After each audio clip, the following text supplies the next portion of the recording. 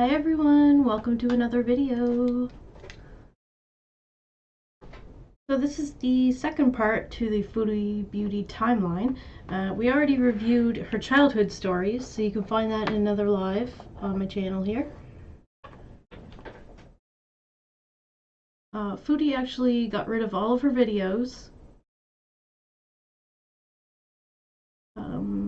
past like last year, so all the way back to 2019 is when all these videos took place. Like 2019, 2020 is kind of when she was telling all these stories. So I made a compilation, this one here, compiled a timeline roughly on the stories that she told. So she would like tell us what age she was when these happened, so I put them in order, and now she kind of just like tells her life story in all of her story times. And of course I took out all the parts of her eating, so it's just her telling the stories.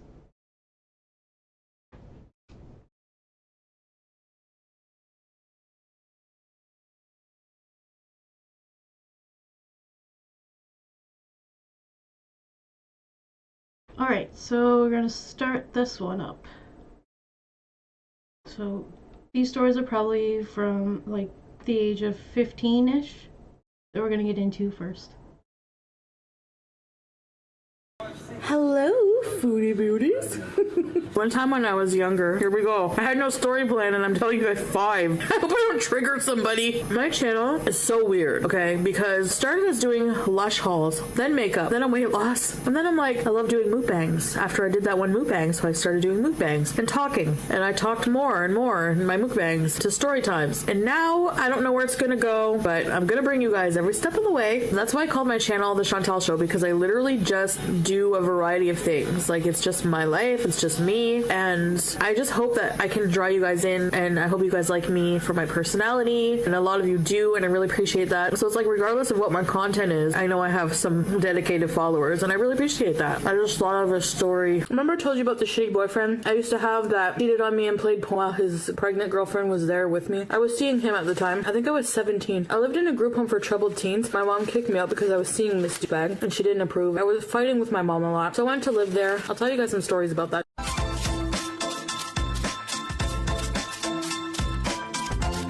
Okay, story time. Let's get right into it. So remember how I told you that I was living in a group home when I was like 16, 17? I was sent there by my mom. She was a single parent. I was horrible. She had me young. She had me at 17. I was the only child. I have a sister, but she was so young. I was the... So here Chantal's going to tell us stories. Excuse me. Chantal's going to tell us stories about who she calls her French lover. And this guy was like a gross 30-year-old dating a teenager, basically. Only child for so long. I was 11 when she was born. When I didn't get my way, I freaked out. You know, that and your teen angst issues, daddy abandonment issues, and the list goes on. I was always seeing a child psychologist. He wasn't relatable to me, you know, he was like 80. Anyway, it just didn't work out. I was put on several medications. It's too bad that she had that awful experience with this guy, because she probably could have used some talk therapy along the way, other than YouTube. Whatever. I think I just had like spoiled brat syndrome. I was a troubled teen. I was sent to the group home following a major incident. And I'm not making light of people who are suicidal. If you're having suicidal thoughts, get help, for real. But this time, I never intended to really do it. I wanted attention. I knew that gave me power, threatening that. I wanted to hurt people. One day... There's a cheesy bite. Wow, I'm surprised she's just kind of putting it right out there, being honest about it.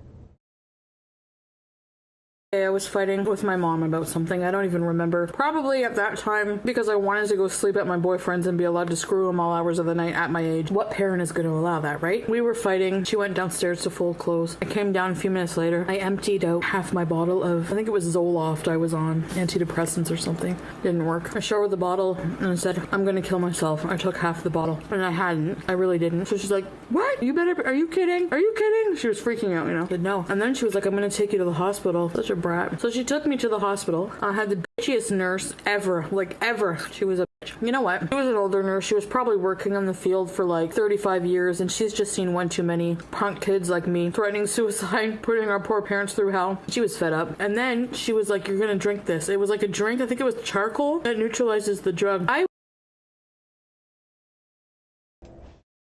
Big Turks and quick twerks. Welcome. Good to see you.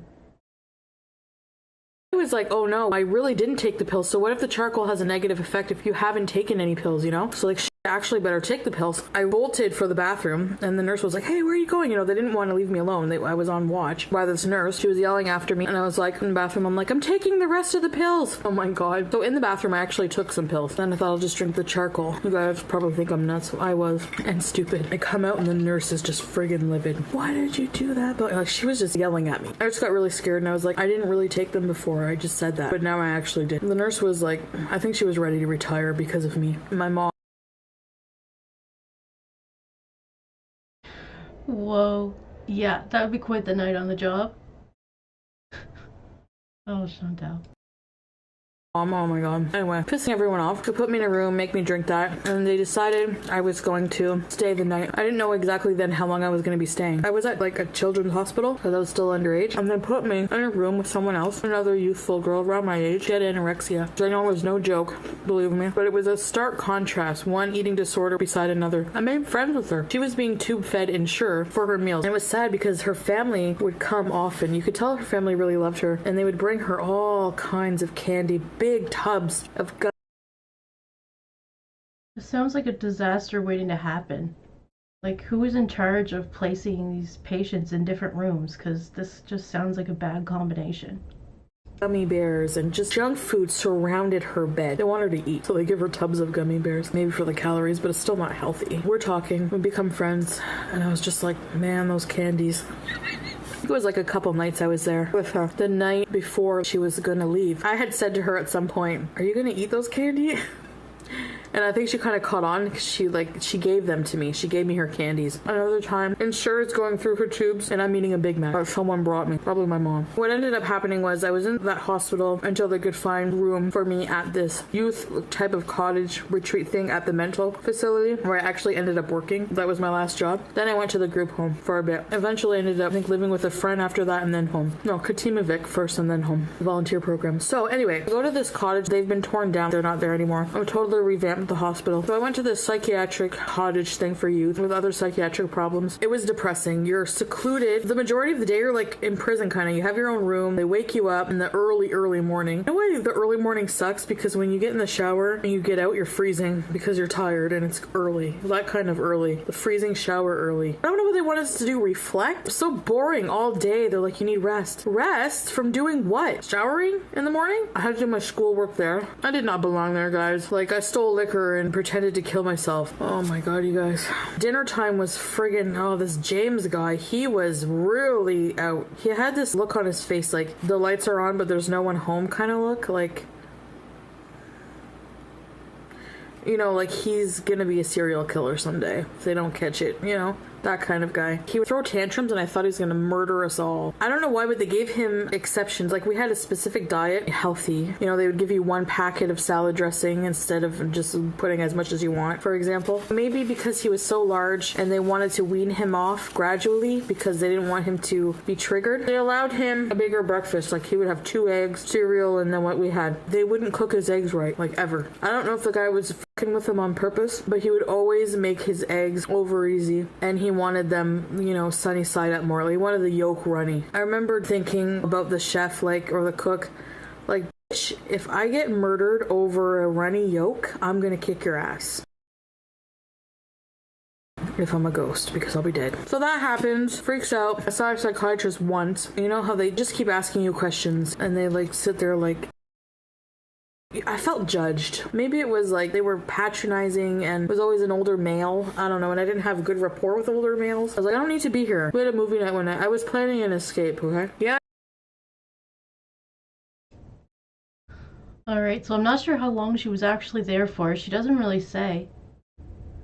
But, long enough to notice this guy's activities. Now she's gonna tell us about how she left the facility, how she got to go home.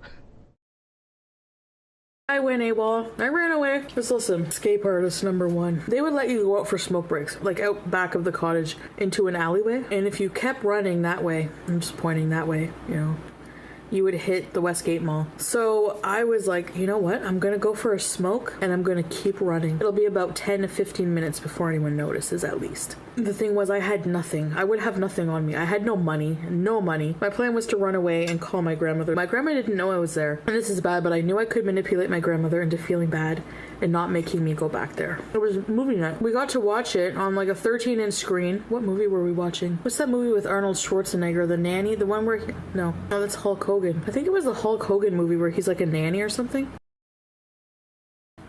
Anyway. And popcorn with no butter. Just plain. The abuse! And unlike most nights, we were all in the same room. So another girl that was there, I had asked her, I said, do you have a quarter? Quietly. She knew. She was like, you're gonna run away, aren't you? I can't remember what I said. So I went outside for a smoke. Like, why would they let you go unsupervised? I don't know. But I went for a smoke, and the minute I lit up, maybe waited a few seconds, started bolting. Started bolting towards the Westgate Mall, and kept running. I ran past the mall, zigzagged through little side streets, so I was trying to get as lost as I could. Tried to find somewhere I had a payphone. Back then, it was still payphones. Cell phones were not as common, especially not people my age. They didn't have them, you know. So I finally found a dingy laundromat. So I'm thinking all of this happened in the early 2000s. Because that's probably when she was around that age. It's pretty brave of her to just run around town in the middle of the night. There were some sketchy people out there. I was worried. I'm young. It was middle of the night. It was probably like 11 o'clock at night. I found a payphone there. I'm like, please answer the phone because this is my only quarter. She answered, hello. I started crying. I said, I'm not like them, Grandma. I'm not crazy. She was really upset. I heard cop sirens in the background while I was talking to my grandma. Like, they're probably coming for me because they did call the cops. Called my aunt, demanded she pick me up. It was hysterical. My aunt was not happy manipulating my grandmother because they wanted me to stay there. They thought it would be good for me. No way. Yeah, so I went AWOL. My mom was like, well, you're not coming back here because you're not ready to. She didn't feel ready. Maybe I still hadn't learned my lesson or whatever. She was showing me tough love. I ended up getting placed at that home for teens who had nowhere to go. And you know what? Sad story, but it ended up being one of the best experiences of my life. And on that note, I'll have to leave that for another video. I'm telling you guys all about my life here. Yeah, so I used to live in a group home. What made it fun? Alright, so that was her first experience out of the house. And I guess it continues after that. I think she does some couch surfing first or after she leaves this group home. But either way, she's not living with her mom at this point. Was the different residents that lived there, all the other troubled teens. Oh my god. One of my best friends that I'm best friends with today, I still hang out with her all the time. I met her there. We were roommates. We were 16 at the time. We were very different, but we became very close. And we used to like kind of just laugh to ourselves at some of these residents. There was one guy, he always came in hammered and would always be in trouble. We all ate at the dinner table together, and one day he comes in all hammered and we're all sitting at the dinner table eating spaghetti, and all of a sudden he just face right in the spaghetti. He just passed out in his spaghetti. There was this other girl, she was pregnant, Amy. She was a kleptomaniac. She used to steal from me. We had a connecting bathroom. There was a bathroom, her room was here, my room was there. There was a door at each end of the bathroom that connected to our rooms. She would go in my room, steal my expensive MAC makeup and my hairspray, and she would put it in her room, just out in the open. So this would be a routine. I would repeatedly go in her room when she wasn't there, steal my shit back, and be on my way. I didn't want her to beat me up. I never confronted her about it. One day, who confronted her about it? Somebody confronted her and she was just like, no, I don't steal. And then there was another klepto, Ashley. She used to steal my Tupac CDs. And you know how I found out she stole them? I was coming up the stairs one evening and I heard Tupac blaring. And it wasn't coming from my room. She was roommates with this other girl and they became lesbians. I don't know, out of convenience or they were horny or what. I found out later because she bragged about it. They were having a party in her bedroom. That's what she called it. I don't know what a party is, but I'm assuming, you know. Anyways, so it sounds like fun, but my CDs. So she ended up saying she was just borrowing them for the party. Thank you! You can keep them. So yeah, so that's that. And another guy, he was a nice guy, but he was kind of, I don't know, for some reason. She has so many stories about these people. I wonder how long she was here for as well. Because Definitely seems like it's a little longer than the last place she was in, which seemed like it was more temporary. Reason he was always getting in shit for the weirdest things from the counselors that monitored us. There you weren't allowed to just go in the fridge and take food. You had to wait for snack time. So if you were hungry, you were out smoking weed with your friends, you came home at curfew, you had the munchies. I remember one night I got so high. Whenever no one was looking, I went into the fridge and I stole a whole kielbasa sausage and a block of cheese like this big. And I ran to my room and I just started taking bites out of chunks out of it, and then I threw the rest in the garbage. What a waste. But I was starving. One night this guy was asking one of the bitchier counselors. I don't know what he was thinking. He's like, Louise, can I have a yogurt? And to this day, I always laugh about this with my friend. She turns to him, spitting venom. She's like, you want me to kick your ass? That's abusive language. What kind of freaking counselor says that? She was probably just fed up with all of us, with the parties and everything else. Overwork, underpaid. I don't think they equip you for that in college. Oh man, the times we had there. Another time, we weren't allowed to watch like R-rated movies. My friend rented the movie Train Spotting, which is like a junkie movie, you know, about drugs and things. And there's this one part where the girl's shooting hair, and we're like getting away with watching it. The counselor Ray was upstairs. This old guy who was like Jekyll and Hyde. He could be so nice, and then all of a sudden he'd snap and be like, bleh, freak out. So he comes down right at the part where she's shooting hair, and she's like, Seleka, or something like that. And he's like, turn it off. He's freaking out. And my friend and I are like, what the f do you want us to watch? Mary Poppins? No, I have some stories. I have to wait. I'm full. Anyways, guys, that's it for now. So there's a quick overview of her time when she was in the group home. Let's see if she has any more stories from then. We'll see you guys later. Thanks for watching. Bye. So I thought I'd tell you guys about the time that I got kicked out of my house when I was living at my mom's. I don't know if you guys know, but I don't really talk to my dad. I was raised by my mother and my stepdad. A very awesome stepdad. So you know that loser boyfriend that I had when I was like 15 or whatever? I never got along with my mom while I was growing up as a teenager. I liked to do my own thing. I was rebellious. I liked to go out and party. You know, she always used to warn, when you're 16, I'm kicking you out. I think she wanted to do it to show tough love, because even though I was out of my house, she would. I think you have to be 18 to be kicked out, right? Oh man, not a good situation. Support me a lot and, you know, bring me food and give me money. One night, this is what happened. I had broken off from this loser guy because my mom said, you need to not see him. He's put you through a lot of crap. That's what would happen. I would break it off with him, wouldn't hear from him for a while, and then out of the blue, he would call me, and I would all over again be all in love or infatuated. So he called me one night, and he was drunk, and he really. Well, at this point, I don't think she had a cell phone. So I'm thinking, like, is he calling the house? That's crazy. Like, why would he do that? What are the chances of her mom answering? Unless, I don't know. I don't know. Really wanted to see me. Go figure, right? He called me late at night. It was like 11. And my mom was like, if you go, that's it. You don't come home. I was like, yeah. She's always threatening. All right. So her mom was aware that the boyfriend was calling then. She's not gonna do it, you know.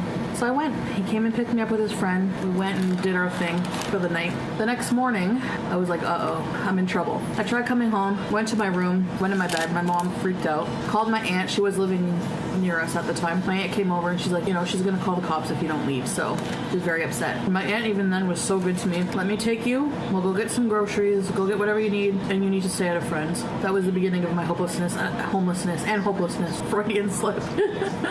I felt really upset, obviously scared, like, oh my god, she's serious. If she hadn't done what she did, I think it would have been disastrous. I put her through a lot too. I got dressed, I was hungover, called my best friend. She was living at the place where my French lover was living upstairs. So she brings me to my friends. My friend said, sure, you can stay with me on my couch. I was very nice of her. She was my age, 16, so I think she was 17. She lived with her boyfriend. There was no peace. It was a party pad.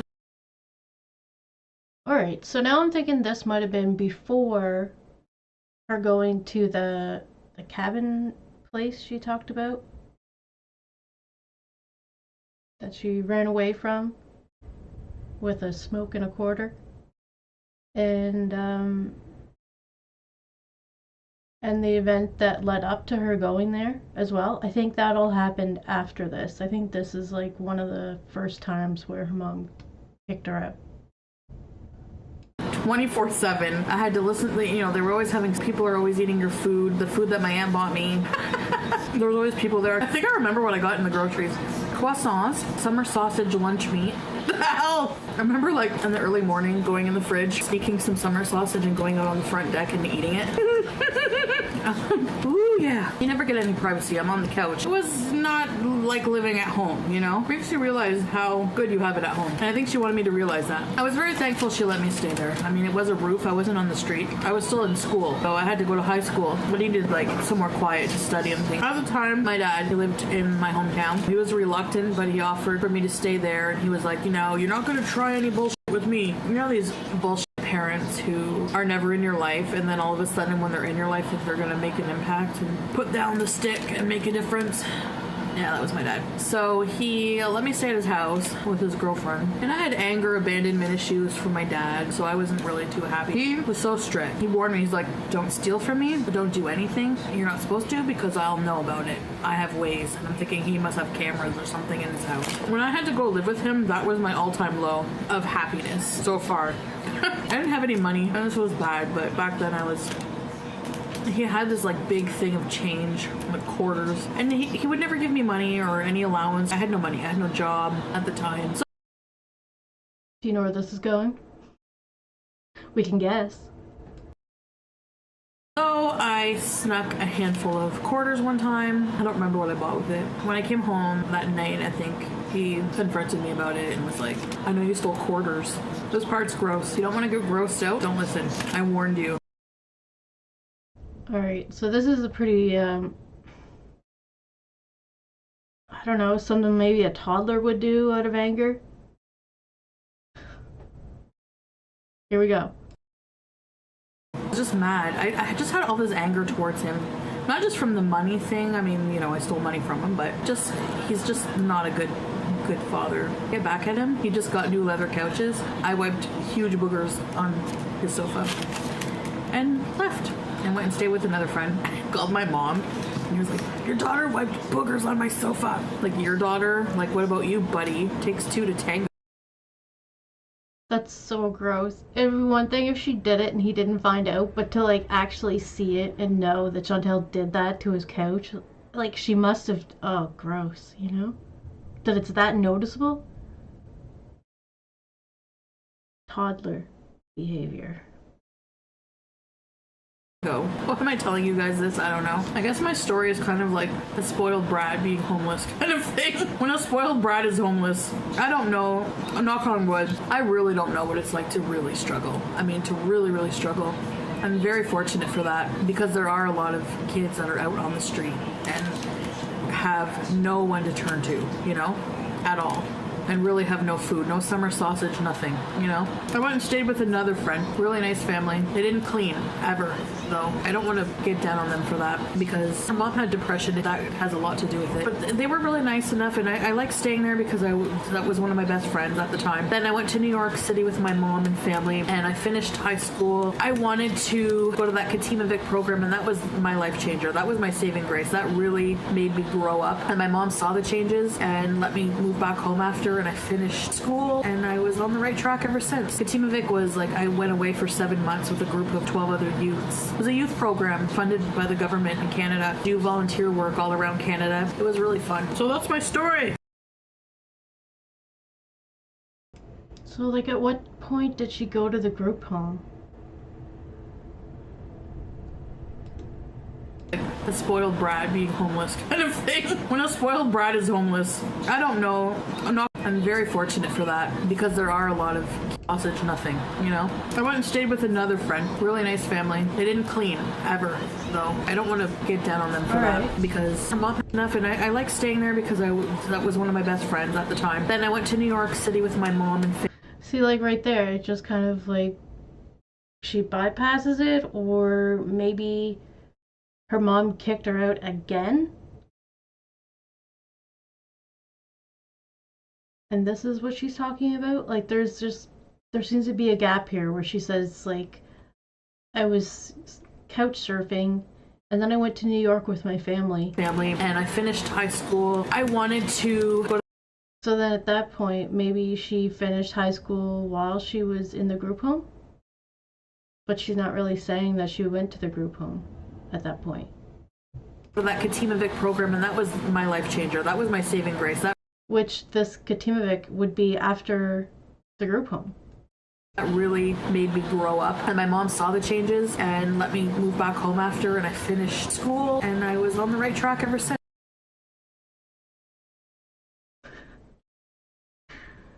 Oh man. Well, she might have been on the right track, but that got derailed. Katimavik was like, I went away for 7 months with a group of 12 other youths. It was a youth program funded by the government in Canada. Do volunteer work all around Canada. It was really fun. So that's my story. Today, I'm going to talk to you about my French lover. This guy, we'll call him Gastone. That's not his real name. Sometimes he randomly messages me on Facebook. I haven't blocked now, but this was before. The other day, he messaged me. I don't even remember what he said. I just blocked him.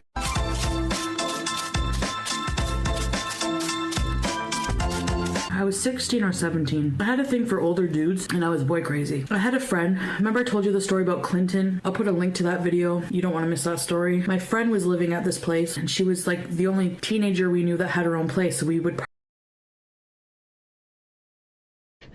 I think the Clinton story is probably one of my favorites.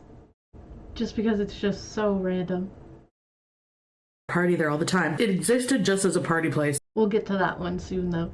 My friend's boyfriend would spray paint the walls with graffiti, drew a big alien. We would sign our names on the walls. No respect. It was a dump anyways, in the dumpiest part of town. So one day in the summer, we were all sitting outside. I get there. There's this man outside with them. He was talking to my friend's boyfriend. He had khaki shorts on, sandals, no shirt, very ripped. He had big muscles. Nice muscle structure, you know? Tanned, nice skin tone. I thought he was very good looking for his age. He looked to be in his maybe 40s, late 30s, 40s. Turns out he was 38. Really gross. He's even older than I thought. Ugh. Alright, well, here we go. This story. The French lover. The French creep. Dark hair, blue eyes. And the minute I got there, our eyes locked. You know when that happens? And he looks at you and he has those like fuck me eyes, like he wants to eat you up. I had an intense, instant sexual attraction to this guy. He's like, hello, you know? When he started talking, he had like a French accent. Turns out he lived in the apartment upstairs from my friend. It was like a building that had 3 apartments in it, and his was upstairs, this little bachelor apartment. He was the superintendent of the place. Hung out, talked to him a little bit, just asked me some general questions, you know, how old are you, where are you from? And the whole time he would talk to me, intently staring into my eyes. Oh my god, this guy's body manipulation. I ended up going home upstairs. I was bummed that he left, and I don't know where I got the balls to do this, but when he left, I said, okay, I'm gonna go home too. You know, it's getting late. My friend's like, okay. It was dark out. I left her apartment. Something in me just told me, I don't know, the way he was looking at me told me he wouldn't turn me down. So I went upstairs. I still remember the way that staircase leading up to his apartment smells. It was a mixture of like, you know, like a garage smell and bachelor, like manly smell. A little bit of aftershave. It was a very manly smell. It made my heart race, you know? My heart racing. I go up these narrow stairs. It was hot. I get to the top. His door was at the end of this little hallway. Floor was uneven. I remember that. I thought I was gonna fall through. Seen his apartment door. Oh, and it took me a good 5 minutes to get the courage to knock. I was trying to listen, you know? I couldn't hear anything. So I knock at the door. Nothing. I'm standing there. I see the peephole. Man, just telling the story. She's fallen in love with this guy all over again. Gross. Get dark, like a shadow move in it. It was him trying to see who it is. I should have blocked it. The chain on the door moves. Door opens. He opens the door. He looks at me and this grin. And this guy had the most beautiful teeth. Hi, Pat Ray. Welcome. Good to see you. Shining, gleaming white smile, chiseled features. Oh, he was gorgeous. And he just like smiled at me and was like, you naughty girl. I remember he said that. He's like, you're bad. So he invited me in. I was so shy. I was nervous, but I was excited. Basically, I sat on his couch. He sat right beside me. Body language again. Turned towards me really close. Grabbed my hand. Was stroking my hand. Touching my face. It's so romantic. And he was older, so he really knew how to pay. Oh my god, she just said romantic. This is total predatory behavior here. And for once not on Chantal's part. Pay attention to my body. To this day, I've never had a man focus on me the way he did. He knew what he was doing. So that night we slept together. It was amazing. I won't go into dirty details. So that started a rather tumultuous summer affair. The age Jeez, at least she didn't go into the dirty details with us. Not in this one, anyway. Gap was too much. He expected me to have the maturity level of a 38-year-old woman, and I didn't. You know, I still party with my friends. I was very giddy. He tried watching a porno with me once, and I was like, ew, that's disgusting, you know, on certain things. That immaturity got to him. Like, what do you fucking expect? One day, oh my god, one of my best friends, she was over, and we were all partying there. He came down, and he was flirting with me, and my friend saw.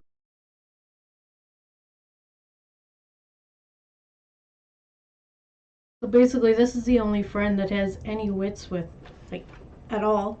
Because the other friend that lived downstairs apparently knew that Chantal was doing this. But I mean, it's hard to just control Chantal, but at least tell her, like, what are you doing? And if you don't know, I'll tell you what you're doing. But this friend does, this one here that confronts her.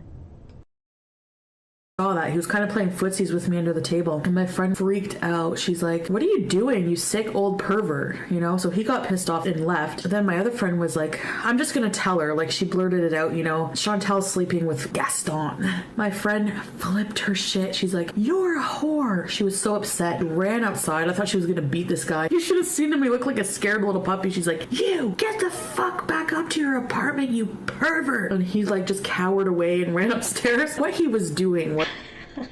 I love this friend. That's exactly what everyone in this situation should have done. Oh god, and her poor mother. Well, see, like, what the hell? The mother knew she was seeing this 40-year-old man. Well, I guess that's why she went to the cabin and then went to the group home. Guess it didn't stop her. Yikes. But I like this friend. She scared him. Wasn't the most moral thing. I mean, I was young, right? My friend was crying. She was a very emotional friend, and she really did care about me. We were friends forever. And she was upset, felt I was being taken advantage or abused by this older man. Maybe partly she was right. This went on and on for a few years, off and on, usually in the Maybe. She definitely was right. Summer. He had a daughter that was maybe 9 or 10 years younger than me. She would be an adult now. And she used to sometimes sleep at his place. Sometimes I would come over. Oh my god. He would let her sleep in her room with the door closed. When she was asleep one time only, we tried doing it on the couch. All of a sudden, the door opens and she's like, Dad! She walks out to it must have been a horrific scene. My bare ass in the air. That was horrific. I can just imagine. I thought I was in love with him at one point. At one point, I'm sure I was, but it didn't work out. That was the story of my French lover. Things you do when you think you're alone. And then if you get caught, well, get some food, relax. This is TMI. Was my French lover. After this incident, actually, we didn't talk for a while. And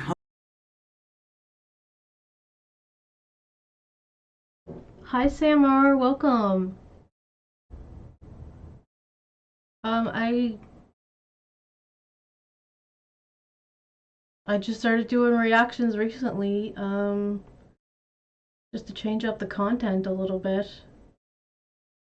I'm not sure if I am really inspired by anyone though. I'm trying to do it a little different and not be so hard on Amberlynn and Foodie, but you know, sometimes it's not easy to just sit back and be okay with this behavior. Kind of have to call it out. But also just trying not to be like, you know, hateful towards them. They already have enough grief they're dealing with. Have everyone on the internet just like putting them down the whole time. We don't have to sit here and praise them either, but we could just, you know, enjoy watching the content. Even though this stuff is quite uncomfortable to listen to when she's talking about this guy. Ugh. Yeah, and she's still going. She's got one. She's got another story with this guy.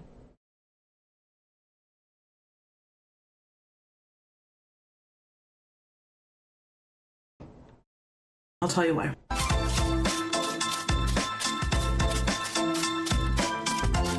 If you can't handle too much information, you do not want to watch this because there are going to be descriptive gross parts, and you may as well just face it. That's not going to change. So I used to like to just show up at my French lover. If you don't know my French lover story, it's this dude I was off and on again with. He was a weird creep. He was hot, but he was kind of like a womanizer creep. He had a really strong French accent. He was really French. I would just show up because A, I didn't live that far. B, he never answered my phone calls. I was the type of girl that you have a one night stand with thinking there's no strings, but then I fall in love and I'm like annoying as hell. Showed up as an apartment. He lived in the type of building where he was on the top in a bachelor apartment and there was a bottom. I met him because he used to just roam around talking to people.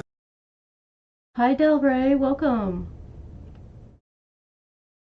He was like preying on people at this party my friend was having. She used to live downstairs from him. And probably because he's lived there so long, they just made him like the superintendent. I'm like, you may as well, you're always here. Sticking your nose and everything. I showed up at his house, went upstairs, and I could still remember what the hallway. Pata Ray, I agree. I can't even think about what she chose to do with her cats, but at least they're in better homes now. It smelled like bachelor, I don't know. And then there was like a big bag of dog food in the corner that never got used. I don't know. He didn't even have a dog. Maybe he ate it. I don't know. I knock on the door, no answer. And I was like, oh, you know, I really wanted to see him and I didn't want to walk all the way back home. Like, it wasn't that far, but it was a good walk. So I tried the door handle. It was open. I think this guy just like, he was in and out so often throughout the day that he just like left it open. He didn't really have any valuables either. I remember his apartment, his room, he had an old radio and a big poster of Randy Rhoads. The door was open. And I was like, oh my God. Yes, I remember this is the time. I was excited. I knew I was more excited for some reason. I didn't want to leave because I had just gone to a sex shop and purchased like a brand new like type of lube, you know? So I went there like with the lube and everything, which by the way, I ended up being allergic to it or something and it ended up giving me a UTI. So I thought, I'm going to surprise him. I'm going to hide in his apartment, wait for him to get home from whoever he was bugging in the neighborhood. He's like one of those guys that just roams around the neighborhood bugging everybody, like talking to everybody. And if it was like a pretty girl or any girl, he would like try to schmooze them. It worked on me. Worked on other girls too, but I'm looking for somewhere to hide. It's a small bachelor apartment, but it's kind of like it might have been, it's a one bedroom because it had a bedroom, but it seemed bachelory. It smelled bachelor-y. It just seemed it, you know? So he had a dresser. It was just like a whole pile of crap beside the dresser. Clothes, gadgets, I don't even know what else. All his hoardings, whatever. So I thought I'm gonna hide behind there because I could still peek over kind of. And the dresser, the way it is kind of hiding me from view. At least I thought. So eventually he comes home. I don't remember having to wait that long. So in this story, she's definitely in a place she shouldn't be, but it probably helps her in the end here. Well, not if she actually continued seeing him, which she did, but all right, let's just keep going. I don't remember exactly how long, but I would have waited. I don't care. I hear him come in. He burps and farts right away. I'm my kind of guy. So I was like, try not to laugh. I always thought I was immature when I would laugh at stuff like that. I hear him put something in the fridge, probably a container of soy milk. He was obsessed with drinking soy milk. So he goes in the bathroom. He sits on the toilet, obviously. You're at toilet seat creak, followed by like a symphony of farts. So he's like dropping a deuce. I'm grossed out behind the dresser. It's a small apartment, so the smell is like wafting. And he's French, but he went, why? Which means yes. If you're from a certain area, your French is more slang, so his was like, and you would say, why? Then he turns the shower on, and he's singing to himself in the shower. So, with the French accent, welcome to the jungle. He like the 80s rock, and he'd like mess up the words like, welcome to the jungle, we got fun and game, we got everything she want. Call everything she. Finally, the shower ends after the concert. Comes in the room, bare naked, starts drying off, and I'm looking, I'm like, oh my gosh. I'm thinking, this is so awkward. If he knows I'm here now, he's gonna be embarrassed, you know? He's really gonna be mad at me, because he's gonna think I'm immature. Like, caught him pooping and singing. Everyone sings in the shower, but it was like, he was really trying. It wasn't bad. He has a full-length mirror right below the Randy Rhoads poster in his room. He goes in front of it. There's like a little beat-up old radio. He had like 2 dressers. I don't know if it was like a full dresser. It was like a weird thing. He kept all his like stereo or radio and crap on. I saw beside the radio, it was a piece of paper he kept. There was a letter, because I was like so in love with this guy. He was good in bed. He was a good lover, but that's about it. I wrote him a love letter, and I drew a picture of us. He was like, my ponytail. It was so stupid. He kept the letter and he would humiliate me with it. Like when I would get fed up with him and we would fight and I'd be like, that's it. He like didn't want to. He just wanted like it to keep going for a bit longer. He would like, remember this letter? He used it to like sucker me back in. So he's in front of the mirror. Naked. The song on the radio was Eye of the Tiger. So like as I'm listening to this, I'm just thinking about all the crap she's taken from this guy, and it kind of explains why she was like okay with Natter doing what he did. Like that was way worse than what this guy is doing, and this guy's doing pretty bad. But yeah, eventually here I don't want to give it away. When it gets to the part, I'll explain.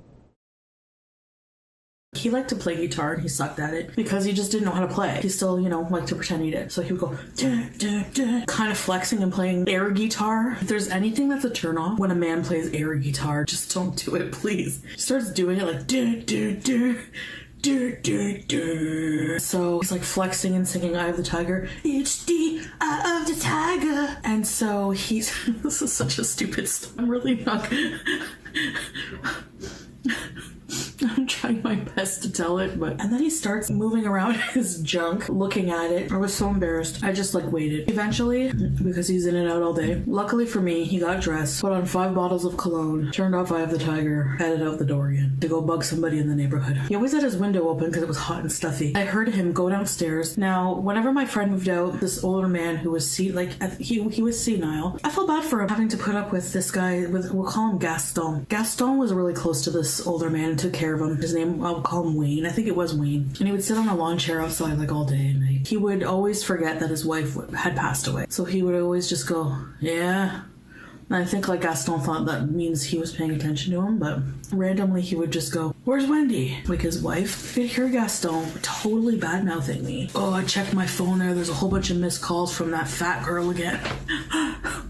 Are you serious? You stupid jerk. He's telling Wayne, this guy is probably 90. He doesn't need to hear your crap, okay, Gaston? So he's like, oh, I got so many missed calls from that fat girl again there. That one that always bugs me, really wants me, is in love with me. Tooting his own horn. And then out of nowhere, in the middle of Gaston's rant, I heard Wayne go, where's Wendy? And I swear to God that Gaston has so little tact that he had the nerve to be like, she's dead, Wayne, and then kept bitching about me. That pissed me off. I wasn't going to embarrass him and say that I'd been hiding. I went to the dresser, grabbed my letter. He came back upstairs, was shocked. So that moment there where she overhears him talking the way he did about her, and yet she's still just like, okay, I'm gonna go back. Not really surprising, knowing what we know now. To shit to see me in the room. What are you doing here? I was so mad I didn't say anything else. You have purple testicles. And I ran out the door. I didn't see him for a little while after that. Eventually we ended up back. I made him beg. You ever wonder what guys say about you behind your back? Anyways, guys, this was so much fun. And I'll see you guys next time. Bye, guys. Okay, so I have this weird story for you guys. This is when I was younger, but alright, so I think she has a light on. Yeah, she has a light on in the back there, and it's making this high-pitched squeal noise, so that's what that is in the background. This one is the Clinton story. And here we go. But when I look back on it, I'm like, I should have been more careful and less stupid. Some of the things I did, you guys, I have stories.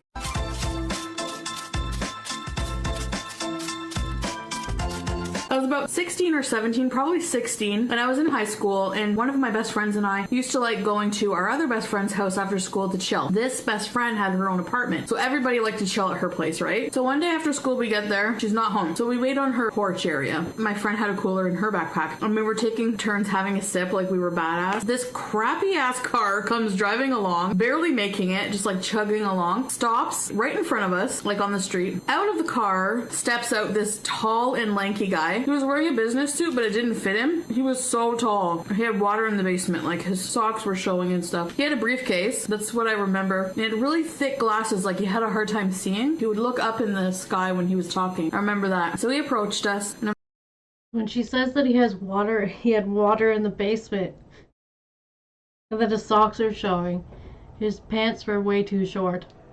I'm thinking, what the heck, you know? He ignores my friend's existence completely, zones in on me, and looks up at the sky, and he's like, I'm not gonna exaggerate his voice to make fun of this poor guy. He had a very nasally voice. He was looking up, he wasn't looking at me. He was like, do you have a boyfriend? And I was completely caught off guard, because who does that? Who just goes up to somebody you don't know? And he looked my shoulder, but maybe he wasn't. Never judge a book by its cover, right guys? I don't remember verbatim what I said. I know I said I didn't have a boyfriend, okay? I said that. And then right after, he's like, do you want one? And I don't remember what I said here. I don't think it was a strict no. I had trouble with doing that. I'm better now, but I don't like hurting people's feelings. I don't think it was a strict yes either. It was, I don't know, I'll think about it kind of thing, you know? After that, he just turned away, kind of like in a childish manner, you know, like hee hee, turned around and ran back to his car, briefcase swinging. I don't know what he was doing. I think maybe he was applying for jobs and he had resumes in there. Anyways, that was that. The next day, we're back at my friend's house hanging out inside her place. There's a knock at the door. My friend's boyfriend is like, Chantal, and he was kind of mean, but I remember him saying like, your weirdo fucking boyfriend's at the door. And I was like, you know, I'm not gonna lie, part of me was like, ooh, I have a boyfriend. I didn't. I get to the door, it's Clinton. The guy's name was Clinton, by the way. And he's like, you know what? I don't even remember any of the conversation that happened. But I had another friend that was there, and she was kind of like outgoing and eccentric, and she always had like an eccentric curiosity with weird people. She would always bring strange folk over to my friend's house. My friend didn't really appreciate that, but she got used to it. She's like, let's go to your house, Clinton. I think he was adverse to the idea at first. He really didn't agree with that. However, she's like, where do you live? She ended up getting his address. Apparently he lived only a block away. So he went home. My friend's like, let's go, let's go. So after he went home, against his wishes, and I was really young, so a lot of this is vague, but there's some things I remember clearly. We ended up going there. He lived a block away on like a duplex. This sounds so dangerous. She's just going over to this stranger's house and he's acting right strange. He's a strange stranger. But here we go. Anyway, we're gonna go over and they're going on an adventure. Duplex type of building. We get there, he has a mail slot, and my friend kept going in like, Clinton, Clinton, and I think he was saying like, go away or something, you know? He was really standoffish and shy, so she was trying to get him to open the door. She's like, I need a glass of water. So after a few minutes of trying that, all we see is a banana, yellow banana, the fruit, shoved through the mail slot, and he's like, do you want a banana instead? And we're just like, I don't know how a banana quenches your thirst, but it was nice of him to offer a banana. So at this point, they don't walk away. They stay a little longer.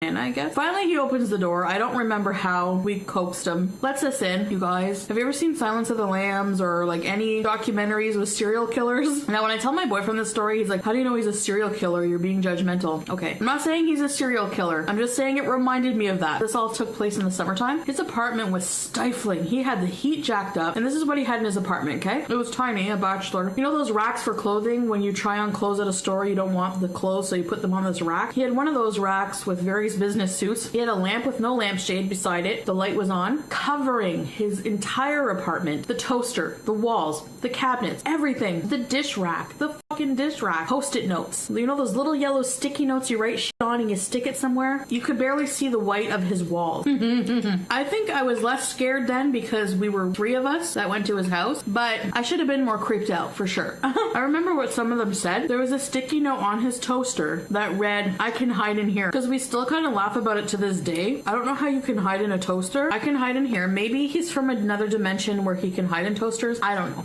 I can't explain it. You see, I don't want to make fun of this guy because I worked in a mental hospital. He may have schizophrenia. He had an obvious mental disability. So yeah, after all this, they still stick around a little bit more because there's still a little bit more adventure to be had with this guy. I was still freaked the fuck out. Anyway, another post-it on the wall said, getting gutted, like, helps my memory. I don't know what that means. Again, it sounds like something that a paranoid schizophrenic would say. That or a serial killer. Or someone disturbed. My friend, because it was hot in there, she's like, hey, Clinton, can you take us for a ride? You know, we wanted to go the other end of town. And at that age, believe me, when you can get a ride, you take advantage. My friend somehow coaxed him into taking us for a ride. So we get in his driveway. My friend opens the passenger side door. This is where it gets really creepy. Just laying in the middle of the seat of the passenger side, a huge, I don't know what kind of knife it was. I think it was a hunting knife. It was jagged edge, big ass, like this big fucking hunting knife. Sorry for my language, but I'm using it for emphasis. So now you think back to when he drove up in the car and asked Chantal if she had a boyfriend and if she wanted one. Like, she's probably lucky that this friend was there. This guy might have had some bad ideas. Looks at me, grabs it, throws it on the lawn. When I think about that, it's probably not the smartest thing for her to do. Well, he didn't seem to notice, so I guess we're good. But she's like, you won't be needing this. She throws it. So my other friend and I, we get in the back seat. His behavior in the car, guys, he just sat there for a minute. My friend's like, aren't you going to start the car? He starts the car, pulls out of the driveway. We make it a few feet or whatever to the stop sign, and he just kept putting his head down, like, and going, oh, like making these whiny noises. I don't know if he was having like a psychotic episode. I just didn't feel safe being in the car with him, you know what I mean? And it was an older car, so it didn't have automatic lock. Thank God. We decided to get out, leave him there at the stop sign. Probably would have been more concerned about him, but at that time, I think we were just like, let's get the hell out of here. And like, The first good decision they made that day. I don't ever know what happened to that guy, but he was very interesting. The sticky notes, the jagged edge knife, I was just like, what if he's like a serial killer? I don't know. Maybe my overactive imagination. I'm interested to know what's happening with him these days. When I was like in my teens, and I was hanging. So that was the Clinton story. It's a weird one. Hanging out at my friend's house, same one that I hung out with in my Clinton story. We would prank call people out of boredom. Not malicious or anything, just like stupid pranks. We pranked this one restaurant. You see how this green pepper is like a big green pepper? It's like a full shape of green pepper, right? Well, okay. We wanted to order pizza, so it wasn't really a prank because I technically wanted to know, for real, a question about the pizza. We had just been pranking people, so I guess it wasn't really a prank, but the person we called ended up thinking it was, so. I'm thinking, okay, so if they were just making prank calls and this person thought it was a prank, I'm wondering if they pranked this place. But then I also wonder if they're even calling for pizza or if it is just another prank. I called, it was a place, it was like 2-for-1 pizza or something, okay? And I don't like places that just put like little green peppers, like the little diced ones. I like big green peppers. You gotta have big green peppers. I called and the guy answers. I'm like, yes, I have a question. I was polite. I'm like, I'm just wondering if you use big green peppers or you use small green peppers on your pizza. And the guy was like, repeat that? So I repeated it. And he's like, wait, puts me on hold. 5 minutes later, comes back. Sorry, how can I help you? So I ask him again and he's like, you, and he hung up on me. He's like, whoa. And this guy had a heavy accent. I don't know where he was from. I'm gonna try to imitate it badly because the way he said it, I would just want to reenact exactly kind of how he said it. I call back. I'm like, excuse me, that was rude. I'm like, I'm a customer. You hung up on me. I wanted to order pizza. I just want to know the size of your green peppers. And he was like, no, you pranked me. I'm like, I'm not pranking you. I want to know. I'm like, how sad is that? How often does your store get pranked that you think everything is a prank? Then he freaked on me. He was like, nah, you want green pepper? We only have small green pepper. Somebody was insecure about the size of their green peppers. I was like, all right, that's all I wanted to know. And I hung up. And then I called Louis Pizza, which is the bomb. When it comes to green peppers, size matters. You know what I should do? I should call that restaurant again and ask for about the green peppers and see if they freak out on me. I think he thought it was a prank because it's such an unusual question, which I get. But at the same time, like, chill out, man. Fuck you. What? Did you just tell me to off? Like, really? I thought about a story to tell you guys. I haven't told you about Big G yet. Disclaimer, I'm going to hell for the way I allowed this guy to be treated.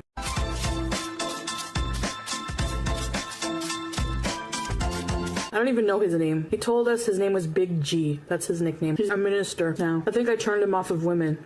He's like 6 foot something. Big guy. He kind of looked like Ricardo Lopez, but with a shaved head. The guy who stalked Bjork and then shot himself on camera. You can see the video on YouTube, actually. I think his name was Ricardo Lopez. It's graphic, though, so I'm warning you. So Big G, I don't know if he had a disability, but he lived with his cousin. We'll call him Little Timmy. And Little Timmy had a disability. I think I was 17. Big G and his cousin lived in a duplex beside my best friend. So I was walking uphill on the street to go see my best friend, and on the way there, Big G and Little Timmy were outside hanging out. They had like music on the porch. They were drinking. Did you guys ever drink Dave's Island Stingers? Those were so gross, but they were cheap. It's like a beer drink, but cheap one. They were drinking those, and I walked by, and Big G came right over to me. He kind of talked like Napoleon Dynamite, but like gangster Napoleon. Like Napoleon, I mean, Big G thought he was gangster, but he really wasn't. He was like, hey woman, I just want to let you know that I think you're very beautiful. And I was like,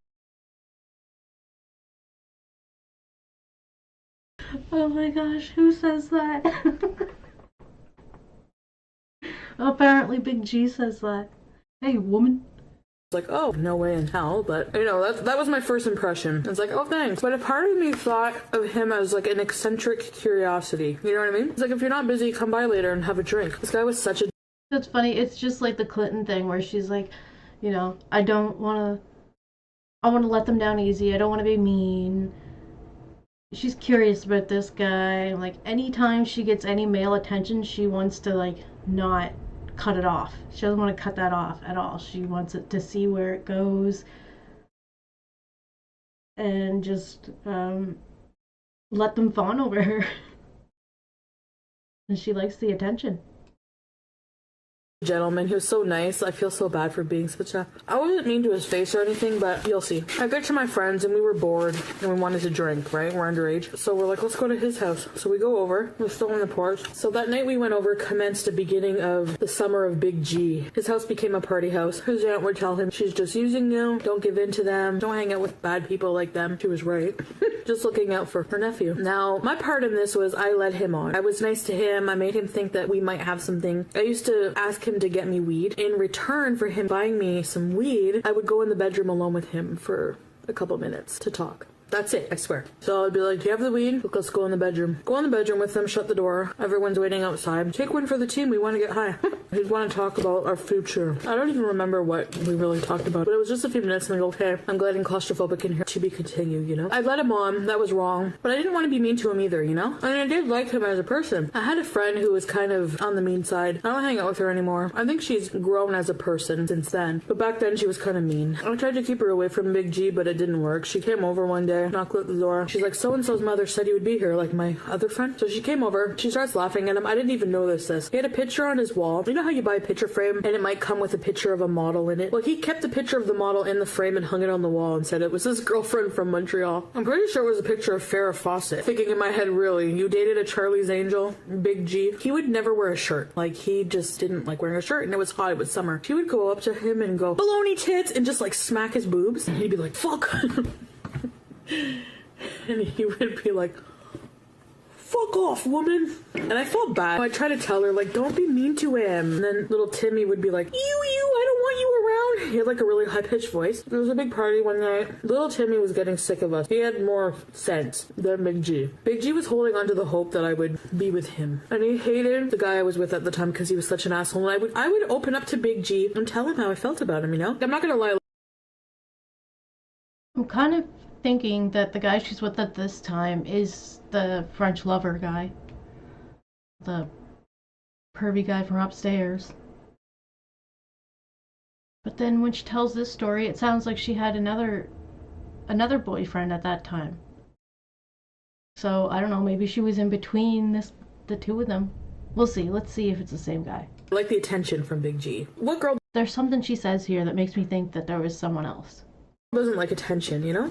At this point, little Tim was like, I'm gonna move out if we don't keep these people away. The bad news. Well, things reached a climax. One night big party. He had 2 bottles of Sambuca. The guy I was seeing at the time came over too, and we were all drinking. I think we did it in Big G's bathroom. He wasn't too happy about that. He hated that guy. So we left, went to my other friend's house. It was late at night. This guy that I was seeing at the time, when he drank, he got really fucking crazy. He would be very violent. He's just sitting there and he's like, I'm going to punch out Big G. And I'm like, what? No! You know, we're all trying to stop him. There's no stopping this guy when he's drunk. They were fighting all night. I don't know. I think there was like hostility because Big G wanted me. Look at me, eh? Special being fought over. That made that guy jealous, I guess, which is stupid because guys who cheat on you have no right to be jealous. So he got up, zoomed. No, I'd say this is the same guy. This sounds like the same guy, yeah.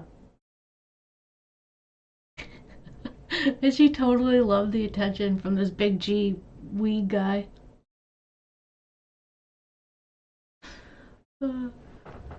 Well, Big G eventually gets his attention too. Out the door. We follow him, banging on Big G's door. Little Timmy answers with a hockey stick. He's like, you get out of here! and he's like trying to attack my boyfriend. He takes little Tim like by the neck and just shoves him aside, goes after Big G. Big G was oblivious. He's just like, what's up, man? Punches him in the face. My friend's boyfriend was able to split them up. I was like, you're stupid. You're gonna go to jail. What are you doing? Like, why would you do that? I don't like the way this creep was looking at you all night. Oh my god, some people are stupid. So meanwhile, they're in Big G's home. Like, just leave, man. This sounds so terrible. This sounds like a terrible situation. No wonder little Timmy was ready to move out.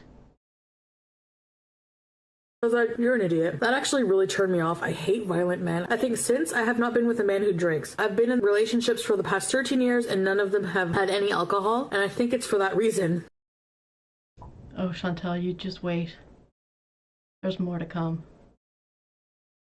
This scarred me for life. So the following night, what I'm about to tell you, none of my friends know. I've never told anybody. So you're the first to know. You thousands of people, I have no idea who you are. And if my friends watch this, which I'm sure someday they will, they're gonna find out. But you know what? I don't care. I mean, whatever. A lot of my friends have been with a lot worse. So the next night I went over to Big G's by myself. I wanted to apologize and to talk to him. He said he felt used by me and everything. We had a good talk and I was like, you know what? I do really like you. I really do. I'm not gonna judge him just because he had baloney boobs, you know? So I went over and we started having drinks, just the two of us. I think you know where this is going. I had pity with Big G, okay? I'm just gonna fucking say it. I did it. I had pity with him. He wanted it so badly. I wanted to give him something. And I know people think, well, it's your body, it's sacred, whatever, it's sex, okay? Feels good, everyone does it. So I had pity with Big G. I said it for the first time. I've said it. Was it good? No. But I did my thing and hoped for the best. After it was done, that was it. I think that was the last time I saw Big G. He and his cousin moved out. I think I ruined their life. I really hate my ex-loser guy for being such an asshole. He's not living a good life, which he deserves. I saw him on the street all drunk. I thought it was a homeless guy on the street, and it was him, my ex, and he's like, hey, Chantal, you look so good. You look like Mary J. Blige. Do you guys know what Mary J. Blige looks like? So I'm just like, yeah, you're an idiot. I should have shot some change at him. Keep the change, you filthy animal. Poor Big G. The last I heard, he was a minister. Reverend Big G. I'm probably going to hell, I know. So I thought I'd tell a story about this ex-boyfriend I had. Oh my god. Pat. So I met this guy. I was probably like, well, I was still a virgin. So I would go was 15. This guy was 21. I don't even really remember how I met this guy. He was oh my god, that's crazy. So this is before the French lover, and she had said she was into older guys, but at 16, 21 is pretty freaking old for a 16-year-old. And then, but 38 is a little older. She was just testing the waters with this guy. Hanging out at a party or something. He followed me to another party and he was like, I want to talk to that girl. So he had a thing for me. I didn't lie about my age. One thing about dating older guys is that they're pushy for like sexual things, you know? He invites me over one day. He's like, come over for dinner. Come over and hang out. We'll have dinner. And he specifically said, oh man, this is like such a sad story.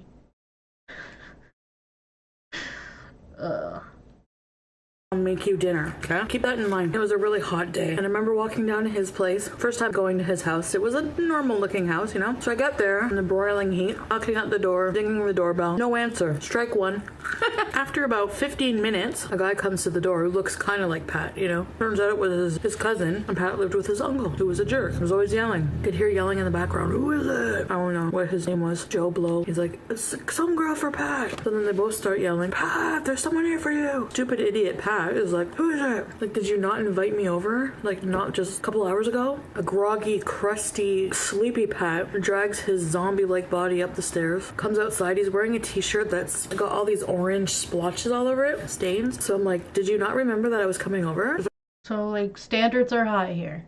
Like, oh shit, I'm sorry, I forgot. I was like, sorry, I fell asleep. I got called in for a shift. Like, it was a long time ago, so like verbatim things I might not remember exactly as they happened. This guy, he smelled like salad dressing, or like Italian or French salad dressing. I'm like, where do you work? Ready for it? A salad dressing factory. I'm like, oh, we had a craft factory not far from us. And I think they make other things, but he must have been on the salad dressing line. I don't know. So he smelled like bachelor and salad dressing. Strike two. I might sound like a judgmental bitch, but well, we know she likes that bachelor smell. Gross, the way she describes it. is it so much to ask for your boyfriend not to have eye crusties and not to smell like salad dressing? I'm like, okay, well, we have plans. He's like, yeah, come in. Brings me down to his bachelor pad. They put him away in the basement. No wonder. You know, bachelor homes, I said it before, they smell like pillowcase. A pillowcase that hasn't been washed. He smells like a dirty head. You know, he needs to wash his hair or something. So it smelled like morning breath and pillowcase. So I'm like grossed out, you know, strike 3 right around the corner. And I sit in a chair. He sits on his bed. He's like, come here. Pats the side of the bed. I'm like, no thanks. I was really bitchy. And then he's like, take your clothes off. I'm not going to sit beside you in bed with my clothes on. Sure as hell I'm not going to take my clothes off for you. I'm saving my virginity for another asshole. So he's like, oh, well, can you show me anything? Can you show me your back? I'm like, why would you want to see my back? I'm like, no. He's like, show me your shoulders. This guy, pesty. So all refusals happened. I don't know why I stayed. I think I was gonna kind of waiting to see if he would redeem himself, and I also had nothing better to do. Part of me liked attention. So he's like, okay, you hungry? I just shrugged, you know. I thought he was. I'd say that's the only reason she's there. She likes the attention. She kind of doesn't get much attention from this guy other than what she just described. Because the rest of the story is... well, we'll see. Gonna cook for me. He's like, let's go somewhere. So he yells at his uncle. They start arguing back and forth. Didn't have a good relationship with them from what I gather. He's like, please take me and my girlfriend to get something to eat. Finally the uncle gives in. He's like, all right, give me the back seat, sits in the front. You know, could have sat in the back with me. Anyway, strike 2.5. Then he's like, pull in here. He pulls into a McDonald's. Pull up to the drive-thru. Welcome to McDonald's. Can I take your order? Yeah, let me get 2 number 1s. I'm thinking, well, he's just not asking me what I want. That's kind of rude. Strike 2.75. Like, whatever. Some couples order for each other, I guess, you know. We get back to his place. Sit at the kitchen table, starts eating both. Like, didn't give me any. Like, no joke.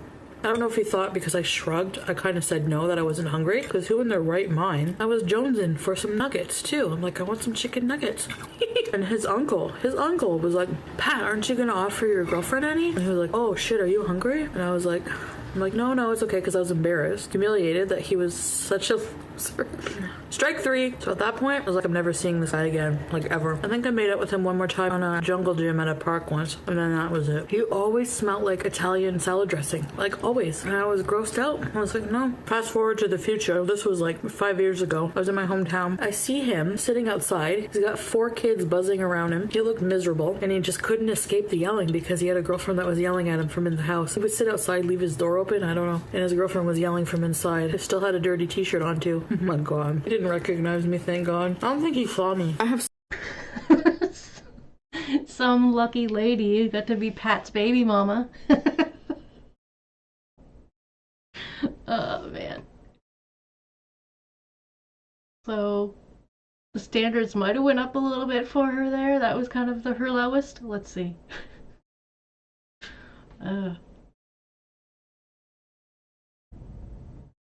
So many stories about high school. I was talking with a friend today that I haven't talked to pretty much since high school. Well, not since high school, but I haven't seen her in like years and years. And we were like really good friends in high school. We were like reminiscing about funny stories, which we always do when we talk. One that came up was about a teacher. He was a really nice teacher. Something horrible happened to him. Basically, this man, I'm only telling you this so you can have imagery, you know? I'm not making fun of him because he's big, because I'm big too. But this teacher was probably about 500 pounds. He was humongous. He got made fun of and bullied for that. I feel really bad for that. He was Scottish. I don't know if you are familiar with Scottish tradition. I'm not very familiar at all. He would wear a kilt to school. From what I hear, when you wear a kilt, you go commando. Like, you go bare ass. You don't wear any underwear or anything. Well, yeah. So he was wearing a little kilt. It was very short on him, actually, when I think about it. My friend and I were observing that. He would play the bagpipes beautifully. At any gathering in the auditorium, on Remembrance Day, whatever, he would be there playing the bagpipes. My problem with that is, who wants to hear the bagpipes at 8 in the morning when you're crabby AF, you know? Not me. So anyway, he would be playing the bagpipes. His classroom was upstairs. So one day, after the gathering, he'd done playing bagpipes. We had to go back upstairs to class. How it was laid out, I want you to have a full visual. There was a doorway, 2 double doors, a little hallway, and then a staircase going up to the 2nd floor of the school. My friend and I were entering the double doors and going into the little hallway, looking up at the staircase. This teacher with the kilt was going up the stairs. You know where this is going. There were 2 guys that we knew just below him, and they were kind of chuckling. I think maybe they were making jokes about the kilt situation. I don't know if they could see anything, but anyway. Doesn't this teacher stumble on the step and kind of half fall? He fell enough so that, yeah. he mooned everybody. So we seen his bum that day. Never forget that. I mean, how can you? I feel bad. I felt so embarrassed for the poor guy. He was mortified. I don't remember if he took a leave or something. She doesn't tell many stories of actually being in school, but this is one of them. Like, I really don't. Like, sometimes my memory's not the greatest, you know? I just remember that. I was like, oh gosh. I can't even imagine. So yeah, I got mooned by a teacher. Poor guy. I was really good at playing the bagpipes too. I'm gonna have to look up a bit of the tradition on that. Are they not supposed to wear anything no matter what? Because at school you'd think, you know, I have a story time. Claustrophobic people don't like to be in complete darkness. You need to see where you are. Feel out in the open. The dark is very Alright, so here's another story of her being in high school in one of the classrooms. Claustrophobic, okay? It engulfs you. In high school, there were classrooms that had no windows. This one did anyway. One day, it was sex education. Happiness. Happiness. Happiness. Happiness. Happiness. I did it. Ovaries. Uvula. Uterus. Vagina. It was physical education, but in grade 9, we had sexual education. We're all in this packed classroom. Doors over here, and I'm all the way in the other corner near the front of the class. I wanted to see those diagrams of those ovaries. It sounds so unsafe to put a class full of kids into a room with no windows. I don't think you could even like make a bedroom with no windows in most places that you're trying to rent. The fire hazard. And testes up close. I don't know why I sat near the front. All of a sudden, all the power goes out. Because there were no windows and the door didn't have like a little window. I couldn't see anyone. Everyone else was sitting calmly, not making a noise, so the room was silent and dark. Instantly panicked. I got up, right, and I was trying to feel my way to the door. I wanted to just jet. Fight or flight. That adrenaline was like, boo, which caused my body to jump up, trying to maneuver my way, stepping on people's feet, jumping over desks. And all you hear is, ow, wow, what the fuck?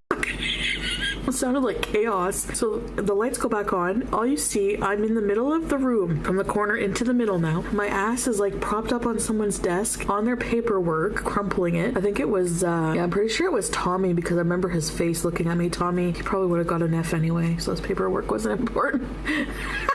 Didn't like that guy. So I'm on his desk. Everyone's just looking at me like, what the f are you doing kind of look, you know? And the teacher too, she's like, Chantal, get to your seat. And I was like, that was embarrassing. Hi guys! Hi! I asked my friend for storytime ideas. We were friends since grade 9. We were 15 and she's still one of my BFFs. We've been through so much together. Like, so much. I'm sure I'm forgetting some things because we were together every day. So sure enough, a lot of the stories she mentioned, I had told you guys already. Some of them, I didn't even remember that I did this, but we were the type of best friends who used to write letters to each other, just to make each other laugh. One of her first boyfriends here, like her first serious boyfriend, it's important to say that like right now, we're really cool with each other. Like, I don't really talk to him or anything, but like, we became cool with each other. But at first, we hated each other so bad because I was with her all the time. She was mine, you know? And I was like possessive. She had this boyfriend. Another friend that was there with a crashed our third wheel when we go bacon dippos. Try to get the details correctly. This is when Sorry about that. I skipped ahead some. I clicked something I shouldn't have. But I was gonna say something.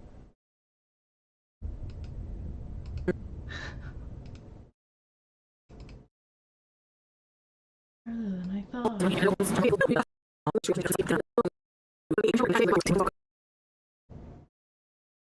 Anyway, so this paperwork wasn't important.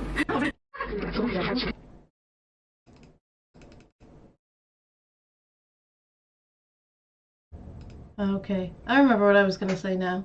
Look how long her hair is. It's odd seeing her with such long hair. Possessive. She had this boyfriend and she had a best friend like besides me. She hung around this other girl a lot too, and I didn't like that girl. Hey Lemmy, good to see you. I'm glad you could make it today.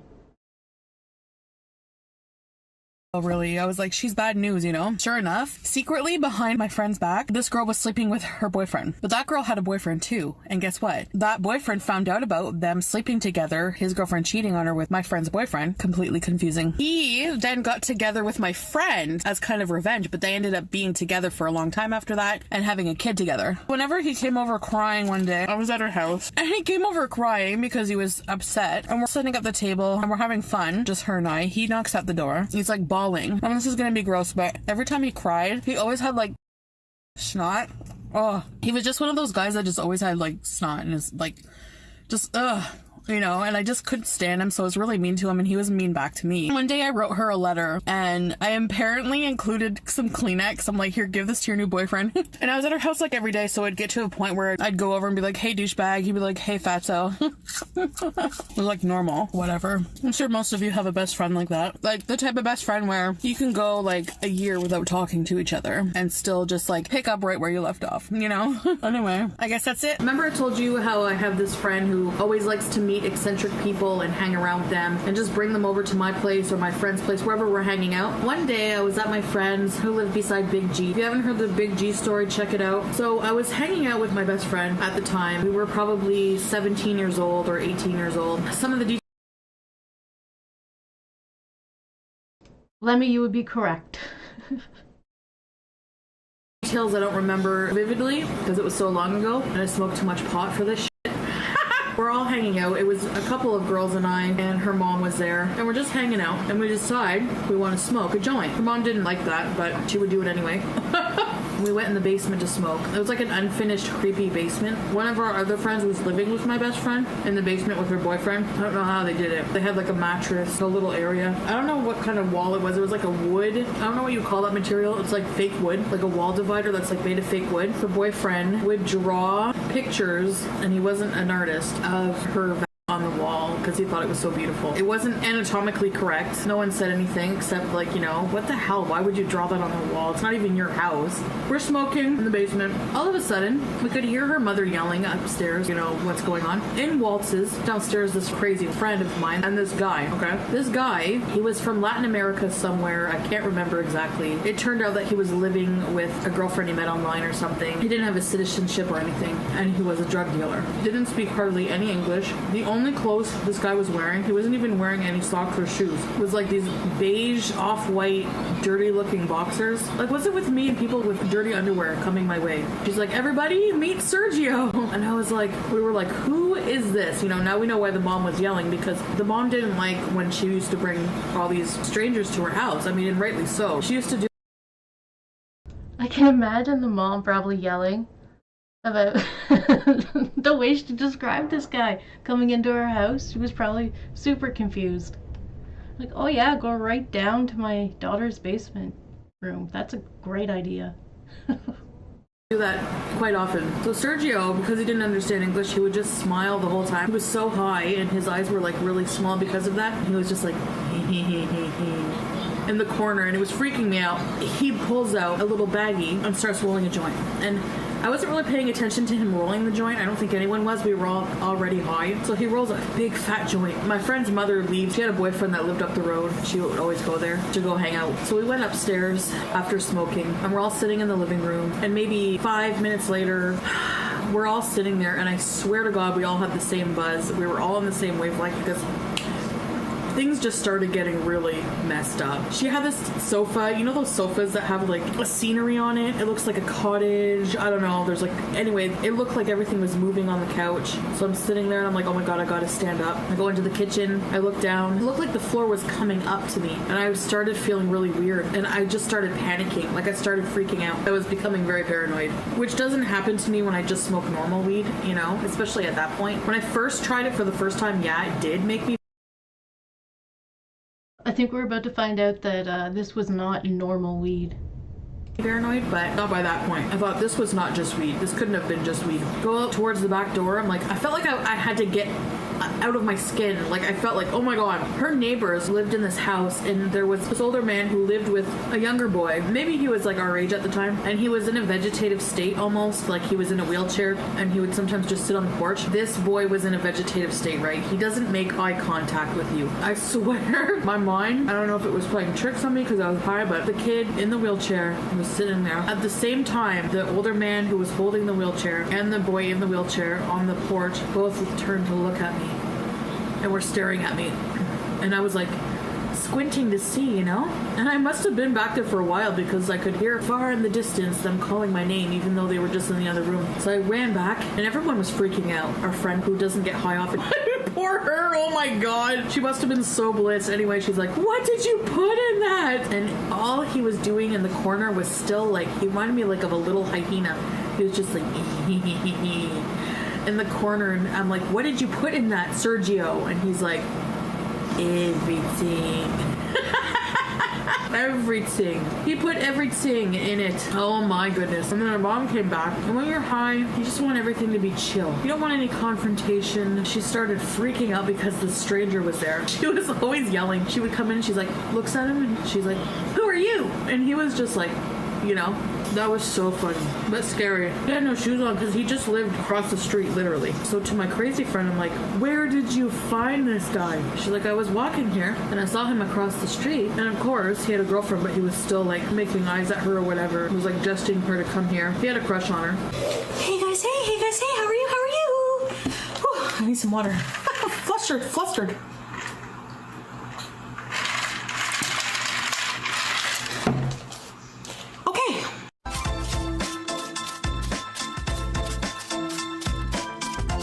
I have made some homemade cornflake chicken strips, as you've seen. These are some oven lattice fries. I'm not This is gonna be a crunchy mukbang.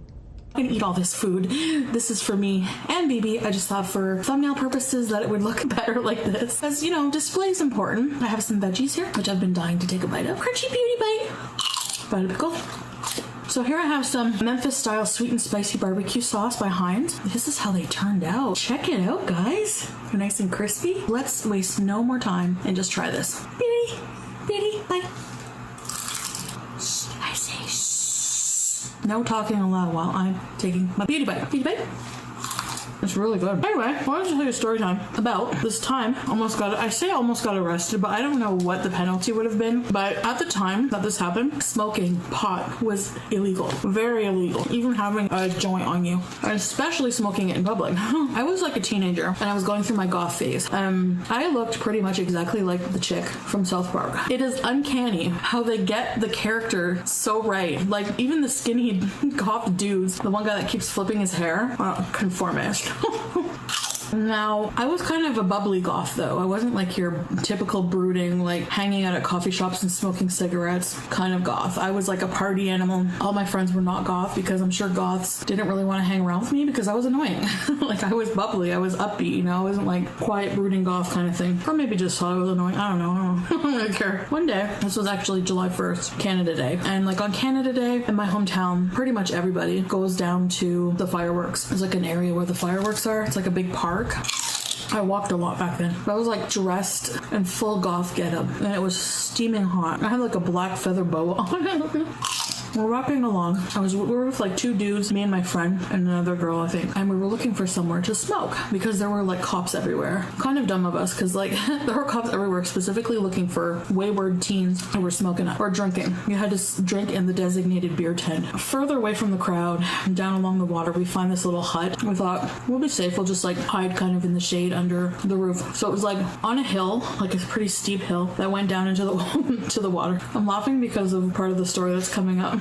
Which you're gonna think I'm a bitch for laughing at, but okay. So we're all standing in a circle, not looking suspicious at all, just like huddled in a circle, trying to light this thing. I remember it had a run in it, like it burned unevenly, so we had to lick it so it would burn evenly. And we were teenagers with Pata Ray, you're right. She gets quite descriptive, so she can paint the whole picture for us.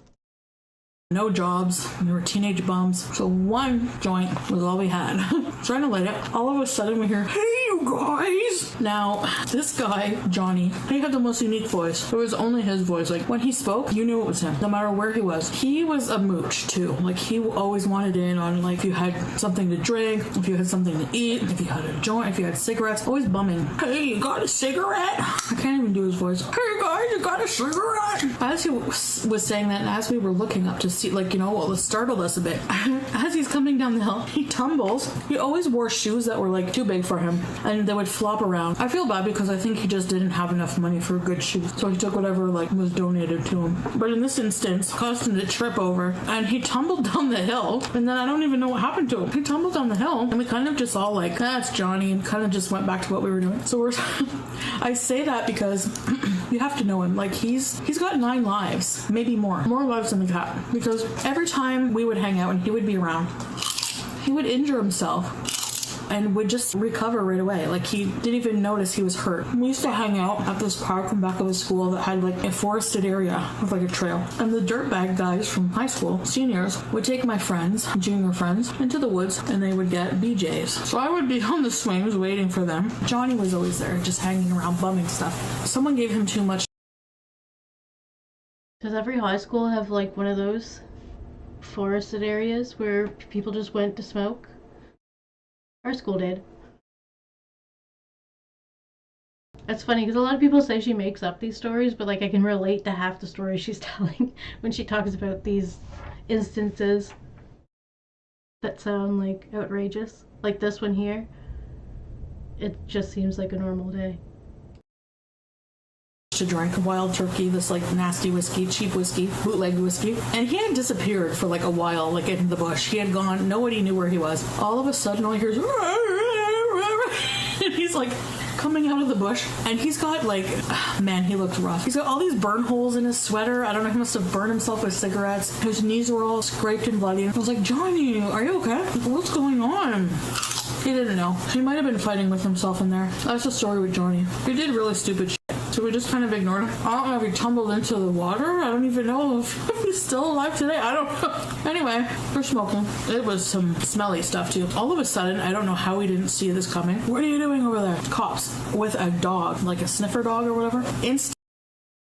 Well, if they didn't see old Johnny coming, they probably weren't going to see anyone coming up on them to try to bust them.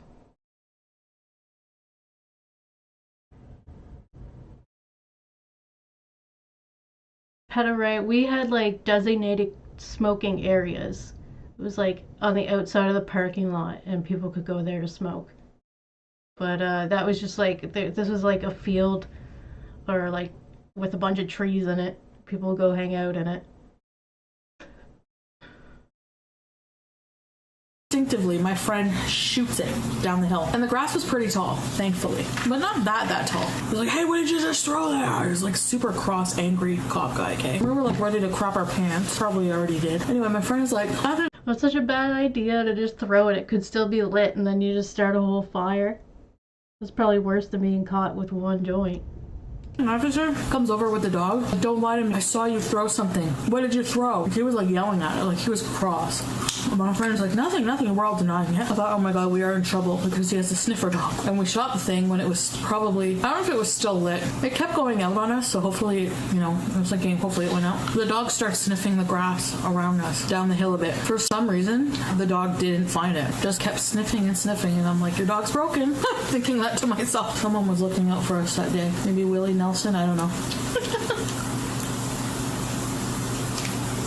I just stayed quiet. He had no proof. It smelled to high heaven, but he couldn't find the actual joint. So he just yelled at us a bit, and I thought we were going to jail or something. I thought for sure the dog would find it, but nope, found nothing. That's a miracle. I don't remember what he said after that. I think he told us to just move on. That was scary. And he was yelling. Like, I've never been really yelled at by a cop like that. I'm gonna end the video here. So I really thank you for watching this video and having dinner with me tonight, guys. I'll see you in the next one. Bye. Okay, let's just get right to business. Has anyone done shrooms, or as your grandma would call it, magic mushrooms? I've had some bad trips. It's more of a psychological issue with them. Alright, so she's gone camping, and her friend brought some mushrooms with her. Those. Like, they really Ooh, man, if you're in a dark place and you do them, it'll amplify that. It's a hallucinogen, so you hallucinate. You see things. Some people don't. I mean, I've had a trip where I just sat there and laughed my ass off the whole time. I'm gonna give you some instances of when I had some really bad times on shrooms.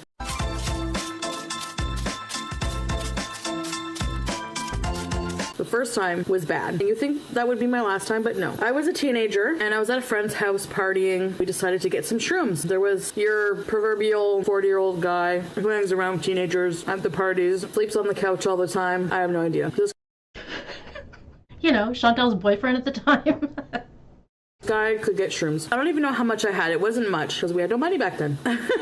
We had to scrounge up money to get these. I think I had to con into getting an early allowance. My mother used to give me an allowance for like unloading the dishwasher once in a while. Like, really? I took them and I think we smoked a joint, just weed after. And nothing happened for a while. I didn't realize, they have to digest and stuff, but nothing happened. It was one of my best friends, one of our other friends. They had taken some too. We go to leave. I'm putting on my shoe. I bend down to tie my shoe. My shoelace breaks. Like, it just broke off. I don't know why. The minute I said, my shoelace broke. The other two girls just started cracking up, laughing, giggling hysterically, and I started getting paranoid that they were laughing at it. And I realized then, and they realized, we were high. We were really high. So I started panicking. The apartment was small and smoky. I started feeling really closed in. Like, it felt like the walls were closing in on me. So I'm like, I gotta get out of here. So I went outside down the stairs, and I'm just like freaking out. My friend said she was high too, so she went outside to check on me, and all she saw was my little, because she was high too, so I just looked like this little tic-tac waiting downstairs going, are you coming, guys? So we decided to walk down Cotton Mill Road, which is a creepy abandoned street where there used to be a cotton mill and it's abandoned now, and it's along the water, so there's like a loading dock. It's really dark and it was late, so it was creepy. We're walking, all of a sudden we hear a dog barking, and the other girl was petrified, like petrified of dogs. We hear a dog barking, and then we're like, did you hear that? And we couldn't tell if we really heard it or not, though. Oh man, our minds were playing with us, and she was ready to cry. She was freaking out. We're alone on the street. All of a sudden, a minivan starts coming up the street, and it's going really slow, and we're just like, oh my god, it's gonna stop, it's gonna stop, it's gonna abduct us, It slows down as it passes us. We look in the windows, the long window of a van, like in the back seat area. It looked like maybe 5 or 6 people were back there. They were all looking out the window at us. All their heads were turned to us. And it looked like they had, ever see the Pink Floyd The Wall movie? All their faces look melted, like they're like this.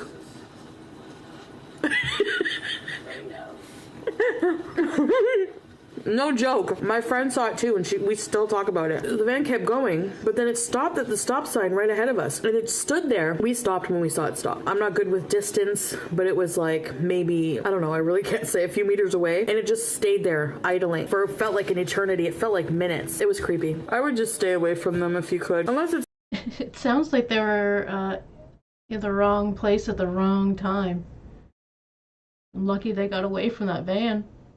Something you want to experiment with in life. There are cultures and things that use hallucinogens to reach a spiritual level. So I think to just take them recreationally, I don't know if that's a good idea. I'm done with them. I'm done. I just wanted to share my experience with you because let's face it, there's a lot of people who have been there. But yeah, drugs are bad. Okay.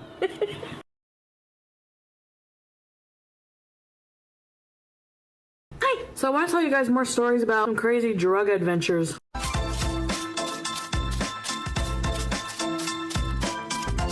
There's this girl I used to hang out with. I still kind of talk to her sometimes, but not often. We used to have so much fun. So there's 2 different instances. So get ready, because it's going to be a long video. This one time, she and I went to... You guys remember a band from the 90s called... Was it the 90s or early 2000s? I think it was early 2000s, called Linkin Park.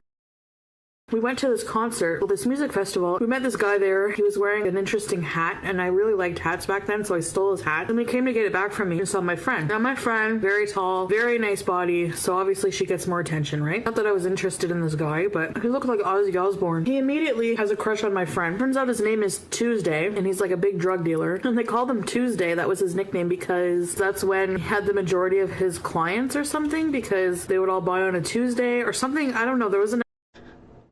This is another example of her getting into situations where we're just so confused as to why she sticks around.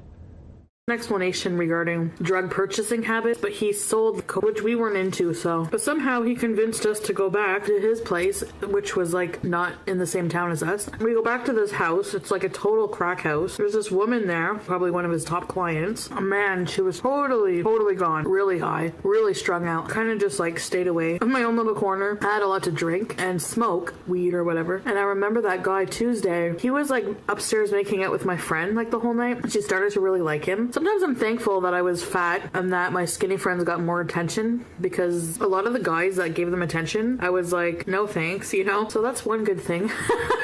But anyway, I was laying on the couch because Yeah, but who's grosser, this guy or Pat?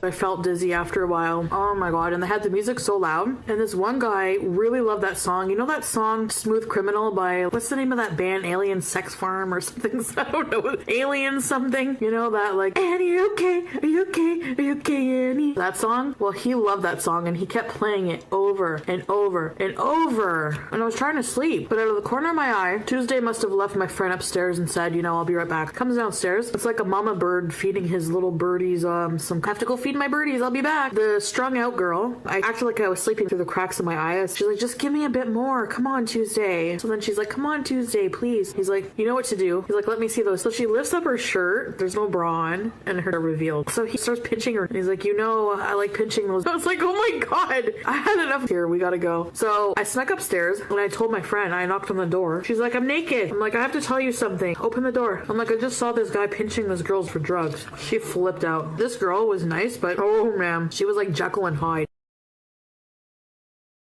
She had a really bad temper. She would freak out. She flipped out, went downstairs, almost got in a fight with the girl, and then got in a fight with the guy, obviously. He was a nice guy about it, though. He offered to take us home, so that was good. So that's one instance of craziness. Even crazier was this camping trip that she organized. She had these new friends, and they invited her. Alright, so this is the story I was thinking of.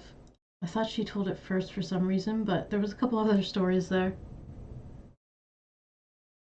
To go camping. She and I would have our own lot with our own tent. We would share a tent. That day, I was so excited. She made chocolate popsicles in the freezer full of shrooms. She had LSD, a derivative, which is, in case you didn't know that, another strong hallucination. Kind of weed, that goes without saying. 2 coolers full of booze. This trip is the one where I was the most high in my entire life. We get to the campsite, set up our tent and everything, and we have these coolers out front of our tent. I had, I think, 2 popsicles, smoked some of that LSD, some weed, was drinking. I was feeling pretty good, you know. I didn't feel the rooms yet. I was just feeling a slight buzz from the weed. We go visit her friend on another lot. They were kind of snobby. I wasn't feeling it. I wasn't having a really good time with them. But anyway, the night started falling. All of a sudden, I really start feeling it. I was just like, whoa. So I'm doing this with my arm. I'm on the picnic table. It's made of wood. And every time I would do this, so trippy, because I would feel like I was becoming a tree. Like I was surrounded by trees, and I felt like my arm was becoming a tree trunk, and the roots were morphing into my head. I can't really explain. It was like I was becoming a tree. That's how it felt. So I would do this and it would break it kind of, but then every time I would do this, felt like, ooh, I was becoming a tree again. Oh man, that was crazy. I was tripping hard. And I remember the people looked at me like, oh my god, she's such a noob, freaking out on drugs. He made it so much worse, and it was not a good thing. I had to go to the bathroom really bad. I would have had to walk around in the dark woods to the bathroom. This guy offered to come with me. I don't know what I was hearing.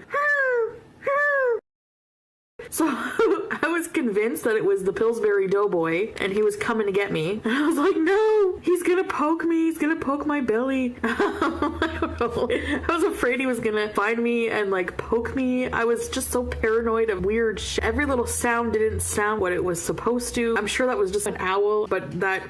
I thought it was the Pillsbury Doughboy. Finally, I get to the bathroom, use the bathroom. I was on the toilet and I know I peed, but I wasn't sure if I peed. I was like, did I pee? I was sitting there for must have been forever. So he's like, are you okay? I got up and I'm like, you know what? I'm just gonna go in the tent and be away from everybody. I think that's the best thing. I go to the tent. It was dark out. I'm laying there like buzzed out of my mind, my own little world. And I hear what sounds like people coming around the tent. And I hear somebody saying, grab the coolers. Now, because I was high and I was hearing things already, I thought I was hearing things, but then my friend comes in later on and she's freaking out like she always does there. Where's the coolers? The coolers are gone. You didn't hear someone take it? And at this point, I was starting to sober up a bit. I was like, oh my god, I'm sorry. I thought that I was hearing things. She was like, no, the coolers are gone. We have to go look for them. I'm like, well, if someone stole them, they're probably not going to be around. With my second wind, we decided to keep partying. The lot across from us, they're like, hey, we could hear them partying and it sounds like they're having a good time. They're like, come over, have a drink with us. Very nice people. Partying, having an awesome time. All of a sudden, these two dweebs carrying a cooler come over. They're like, check out all the stuff we got in this one. It wasn't our cooler. It must have been someone else's. I was like, uh-oh. My friend saw that and she put two and two together. And she's like, you guys are the ones going around stealing coolers? Are you idiots? You're not far away from us. How could you do that? She was flipping. Like she was ready to beat someone up. So she took our coolers back, which was cool because I figure these people are really stupid. That's so funny and perfect that they got it back. Because usually if that happens, you're probably not getting your coolers back. Or like the whole cooler. Let alone what's inside of it. Because why would you steal a cooler when the person is right there and then invite them to drink? But I think the people who invited us to drink didn't know that those two guys had stolen our coolers. Anyways, that was funny. So many fights almost got started that night. I have so many crazy stories. Yeah, I did some crazy things. So I hope you enjoyed that. I love all you guys. Until next time, see you guys later. Bye. When my sister was a kid, she had a Barney doll. You know, like the big purple dinosaur. I love you. You love me. I love you. You love me. You have to activate it for it to talk. Well, one time, I was a teenager. I was in my basement. This may or may not be a ghost story. Probably high, to make matters worse. It started talking on its own. Hello again to all my friends. You'd be like, you're super D-duper. You're super D-duper. I beat the shit out of that thing. I was like, you come to life, you threaten to kill me, we're gonna have issues. Bottom of the ocean with cement blocks for you, Barney. You're stupendous. There's things that happen that we can't explain. When it comes to paranormal, I feel like I'm a skeptic, but at the same time, I have to allow for the fact that experiences do happen, things that we can't explain. I mean, without a doubt, people experience paranormal things, but my question is, what are they? So, my ghost in the basement story, I don't know if it was a ghost, but anything I can't explain, I call it ghost. Whenever I was 17, I took a break from high school to take a year off to go to join this Canadian volunteer program called Katimavik. They don't have that anymore, but youth between the ages of 17 and 21. So I think this here we get into some more stories that she told while being in this program. She would go visit different places in Canada.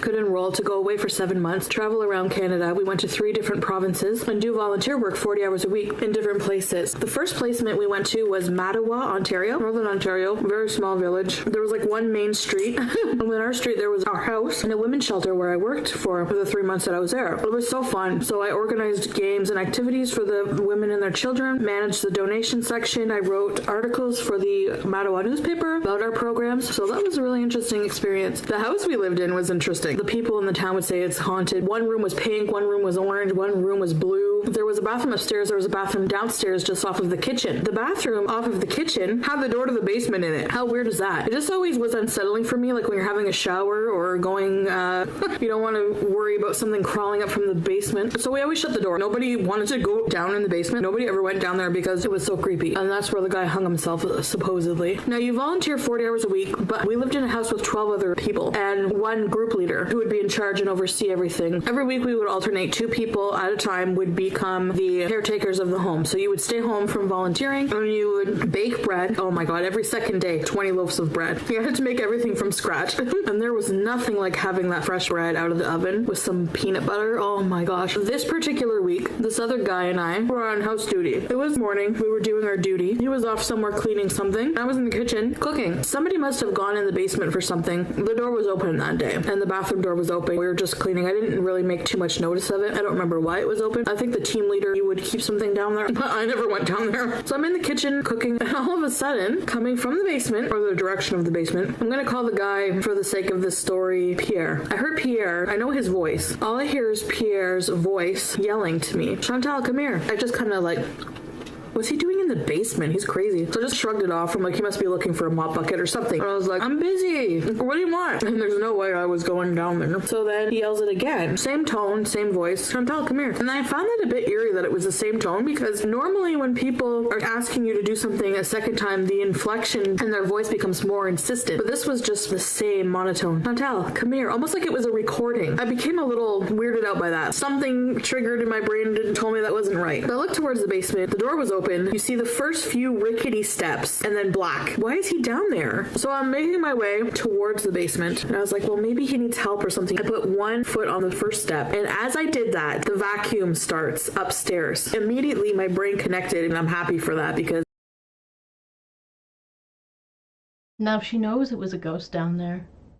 I thought, so if Pierre's in the basement, who's vacuuming upstairs? So I retreated. I just had a sick feeling in my stomach. And I went upstairs, and sure enough, Pierre was up there vacuuming. And I said, you were just calling to me from the basement, or were you calling to me from upstairs? Like, maybe I had misheard. Maybe he was just upstairs calling to me. And I said, no. Thought I was nuts. Like, I didn't call to you. You're crazy. But I know what I heard. And it was in his voice. I told my best Katima friend, she was my roommate, and she believed me, of course. Other people believed me, and they were weirded out. Even the group leader was weirded out. So that's what happened to me. Now let's analyze this, because what bothers me about that is A, what was it if it wasn't Pierre? 2, it was trying to coax me into the basement. What if I had gone down there? And 3, it was manipulative. Whatever it was using his voice to try to coax me to get down there. Nothing else has happened to me there. I got the feeling that it was not the friendliest spirit, especially if it was trying to, what was it trying to do? Have you ever seen the 80s movie The Evil Dead? There's a demon in the basement called Henrietta. Are they figments of the imagination? Is there another dimension we're not aware of? Or are they ghosts, souls of people who have moved on or who can't move on? So what do you guys think? What do you believe? Do you believe in ghosts? Have you had any supernatural experiences? So that's my story. So you guys want to hear about the haunted ship? I had a weird experience.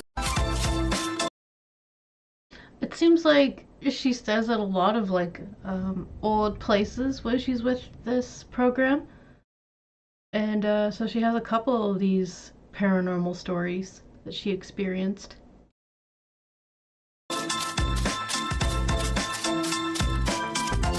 There was an event for Katimavik, the volunteer group I was a part of. It was Katimavik's 25th anniversary event, and this was in 2002. The founder was there. It was a big event, and it was on board the HMCS Fraser, which is a retired Canadian naval destroyer. We put on skits, like dance skits and things like that for the founder, made speeches for him. It was really nice. Wanted to know if there would be 2 volunteers that night to act as security for the ship overnight, so we'd have to stay awake. Now, this is from memory. It was a while ago, so I don't remember the details, but I know we had to go around the ship. It was an operational ship. It was permanently docked. It stayed open all the time, and That's crazy that they just let 2 kids stay on this ship by themselves. It doesn't really make sense. You'd think there'd be an adult there as well. we had to go around checking doors and maybe the boiler room or something every hour. There was a routine to do, and it was kind of creepy. Patter Ray, that could be it. That could be why she's having all these paranormal experiences. Because it's an older ship and there's a lot of natural creaks and groans. I volunteered. I thought it would be cool. Plus, I heard that we get to dig into the leftovers. So I was like, yeah, it's leftovers. Another guy that was in my group volunteered as well. So we both got chosen. Nobody slept on the ship. I don't know if the ship was completely empty that night. I think it was. Like, all our crew slept at a nearby hostel. But there was a cabin for girls and a cabin for boys. So at the end of the night, like early morning, the guy that was doing the security with me, I'll call him Dan, he got to stay in the guy's room and I got to stay in the girls' one. We mostly stayed in the kitchen picking out all leftovers, all kinds of bread, all kinds of cheese, brie cheese. It was amazing. And then in the morning we started getting sleepy and we would take turns doing the inspection every hour. Wouldn't it just make more sense for us to go together if we were scared, because we were kind of creeped out? Anyways, it was an experience, so we did that. Patter Ray, I think I do. And then she's like calling for Pete's to come help her. The whole night. Then in the early morning when we got off of the shift, I'm claustrophobic, so I was kind of weary about staying in this little room. It had like one of those metal doors, you know, like in a ship, but they look airtight. Just afraid of getting locked in or nobody hearing me if I got stuck, or, you know, like the room had no windows. And there was a bunk bed, like a upper berth and a lower berth, they call it. I was really, really tired, so I didn't care. Everyone was supposed to come back to the ship in the morning at some point, not that early, maybe around 9 or 10, for a big breakfast to depart and say goodbye to everybody. So that morning, I should say, I went to bed early and I went on the lower bunk. It was pitch dark in there, but I was so tired. Not very long after, I'd say, because I hadn't really fallen completely asleep yet, I heard the door open and somebody came in and got on the friggin' top bunk. Kind of like cleared their throat and I could tell it was a man. I'm like, why is there a man in my room? Nobody told me there would be a man sleeping in my room. Where did he come from? So I thought, well, maybe the crew came back, someone wanted to have a nap, but no, that doesn't make sense. I was really tired, so I thought, okay, maybe it's Dan. Like maybe he didn't want to sleep alone. So I tried to just ignore it and I could hear him kind of moving around up there, you know. I must have fallen asleep and I woke up a few hours later and I could hear people on the ship now. The ship was busy. I could hear people in the kitchen. I heard my team leader. I could hear her voice. So I was like, Anna. And then she's like, yeah. And then I scrambled up and I'm like, I want to make sure I can open the door and get out of here. So I got up and I was like kind of afraid of confronting this person, running into them. I opened the door a bit so I could get more light in. And then I looked up at the top berth and there was nobody there. Now I'm not saying it's a ghost. It could be a person. I asked Dan about it the next day. He said he slept in his room the whole night. And Anna, the team leader, didn't know of anybody from our team. So I don't know. I didn't ask around. I didn't want to bother anybody with it. So I just let it go. But now that I think about it, it was kind of weird at the time too. So that was just my weird little experience. I really wonder who it was. It was a former naval destroyer, but I don't think it had gotten any battles. I'm not sure. I wonder how many people died on that ship, but I'll never find out. And maybe that's a good thing. Since summer's here, so I thought tell a That was a weird story. I feel like it could be true. Maybe that ship was really haunted. camping story. Most people have gone camping, right? At least once in their lifetime in the summer. Try to get the details correctly. This is when I was in Katimavik, that youth volunteer program. This time we're just going to be staying 3 months in Prince Edward Island, in Emerald Prince Edward Island. Population of like 2. Population of 80. The most attractive thing about the town, besides the beautiful landscape, was a soda machine at the train station. There was also a guy named Billy. He was like a total mama's boy. He was like 40. He didn't actually have anything wrong with him physically. It's just that he was conditioned that way by his mother to always be a baby. Don't covet your children. Being in PI, we were closer to Nova Scotia, another beautiful, coastal town. Halifax was the city. Nova Scotia was the province. So we decided to take a little trip there, a weekend trip. Go to Cape Breton Island, whale watching, went to like a Celtic history museum. It was beautiful. Look it up if you feel like it. We went camping one weekend. The whole crew, 12 of us. I lived with 12 other people between the ages of 17 and 21, and we had a group leader. I love the outdoors, but when it comes to camping, I'm such a princess. Number one, everyone didn't have shit all for money during this program because they gave you an allowance of $21 a week, which paid for your cigarettes if you smoked. Most of us did. And we didn't have an income. We were volunteering 40 hours a week. We decided to do some preparing for this camping trip, right? You need to buy food and things. So everyone bought camping food, sensible camping food, beer, hot dogs, marshmallows, pretty much. Oh my gosh, Chantal's grocery list here. It's not camping friendly, it's hilarious. See, I always had money there because I was spoiled and my grandmother and my mother would send me money all the time. So I had $100 to spend on groceries. I bought chicken breast, a salmon, croissants, 2 types of cheese, bacon dipper crackers. Have you ever had bacon dippers? What else did I buy? I think more cheese, chips, booze. I had a whole arsenal of food. I remember one guy there. He was like, why are you buying that? We're there for a night and there's no barbecue. It's just like a fire pit. So I'm like, it's okay. I'll find a way. One night. She bought all that for one night. That is too funny. We're there for... Okay, it sounded like they were going to be there for a couple days, maybe 3 or 4, but the way she said she was picking up like chicken and salmon. And what is she going to do with all this cheese? It's probably warm out, so, keep it in the cooler, I suppose. It does sound like a grocery list that Chantal would pick up. Way to cook it. I'm gonna be rustic.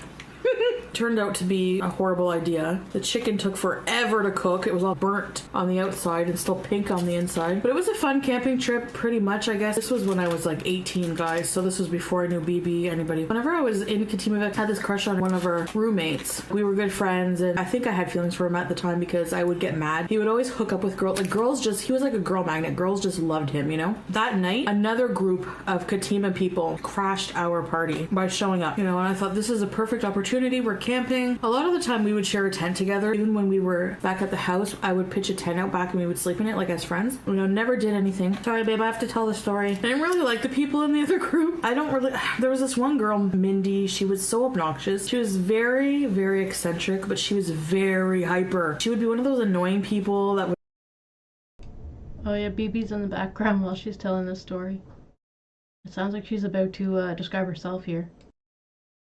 Like, she's always running around and being hyper and acting like a child. I think she was 20 and she was acting like a literal child. She always carried a doll around with her too, a Cabbage Patch doll. One time she had a soother. She looks like the type of girl who, if a guy approached her, she'd be like, cooties! Whip a booger on them or something. Anyway, she showed up too, and I'm like, great. My whole weekend's ruined because I can't even stand 5 minutes of this girl's voice. One night we're all drinking, catching a good tune. We're singing songs by the fire, kumbaya or whatever. I noticed that this guy who I was sharing the tent with wasn't there when I looked around for him. And I was like, where did he go? Took a flash. Here's an instance of Chantal going to look for attention. Flashlight, decided to go look for him. I figured he might be down by the water, so I took my flashlight down by the water. Yeah, sure enough, I see...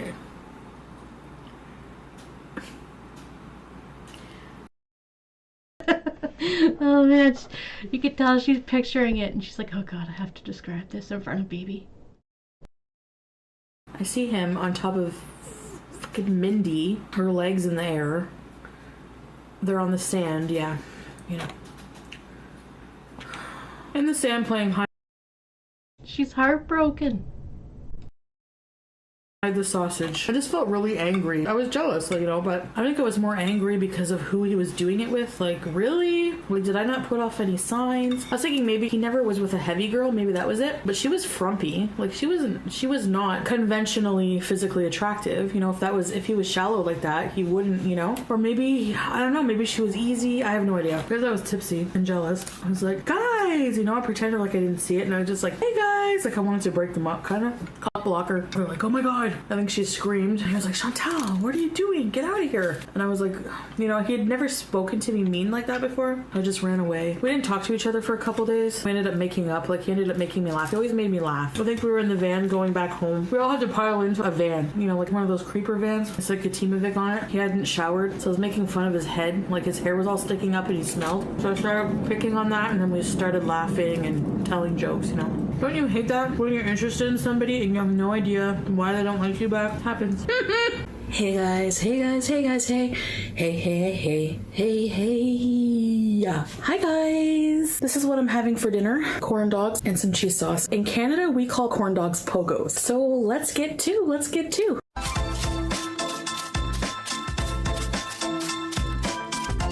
I've never had corn dogs and cheese sauce before. Bye. Why have I never dipped pogos or corn dogs in cheese sauce before? Good. So being an adult now, I've pretty much been in relationships and dating my entire adult life. It's a nice change from when I was growing up and a teenager, when I would just fantasize about dudes. I could barely get a boyfriend. Self-acceptance takes a while sometimes, you know? Whenever a guy I liked, I was still kind of picky. And I'm not picky for looks-wise. Picky for certain personality traits, you know, like certain things. A lot of the dudes that were interested in my friends or that my friends were interested in, I didn't find really desirable anyway, but I think it just would have been nice to have some attention. So I was pretty much used to being ignored when we would be in a situation. I was the third wheel when we'd go out to a bar or something, or to a party. I was the blocker, whatever you want to call it. But there was one time that I got my hopes up, and this time really annoyed me. So I'm going to tell you about it. Basically, in my hometown there was a bar. It was called La Maison, which means the house. Okay, so now she's back from traveling and she's hitting up the bar scene.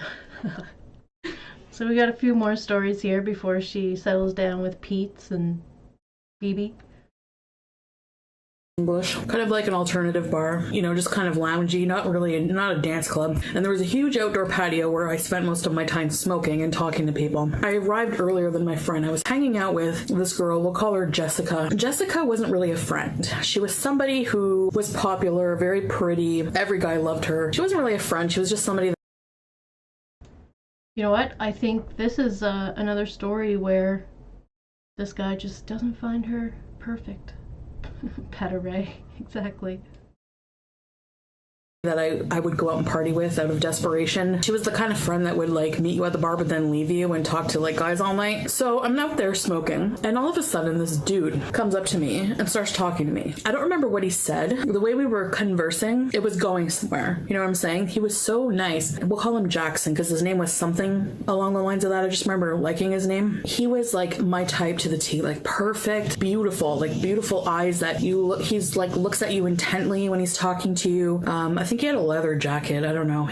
There's a lot of things I liked about him. So we're talking for a while to the point where I saw another friend that was there with a group of other friends and she walked by us and winked at me and like, woo, you know, look at Chantal. Already my heart was racing. Like this guy, I was like so into him. Along comes Jessica. She's like, oh, hi, you know, kind of ignoring the guy. He was still fixated on me, it seemed like, you know. He looked at her and talked to her and said hi. He was very friendly, but he seemed still into me. At the end of the night, she's like, let's go to a party. That was the thing, right? Like, let's go to an after party after the bar. So somebody was throwing a party. I don't even know who this person was. And then I'm like, can we bring Jackson? And she's like, yeah, of course. We're walking there. This is when I used to walk around town. We're walking. I was kind of dragging behind a bit. And they started they walk fast normally. They started bonding over some kind of conversation and she was giggling and they were walking ahead of me. And I was like, wait up, you know, like rude. They're like, oh my God, I'm sorry. So we get to the party. It's packed in this small, like, I don't know, bachelor 1-bedroom upstairs apartment. So that's when things started to take a turn and I was starting to feel like he likes Jessica. And I mean, Jessica was beautiful and bubbly and everything, so I don't blame him, but it's just like, of course, you know, one of those things. So we're sitting around having a beer. The person who owned the So I wonder if she can still win him back at this point. place had a guitar, an acoustic in the corner, and he's like, hey, mind if I play? So Jessica gets all excited and she's like really 2 sheets to the wind. She's just out of it. So she sits across from him, cross-legged. He sits across from her, cross-legged. I can't cross my legs, so they have that going for them too. So I know I sound bitter. Maybe I was.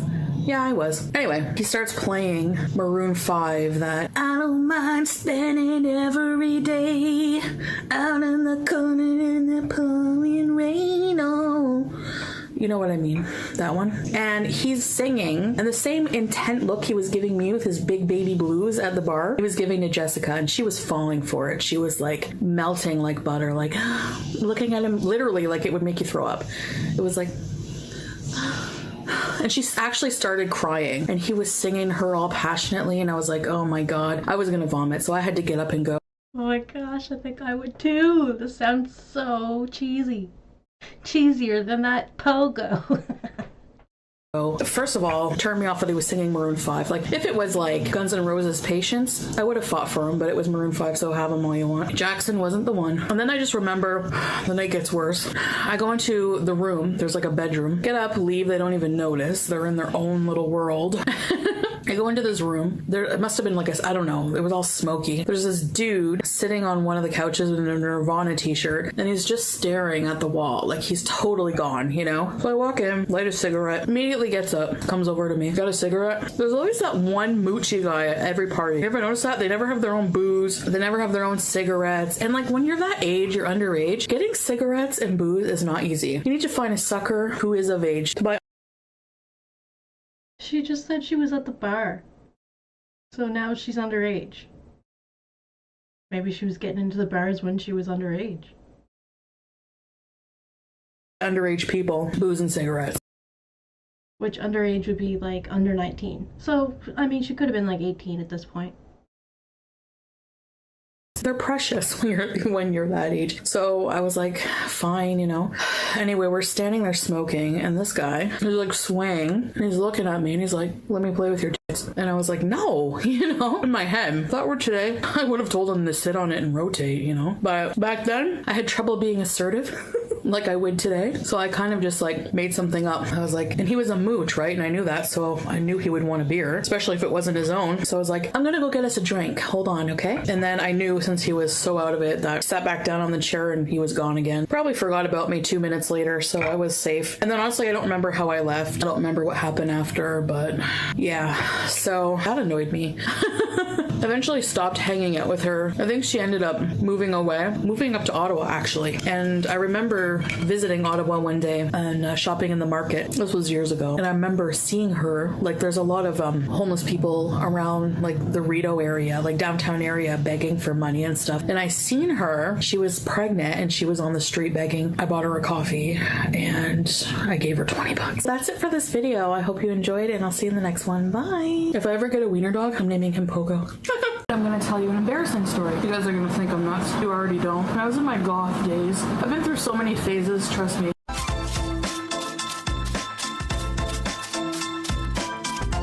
I used to have a Patarag. Well, I mean, he could have been 18. Maybe she was 19. So maybe it was hard for him to get the smokes. That's why he was asking for some. But then it also sounded like maybe she didn't have access to them, so she didn't want to give them away. Alright, so this story here that she's about to tell, I think it involves having another crush that also doesn't think she's perfect. Crush on this goth guy who was like head of the goth crew. I wanted to be part of their crew so bad, and it just never worked out. I remember being so jealous. They would always go to this one restaurant that was open till like 4 a.m. and just sit and smoke cigarettes and drink coffee. And for some reason, I always wanted to do that. And then I found out that they used to hang out at this bar, and I think I was maybe 18. I wasn't old enough yet to get into the bar, so I had to use a fake ID, or sometimes I wouldn't even get ID, but once I used a fake ID, There we go. That answers our question right there. She was getting into the bars when she was 18. my friend's cousin didn't even look anything like her, but I don't think they cared.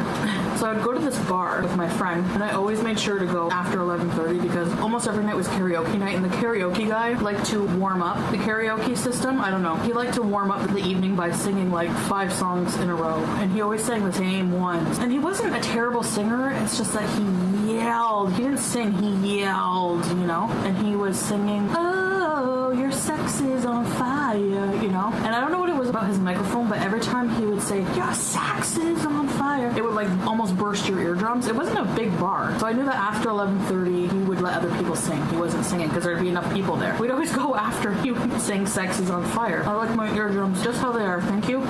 I couldn't get away from it though. You know what happened? When I moved apartments in with my ex years later, that bar closed down and another one opened in like a type of shed that was right beside my new apartment building. And guess who did karaoke there? And I could hear it every Saturday night, him singing "Sex is on fire" that loud. Anyway, back to the, see how I veer off? Okay, this guy and his crew looked exactly like the goth kids from South Park. I'm not exaggerating. That's why I find the goth kids from South Park so funny, because it's so accurate. He had the curly hair, just really like tall, thin, pale, brooding look, but for some reason he turned me on. So there's this one girl in our group. I don't think she liked me. She never talked to me. She was kind of snobby. She was just one of those girls that are like really full of themselves and seemed snotty. I tried talking to her a few times, but she just kind of brushed me off. She kind of looked like Fairuza Balk, but she had a really nice body. So he was always like with her, you know, probably banging each other, who knows.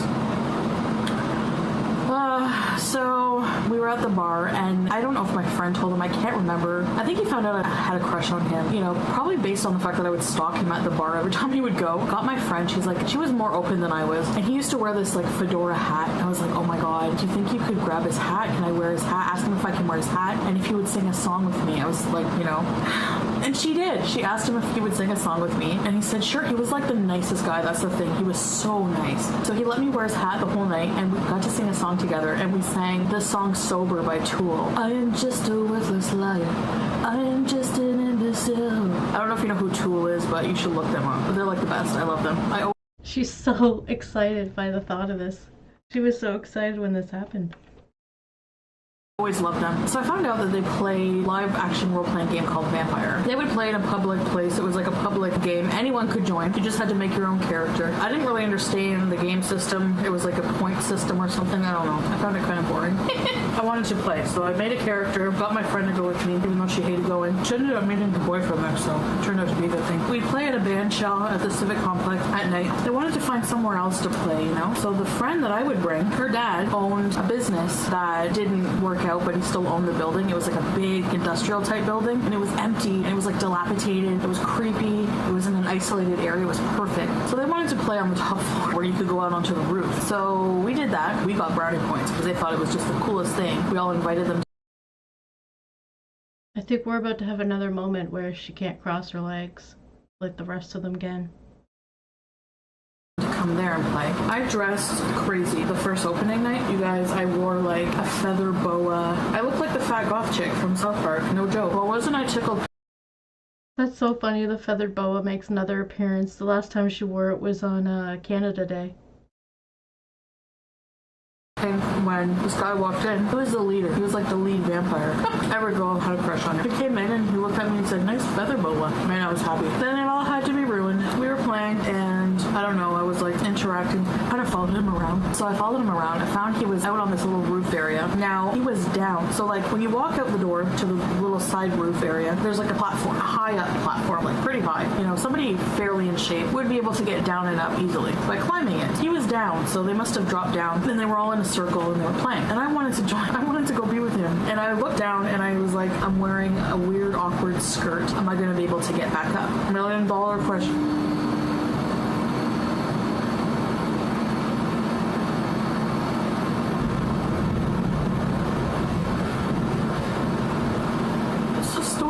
What did I do? I took the chance. I sat down, kind of, dropped down, went over, joined in. Maybe a few minutes later, they're like, we're going to go to the next locale. They wanted to leave the area and go back in. Wow. So I'm like, oh, shit, you know, I'm nervous. So my stomach starts gurgling because I was nervous. They all get up easily, you know, no problem there. They were all thin and tall. I was short and chubby and not athletic at all. They all got up. They're waiting for me because I was part of their clan at that time. We were going to go battle some other clan of vampires. So they're all waiting for me to get up. So they're all up there looking down on me. So I just try to act cool, put my arms on the ledge and try to pull myself up, and it's not happening. It's just, it wasn't happening. So I could hear them start to snicker, a few people, including the friggin' snobby Feruza Balk wannabe. Like, go levitate yourself, biatch. No, I'm kidding. I love Feruza Balk in The Craft. You guys ever see that movie? I'm struggling. Put one leg up, struggling to push. Bam. Cut the loudest. Cut the cheese. Let one rip. Whatever you want to call it. Oh my god. Oh my god. I was so mortified. And because the guy was nice, he was like, here, let me help you. Oh my gosh. He didn't laugh, but everyone else was laughing. He was such a nice human being. Oh my god. That was a lot. I'm even embarrassed talking about it. That was the last time I ever went to that role-playing crap. Now if that happened, I would freaking laugh my butt off. I wonder if after that she continued to follow me around at the bars, or if she just kind of gave up on that one.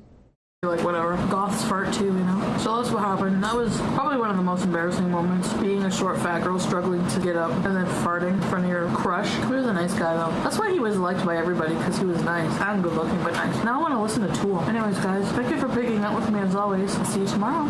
Bye. Thought maybe I'd tell you about the time I almost got my ass kicked. One of the times I almost got my ass kicked. This woman was just nuts.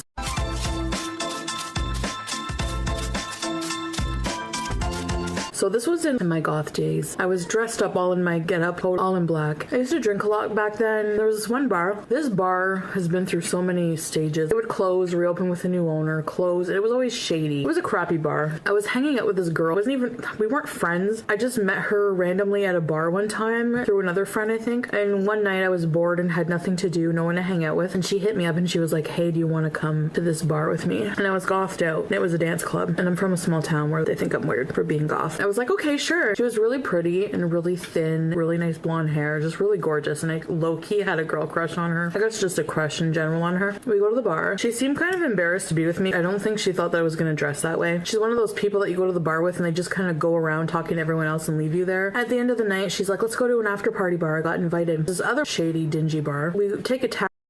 It's funny. This sounds like the same story she was telling earlier with the guy and girl that were sitting cross-legged singing. It sounds like it might be the same girl. Different time though.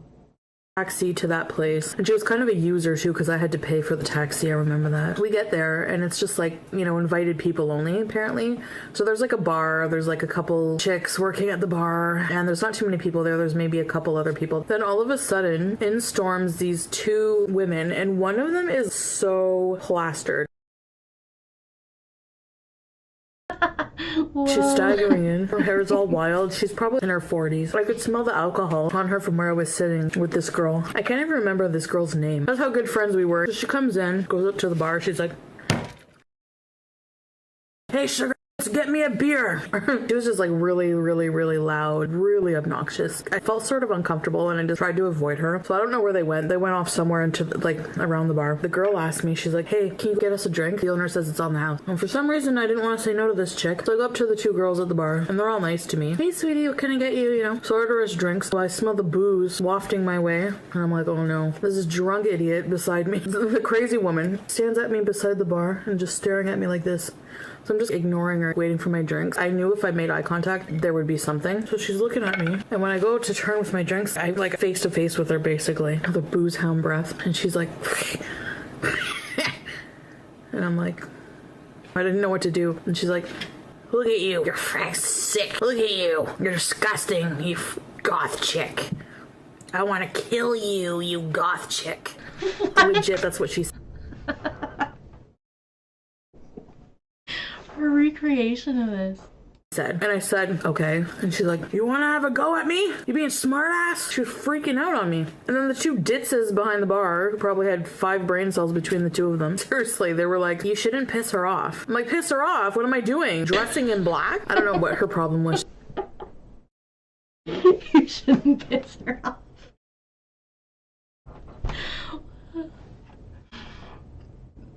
I can't even picture what Chantal would be doing other than standing there waiting for them. She's like, "Can you just give me my drink so I can walk away from this lady then? Thanks." Her friend was like, "Hey," like pulled her arm back. And she's like, "I should pound you to the ground right now, goth chick." And I think she saw how friggin' scared I looked. And then she was just like, "Oh my gosh, I love how she keeps calling her goth chick." "I'm just kidding with you." I felt like punching the crap out of those two I'm just kidding with you. Come have a drink with me. Pretty aggressive, just to try to get to know her.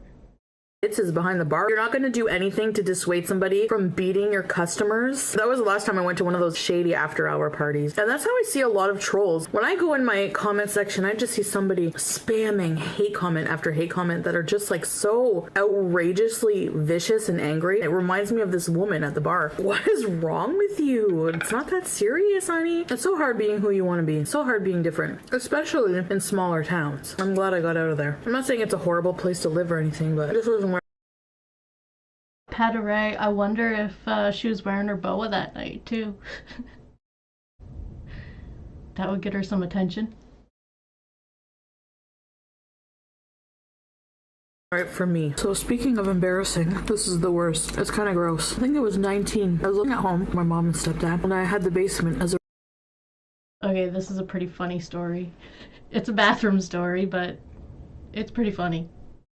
room, but I had like no door. The washer and dryer were down there. It wasn't very private. I liked to sleep in. When I was younger, I was so lazy, as I am now, but I really like to sleep in. I went out a lot, so I was hungover a lot. One Friday, my mom told me that tomorrow, so Saturday, she was hiring carpet cleaners early Saturday morning, and they would probably be cleaning in my room, so I might want to get up. I was like, oh, I'll just let them clean. I don't care, or I'll worry about it when they come in. Well, that night, I had been out drinking or whatever, partying. Saturday morning came along, and after a night of drinking, I wasn't vomit sick, but I was butthole sick.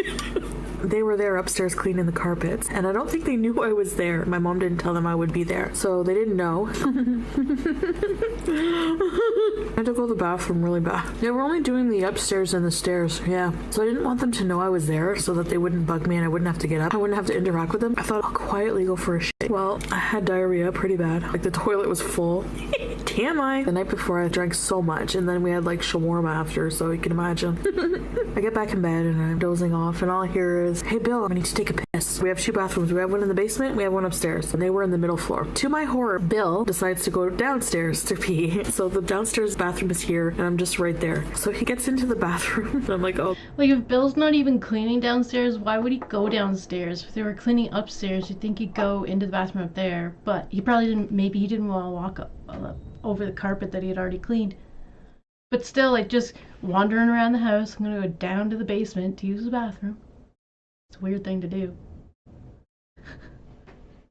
And he's gonna get quite the surprise.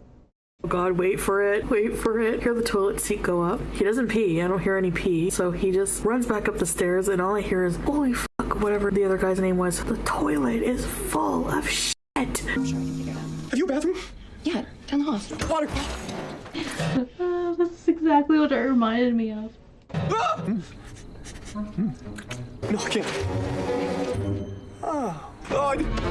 Ah! Barney, are you coming down? Just clean it up. Oh, perfect. A businessman suit. You know, they make that in a woman's suit, too. So, Charlie, what business are you in? My name's Walter. Oh my God, he's shit everywhere. There's shit everywhere! Damn it! There's shit on the windows! Oh my God, my house is full of shit! He's shit everywhere! Look what he did, he's shit all over the wall! Your little friend over there, she's nice too. We gotta hurry! Oh, gross is this? Oh, Harry! Oh, Harry! Oh, you gotta look both ways, buddy! Harry!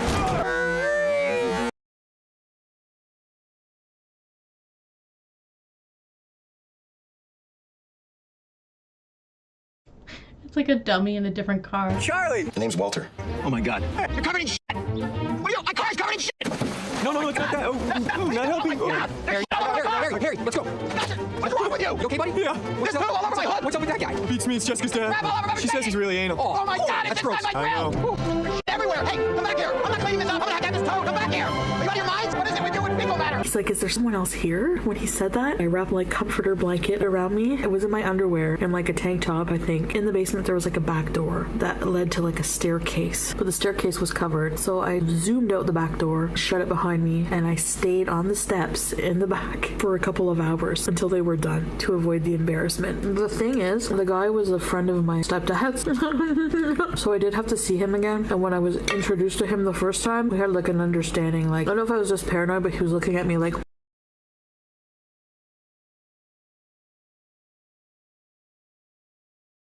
I know what you did. Crazy, I know. Anyways, guys, I'll see you guys next time. Bye. I have so many high school stories. Had a crazy time in high school. I hung around with some crazy people. That doesn't help. Oh boy, you want to hear about the first time I ever got high? It was at school. I'm not pro, I'm not anti. I do smoke sometimes. The reason I like to smoke, I would rather use that as a form of pain medication during menstruation time, for example, over Advil, because Advil is really bad for your liver. Anyway, I was in school. One morning, my friend brought a joint to school. We were outside smoking cigarettes, and she pulled out the joint. Do you want to smoke before Miss whatever's class? Now, this teacher...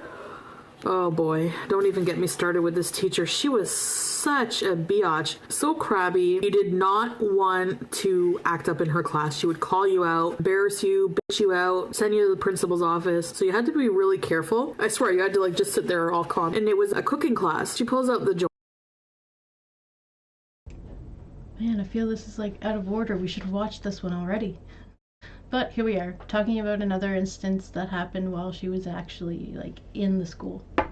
And we each take turns puffing on it. It was really strong. Everything was foggy, really foggy, and just, like, funny. Everything was hilarious. My friend and I were laughing uncontrollably, and we were acting silly, like, when we got into school. For example, there's this guy. I'll put a picture. Have you guys ever watched Dumb and Dumber? You know the guy, when the bad guy's in the phone booth on the phone? Kind of a nerdy-looking guy with glasses, and he's like, get off the phone, and then he gets punched in the face. There's this kid at school that looked exactly like that guy, and we called him the get off the phone guy. There was a payphone in the main hallway of the school, and because we were high and silly, like we were just laughing our asses off, we asked him. My friend was hot, like she could get people to do anything, so she asked him to please come to the payphone and reenact the scene, and he actually did it. He was like, get off the phone. I was dead. Like, I died. So anyway, so that's an example. So we get into the class, we get in our seat, and I don't know, just, it was so weird being in that environment when you're high out of your mind. After a while, I had the worst munchies ever. Just the worst munchies. All I could think was, I need a snack. Like, I really need a snack. And I didn't eat breakfast. Stupid me, I never did when I went to school. I usually woke up barely last minute to make it to school without being late. So out of nowhere, I stand up and I'm like, Miss, I'm going to the bathroom and I'm coming back with a bag of chips. The bewilderment on her face was just like, what? And we weren't allowed to eat, you know, in that class, even though it was a cooking class. She was so shocked and bewildered. Anyway, I think I just walked out and then went and pigged out on a bag of chips in the hall and came back. And I really don't remember beyond that what happened. I just remember saying that. Who does that? I'm going to the bathroom and I'm coming back with a bag of chips. I remember saying that because I can remember her face, you know? She just looked so bewildered. No, that wasn't the last time I got high either in class. Sadly, you kind of become a bit paranoid. It was funny. It was funny. Yeah, there was a time when I smoked a lot of weed. Now I just sometimes, like I said, to relax, anti-pain medication. Hey, Foodie Beauties! I was watching Unsolved Mysteries earlier. There's one ghost story that made me think of an instance when my friend and I were driving down the street one night that kind of had us like, what? That's the vanishing hitchhiker. We were driving to the casino. Alright, so we're back to the bar stories here. Which is on the United States side, my hometown, right on the border. You cross the border and you're in the United States, but before you get into the States, there's a native reserve. On the US side, there's a really awesome casino. I love going there. The games are super fun. The food's good. They give you really yummy free cappuccinos with whipped cream. Back then I smoked, so they had a smoking section. One thing that annoyed me about going, though, was that people take the casino so darn seriously. I would always get stuck sitting beside a screen rubber. You guys ever see those people? They're like sitting there rubbing the screen. Come on, like hoping that rubbing it will bring them good luck, like a genie in a lamp or something. That was annoying. It was cringy. So we were driving there one night. They have street lights, so the streets are pretty lit, but it was still dark. There's a stretch of road with forest on either side, and we saw this guy with a hood over his head, and he was walking really slow and kind of looked like he was staggering and like in a daze. And I said to my friend, whoa, look at this guy. And we both really like ghost stories and stuff, so we were kind of looking for something creepy. We don't usually find something. I'm like, I'm not stopping my car, so I drove past him. The poor guy something could have been wrong with him, and I still was like, no way. You know, I watched too many horror movies to stop.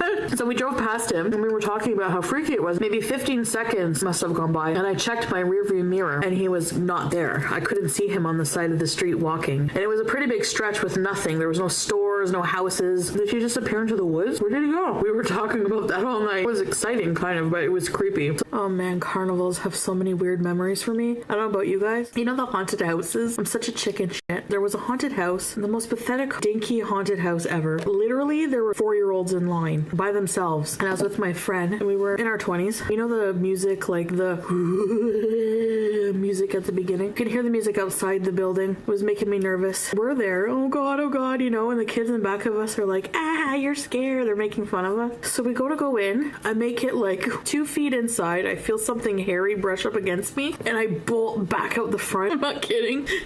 The 2 little kids that were in back of my friend and I were coming in after us. Pushed them over and zoomed right back out. I went right back out the entrance saying you're not supposed to. I'm not saying it was ghosts or goblins or whatever. We don't know what it is. That's the whole point of paranormal. Nobody knows. When I say paranormal, it's just unknown. Like something I can't really explain, something a bit weird. You second guess what initially makes your hair stand on end. You ever have those instances where you can't explain something that happened to you, but you just kind of brush it off and are like, whatever, you know, it can't be something paranormal. That stuff doesn't happen to me. I'm sure everyone who's experienced something paranormal has thought, Look at those wieners and all that pasta and cheese.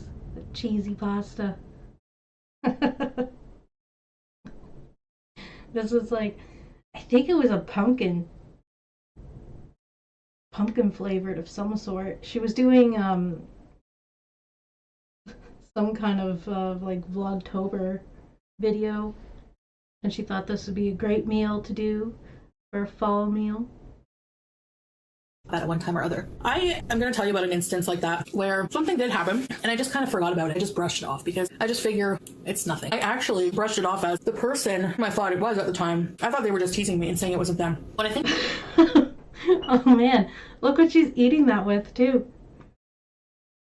It's huge. It looks like the back scratcher. Think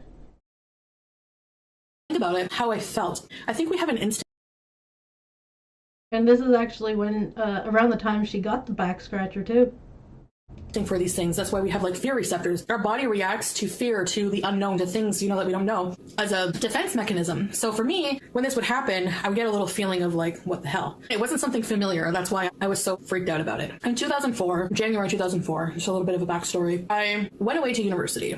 That was my moment. I felt like my whole life I've been building up for this. I was taking advanced classes. Even though all my friends were not in advanced classes with me, I would go to school by myself. I would be in classes by myself just so that I could do this. I really wanted to go to university. So I moved away to go to university. But at the time, I was like in love with pizza. Really homesick. I didn't know what I wanted to do. I didn't want to waste all this money, which I had to borrow from the government. I wanted to be a teacher at the time, a professor. You ever say that you really want to be something? And then when you realize how much hard work you have to put into it, you change your mind? That means you really probably don't want to do it. I called some jobs in my hometown. We're like, were you hiring? They're like, yes, we're hiring. Got a job, dropped out. That's the first time I dropped out. Moved back, and I needed somewhere to stay. I didn't really get along with my mom all the time, and we just didn't live well together. I wanted to have my own place. I had a good friend, and her mom had like a boyfriend that she was staying with all the time, and she said, my lease is not up yet, so if you want to rent out my apartment, I'll rent it to you for a discount price to help you out. And I'm never there. Like, I come in once in a while, which she did come in.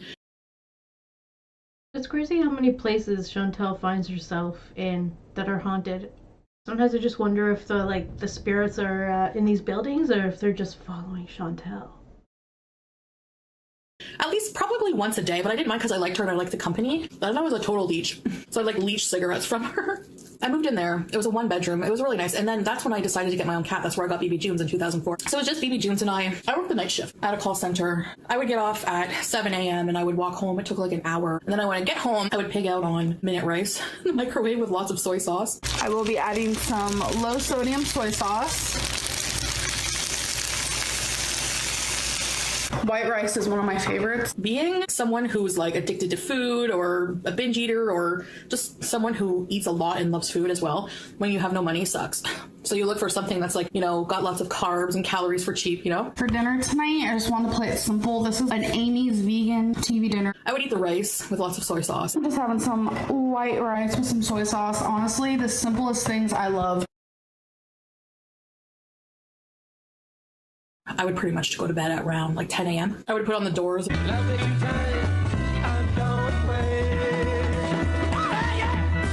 guess what's happening now is that rock is kind of dying out. Everyone's going back to the roots again. Some are going back into country and some are going back into basic blues. I guess in 4 or 5 years, the new generation's music will have a synthesis of those two elements and some third thing. Thanks for being here today, Pataray. It was nice chatting with you. Have a good day, and I'll see you later. Cancel my subscription to the resurrection. They might rely heavily on electronics, tapes. I can kind of envision maybe one person with a lot of machines, tapes, and electronic setups, singing or speaking and using machines.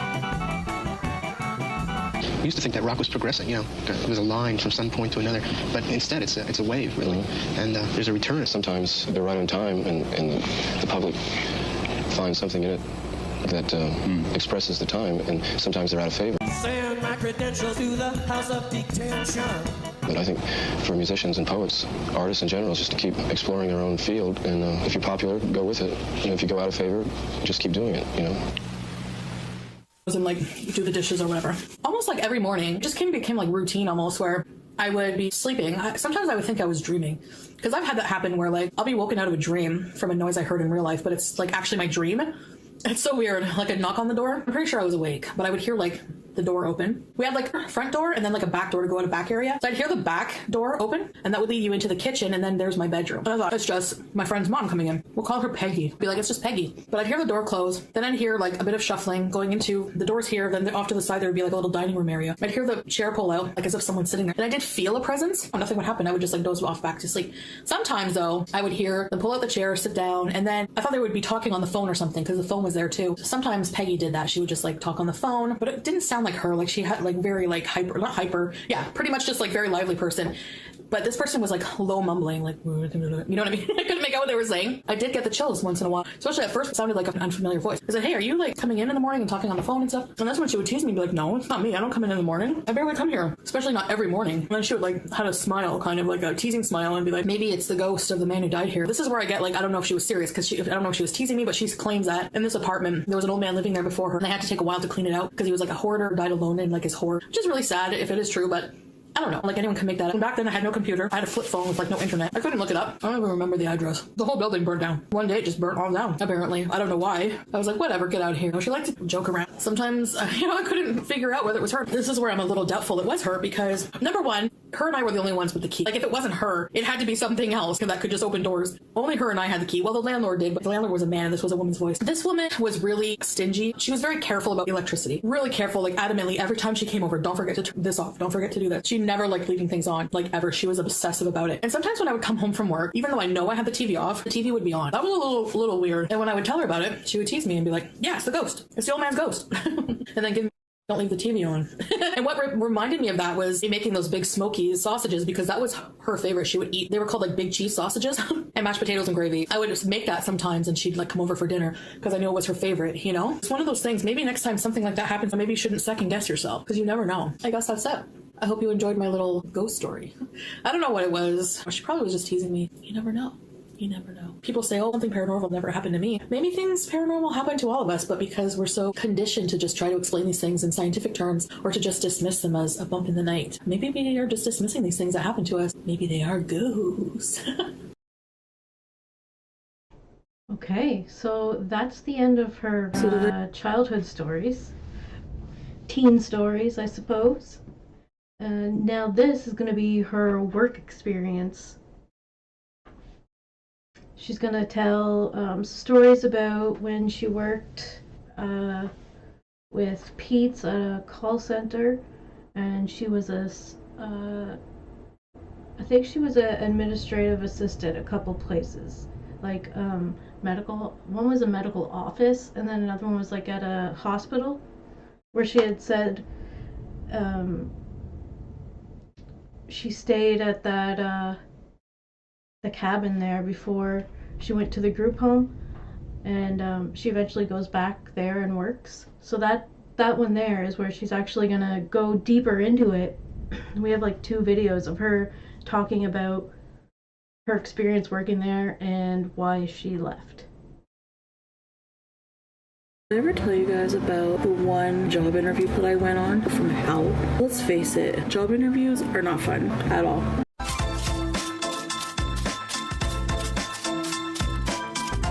I had gotten called in for an interview at this one place in my field, medical office. This guy was the most obnoxious guy. I go in, I'm waiting. You know, you always go 15 minutes early for your interview. That's my rule of thumb. So I go in 15 minutes early. I'm sitting on the chair waiting for him to come out. It wasn't a big office, so his office door was open, and I could hear him chatting very loudly on the phone with somebody, and I could hear his conversation the whole time. I wouldn't get off the phone. It was like just a casual conversation.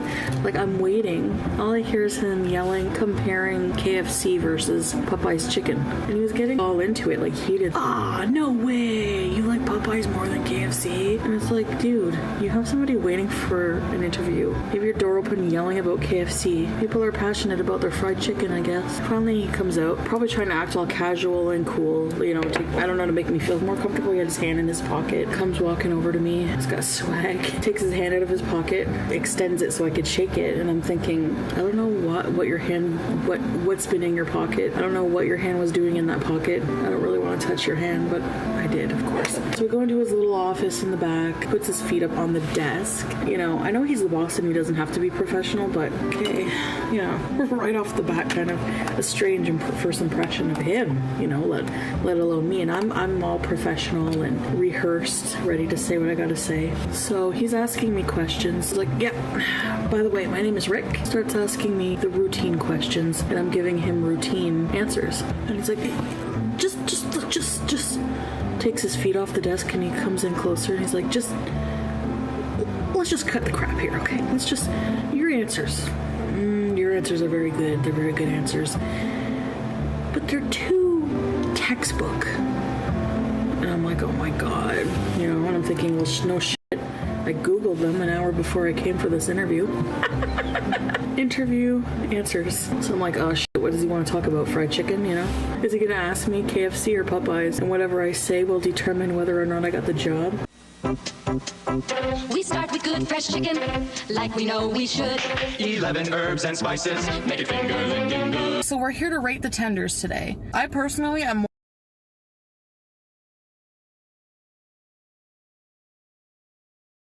Chantal's gonna rate some of the fast food she's eaten in the past. She's gonna tell us where to find the best chicken.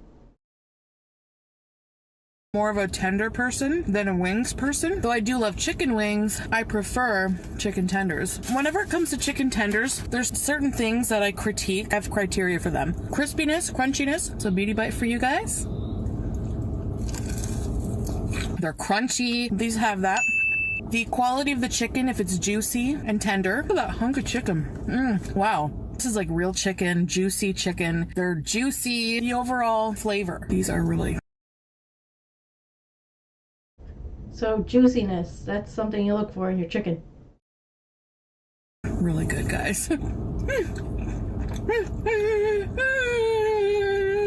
They are really good. These are like so good. They're addictive. These wings are crunchy, spicy, delicious. Oh my gosh, these are so good.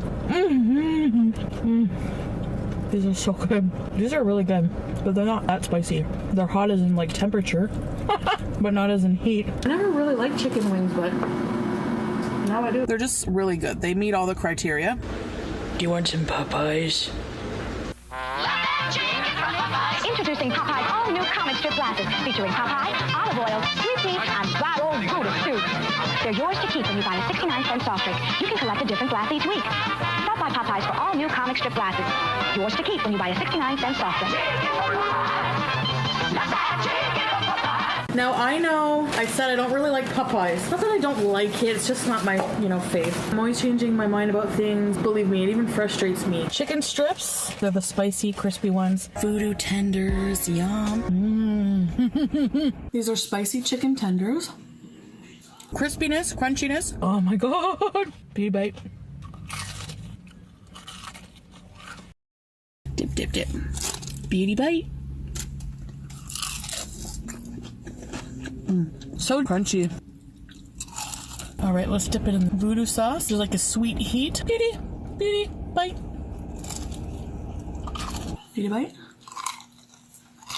The quality of the chicken, if it's juicy and tender.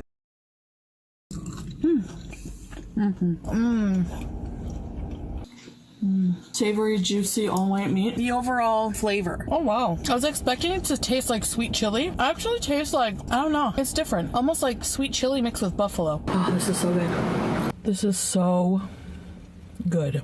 Oh my god. Yum. Yum. Oh my gosh. So good. That one deserves an extra.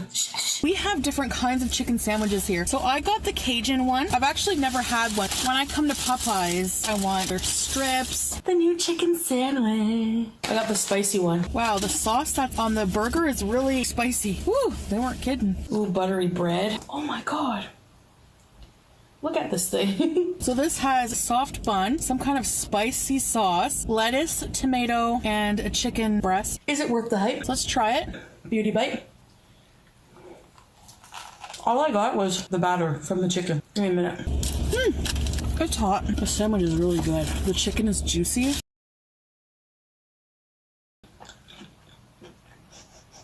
You know I'm a bird sniffer. It is really good. Man, if you don't like spice, I'm not really sensitive to spice. I like really spicy things. Whew. But even for me at this point, it's really hot. It tastes like how I pictured it would taste. It is good. I like it. It's crispy and juicy. The bread is good. It is really good with the pickles. That's a righteous sandwich. Here's the thing. It's good, but I'm gonna get hate for saying this. It's not my favorite chicken sandwich out there. I'm trying to think if it's better than the new KFC famous chicken sandwich, but it is good. I'm just not like blown away. I'm glad I tried it. Probably just needed more sauce. As you can tell, that was very delicious. So the voodoo tenders are very delicious. I would recommend if you like things a bit spicy, but not too spicy. If you like that kind of sweet heat flavor. And of course, Popeyes, honestly, to me, they have some of the best chicken tenders. Like, they just really do. If you want to try them, I would recommend it for sure. I think that chicken strips are probably one of my weakness foods. Buffalo chicken is my favorite. Crispy tenders are my favorite. I think I would pick probably chicken strips and probably Popeyes. Ah, no way. You like Popeyes more than KFC? I don't know what to say. People are passionate about their fried chicken, I guess. Anyway, he starts asking me about my favorite hockey team. I'm like, shit.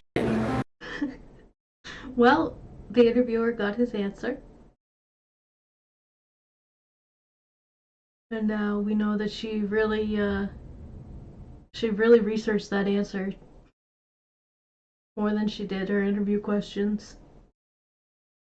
Do I tell him I don't follow hockey, but I could give a shit about hockey? And honestly, to Canadians, that's a touchy subject because we love our hockey, right? So I just said,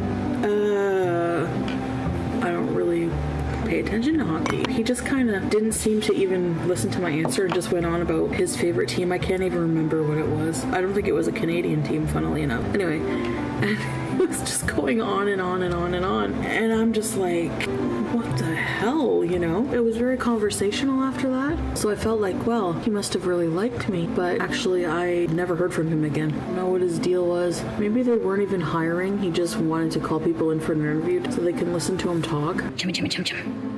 Hey, Chim, Chim. Hey, Chim, Chim. Chim, Chim. Chim, Chim. Chim, Chim. Close those legs, girl. What the hell? What the hell, you big-eared freak?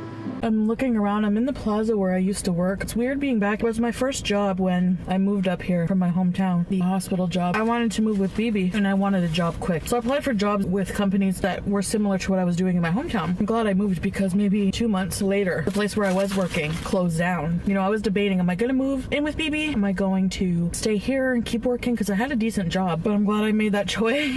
I applied for other jobs. I was hoping to get higher paying jobs and better jobs, but I ended up getting stuck with this job here. I worked at this place from 2011 till either 2015 or 16, I can't remember. I'd have to check my resume. I get sad sometimes. I'm still in contact with the boss from that job. She's so nice. We're like a family. You work with people for 5 years, you know? I kind of miss the family. That's how I met Rena. Tried to move on to better things, but grass isn't always greener. I don't entirely blame the hospital. I've talked about that. It's a mixture of things. Myself, my circumstances, the person I was working for. Wasn't a good mix. I felt like I was treated unfairly as well, so there's a mixture of things, you know? So just being back here reminds me of that place. Somebody asked me what I do for a living, so maybe I just talk a bit about my life. Right now, I'm not working. I've joined a gym. I do videos, you know, the editing, creating thumbnails, but I like it because you get to be creative, you know? I just finished a 1-year contract in October at a mental hospital. I was a program administrator for the geriatric psychiatry residency program. So we would have psychiatrists that are residents there, and I would be responsible for administrative stuff in regards to that program, you know, taking minutes at meetings, setting up video conferencing. I would even book patient appointments sometimes. I had my own office. It was a 1-year contract. It was relieving somebody from maternity leave. So that ended and there was no openings at the time. And I'm looking for work. I think I want to go back to school. So I'm exploring the options for that. So I'm just kind of like in between right now, thinking of what to do next, you know? I have a job interview tomorrow. Now, it's a bit sketchy because first of all, I don't even remember applying for this job. Second, the person sends me an email. The title of the email says office. It doesn't say anything about the job. The body of the email has an application form, which I already sent my resume, so I don't know why. Anyway, some places you need to fill out an application form. It doesn't say the name of the place or anything like that. It just says pick one of the interview times selected below, reply to my email, the interview's at blah blah blah, the address. So I look up the address and it's a medical building with several different offices. Reply to her, I'm like, can you tell me which unit number it is and the name of your company? And then she's like, I just want to be clear, the place where you're doing your interview is not the location of where you'll be working. Didn't make sense. So it seems a bit sketchy. And then she's like, well, she said the name of the location of where you'll be working. And I googled it and I can't find any information on it. I don't know. I'm gonna see what it's about. This guy who worked human resources for the Senate keeps calling me. And I know I should call him back. So I left a message, told him I currently have a job somewhere else. I lied. Because when I really think about the job description, it's a high paying job, admin work, but it's also very, very, very demanding. I just don't feel at the right place right now to take on that kind of responsibility. I don't really need to work. I just feel like I should. So if I worked at the Senate, being the assistant of a senator, yeah, I'd be too mentally drained. I know it. I know it. So this job I'll be interviewing for just seems more laid back, what I'm used to. And I think it's part-time. Can you imagine if Chantal would have went and worked for a politician? That would have been hilarious. I have a situation I didn't tell you what I was about. Not a proudest moment, that's for sure. This is the tale of Big Bry. You know how I had a big G in my life? If you haven't seen that video, check it out. This is when I worked at the call center. Big Bry was this guy's nickname. His name was Brian. He was big. He was intimidatingly big. He was like 6'4", very like obese man. He had no hair, glasses. You would be afraid of this guy if you were walking alone in an alley. Let's just say that. The thing is, he was kind of a creep. I don't know how he stayed employed there because he was always making lewd, crude, rude comments to women. It was in my training class, and he was a funny guy. I thought he was really funny. He was kind of like nerdy and geeky, and so most people didn't catch on to his jokes and thought he was just kind of cringy. And day in and day out, I remember wondering, this guy probably never gets laid. And I've done pity sex before. So she's prepared to do it again. This was no different. Never really talked to him much in class, but one day we're at the bus stop together to go home, and we started talking, and he kind of was like complimenting me, joking my ego. Nothing more. I think they go hang out behind a Fabricville. Attractive and flattering, and I thought he was interesting. He was a social outcast, but I related to him because he was very smart and I liked his brain. Don't get me wrong, he definitely gave me vibes that, you know, he had a bunch of cheerleaders locked in his basement or something. Oh boy. So, waiting for the bus, I don't really remember exactly what we were talking about. Got to a point where he was like, you want to walk home? It's a bit of a walk, but I live on the way and we could talk more, you know? And I was like, okay. Well, I ended up bending over in the back of a Fabricville. You know Fabricville, the store? Behind the Fabricville. I was right. It is this story. Where we did it. How was it, you ask? It wasn't bad. I mean, it was quick. It wasn't bad. After that, he kind of got the impression that he could just come over and talk to me at work. I made him promise not to tell anybody. I'm such a bitch. There was this really snobby girl in our training class. She was really... He can't tell anyone, but she can. It's fine. Really hot, and Big Bri used to creep her right out. I don't know, or maybe she just used it as an excuse to like grab onto her boyfriend and be like, ew, get in the way. Her boyfriend was in that class too. Maybe she just liked to see how macho her boyfriend was and how he would stick up for her. Because every time Big Bri would make like a sort of sexual joke, she would do that and go, ah, scream and like, oh God. And then her boyfriend would be like, you got a problem, buddy? He almost got beat up so many times. He didn't seem afraid. He was like, again, 6'4". I bet you secretly the boyfriend was afraid of him, but he was like, I gotta look macho. And meanwhile, secretly, I had slept with him. I hope I helped him out in some way. Spread the love. Be safe, of course. I've changed a lot. Being in relationships for like the past 14 years in a row. We'll do that. I saw Big Bri at the same bus stop years later, coincidentally. He looked right at me, didn't say anything. Maybe he didn't recognize me. It was a long time ago. Why am I telling you guys this? Probably a lack of shame. I just thought of a story. I better not. Never mind. Well, that's probably why she tells us everything she tells us. That's alright, we're here for it. I could tell it to you guys sometime. It's just about this woman we used to work with. I'll tell it to you in another story time. I just won't mention her name, of course, and then she can't sue me for slander, because she's the type of woman who would. She's crazy. Crazy. She lived in my hometown. Her dad died. She kept his body in the bathtub until one day the neighbors noticed a smell. You know how that goes. When I saw that in the paper, I was like, really? Oh my God. And this girl had it out for me. I don't know why. I really don't. She hated everybody. She was miserable. And it was just her and her dad. And I feel bad. And their dog, like, I don't want to say anything bad about an animal, but I don't know what was wrong with their dog. Its nipples hung so low. Like, her dog had some saggy ass tits, man. When the dog would walk, they would wobble around. I'm like, Jesus. Anyway, so that was their trio, and they were always like together, inseparable. Oh man, I have to tell you about her sometime. I befriended her at one point, and then for some reason she turned against me. Like, I don't know what happened. I can't even remember why she hated me all of a sudden. I don't even think I did anything to her. And then I read that in the paper, and I was like, no. I feel bad because she was so close to her father. She probably couldn't say goodbye, you know? It's really sad, but yeah. I can't even eat that now, actually. I ruined my own appetite. So I went for a little drive today in the heat. I have AC in my car. I drove by my old work. I haven't been completely honest with you guys, but I did that because I wasn't sure if I wanted to talk about it. I told you guys that I left my job because I had a 1-year contract. But then I was like, you know what? Screw it. People... Alright, so she's going to open up a little bit more about her job and how she left the job. And give us more details of what she did there too. I go through this shit all the time with jobs, and I think it might be like therapeutic to talk about it because I haven't really talked about it since I've been gone. The truth is, I was let go at my job. Here's the whole story.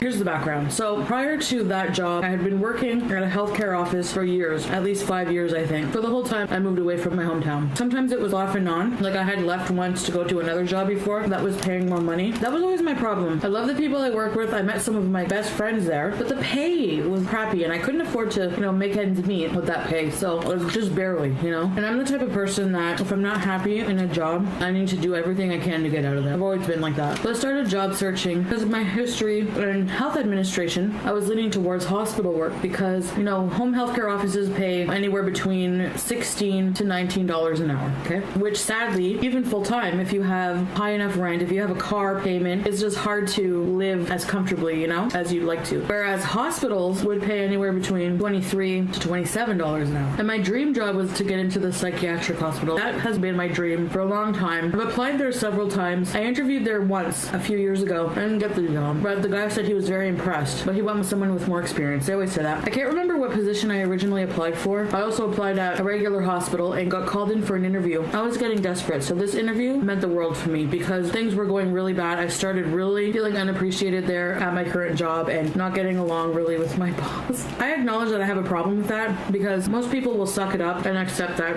you're not going to like all your bosses. It's not reality. But for me, I just have such a hard time keeping things that bother me in, Bosses don't like a naysayer. They don't like people who are like always questioning why things are being done a certain way, But I was good at my job and I worked any hours. I worked weekends. They needed me. I really just wanted to get out of there. At this point, I got called in for the interview in a hospital, in a knee replacement clinic or something, knee therapy, something like that. I was like, okay. You're paid well. I think it was like $22 an hour. Not bad. Good benefits. The interview was a nightmare, guys. Oh my God. It was such a bust. You have to be bilingual in English and French, which I am, but my French is rusty because I have not practiced in a while. Keep in mind, I'm a bigger person too. So I'm waiting for my interview. The girl calls me in. I get pulled into a little tiny examination room. It was like small, even for normal sized people. And they had 3 people doing the interview. Do you know how intimidating that is? So I sat on this little examination chair. I was high up, higher than them, and the 3 were in front of me looking at me with their legs crossed, just like deadpan face. No hint of any friendliness. I had a bad feeling, but I thought, give it a chance. Try your best. I stuttered a lot. There was one question I passed on because my brain was like major brain fart. I couldn't think. Anyway, I didn't get the job. But this is funny because walking to the parking lot to get back to my car from that shitty interview, my phone rang and it was the psychiatric hospital. My dream job. It was the human resources asking me to come in for testing, covering this girl going away for maternity leave for 1 year in the schizophrenia outpatient department. Now, yes, there's confidentiality, but I'm not going to name any names. I'm technically not supposed to talk about what happened, but fuck it. I mean, I think just to the media, like the news or whatever, I think I can, Anyway, so I felt lightheaded. I was like, oh my God, all things happen for a reason, I called my grandma right away. Oh my God, you'll never guess what. I went into the psychiatric hospital for testing. They did Microsoft Excel, data entry, and typing speed test. Pretty standard for a secretarial job. And they were so friendly. So found out later that I did pass that. Then they sent me to a language testing center. I was a bit nervous to test my French. So this guy who's really French sits there, converses with you in French for a while. Then he makes you listen to French and translate what they said and all this other stuff. So I passed that. I did very well. I was surprised. I don't know why. Need more faith in myself. I passed that. So the final step was an interview. And a couple days prior to my interview, I was at a Chinese restaurant with my mom and grandmother. And, I had a fortune cookie. And the fortune cookie said, things will change for the better. And I still have that fortune somewhere. I go for the interview. From the very start, I felt so at ease. The secretary to the boss, she was the manager of the schizophrenia unit. The way the psychiatric hospital was it had like a schizophrenia ward, it had, mood disorders, PTSD clinic, and it had geriatrics unit, okay, and a forensics unit. I was talking to the secretary prior to the interview. I was in her office and she was so nice and bubbly. And then I'm like, do you mind me asking how many other people have interviewed for the job? She said none. So I was like, oh my God, I'm gonna get this job. I'm gonna get this job. So I was so happy. That made me at ease. And the boss was so friendly. She brought me into a room and she was so impressed. I'm not gonna toot my own horn. Well, yeah, I am. You know what? I'm really good at interviews, except for that one. It's tricky. Like, if they make you feel at ease, I'm just so confident, and I do my thing and I'm really good at it. But if I sense something off, I can lose confidence and mess it up. You know what I mean? I did really well. She interviewed me with another lady. I got the job. So I was so happy. I had a whole week of training, which might not seem a lot, but it was crunch time. The girl trained me. Very nice girl. I still talk to her once in a while. So for about 6 months, I was working in schizophrenia. Did so wonderfully. Was accepted. I had been for 3 of the psychiatrists there. They just loved me. In that unit, I was like, when you go to a hospital hospital, there's like a glass window thing. You go to talk to somebody. I was that person, you know? So I got to interact with the patients one-on-one. I loved it. Could be hectic at times because one of the doctors I worked for was very cluttered, let's say. And he would call in sick a lot, so I had to rebook his patients a lot, and he was already jam-packed. When you're dealing with people with mental disabilities and schizophrenia, they become very anxious. They need to see their doctor, you know? No secretaries wanted to be his secretary, but I was like, whatever. I organized his desk. He was a nice guy. And working for doctors, one of the perk is for holidays, they give you gifts. I don't know if it's because they have a lot of money, but they always give you money and like things like that. I'd eat lunch with psychiatrists, with nutritionists, dietitians, nurses. Wonderful job. So then, after 6 months, I started to panic. You know, people were telling me, keep an eye open for permanent positions on their website, internal postings. It's unionized. It goes by seniority and qualifications. A lot of the people hired started a long time ago, so they weren't bilingual a lot. So it sounds like she's off to a good start in the working in the hospital here. Everything seems to be going well for her. She's passed the interviews. And I think she enjoys this job here for a bit. But then she needs to find another job because her contract's going to be up soon. She's only there for so long. So that's when things start to go a little downhill. This hospital was just transitioning to a fully bilingual hospital, so they were looking for bilingual. So I had that on my plate. So I started looking at positions. Note that in schizophrenia, I was a secretary level 2. Okay, it goes by levels. Level 3 is the more advanced kind of executive level. I saw an opening in the geriatrics department. Didn't really say, you know, who I'd be admitting for, what the job. It just said basically what the job description is. I thought, hey, I do all that now. You know, there was like some budget stuff or whatever I've never done. So I went for the interview. 3 people at the interview, 3 women. And right off the bat, I should have seen the red light that they had the clinical director of the unit there. So she was the head psychiatrist, woman in about her late 50s, very stern, unforgiving look. Turns out that her secretary of 30 years, who was very close to her age, retired, and they needed a new one. So right off the bat, big shoes to fill. Big shoes to fill. I told them, I don't have experience with budgeting, but I'm a quick learner. You know how you do that? I don't have this, but I can do this. Trade-off thing. The boss seemed very pleased, but the doctor was a bit concerned. And you know what? I had big shoes to fill. Like I said, I'm this younger person replacing this person who used to organize her life, and she said, I'm very technologically not savvy. I rely heavily on my secretary to be organized. And I said, okay, that's no problem. You can count on me. Well, this job, I really wanted it. It was permanent, full-time, 7 to 3, all holidays, weekends, everything off, holidays paid, great benefits, paid $29 an hour, cushy job. So I get there the first day of the job. I had to track someone down to show me my office. Okay, so basically, her old secretary retired. They replaced her with someone, but she was there for like a blink of an eye, this girl that I was replacing. It turns out that she couldn't stand the doctor. I had no training. That secretary was gone. They pretty much opened the door. Here's your office. So from day one, the doctor was on my ass, expecting me to know things about how she likes things done, just because the old secretary did it that way. So, well, if I was telepathically linked to the old secretary, maybe that would help. But I'm not. I've explained many times to her, I'm learning, I'm really trying, and I had no training. You know, she wanted to act like none of this was her problem. She would report it to the boss, like, why has she not been trained? What's going on? I felt like I was doing a good job. You know what I mean? It was I wonder if the secretary that was there for years before trained this person that was in between Chantal and the previous one, and trained the person before Chantal, but didn't train Chantal. So yeah, it sounds like she literally had no training other than working in the other department she was working in before that.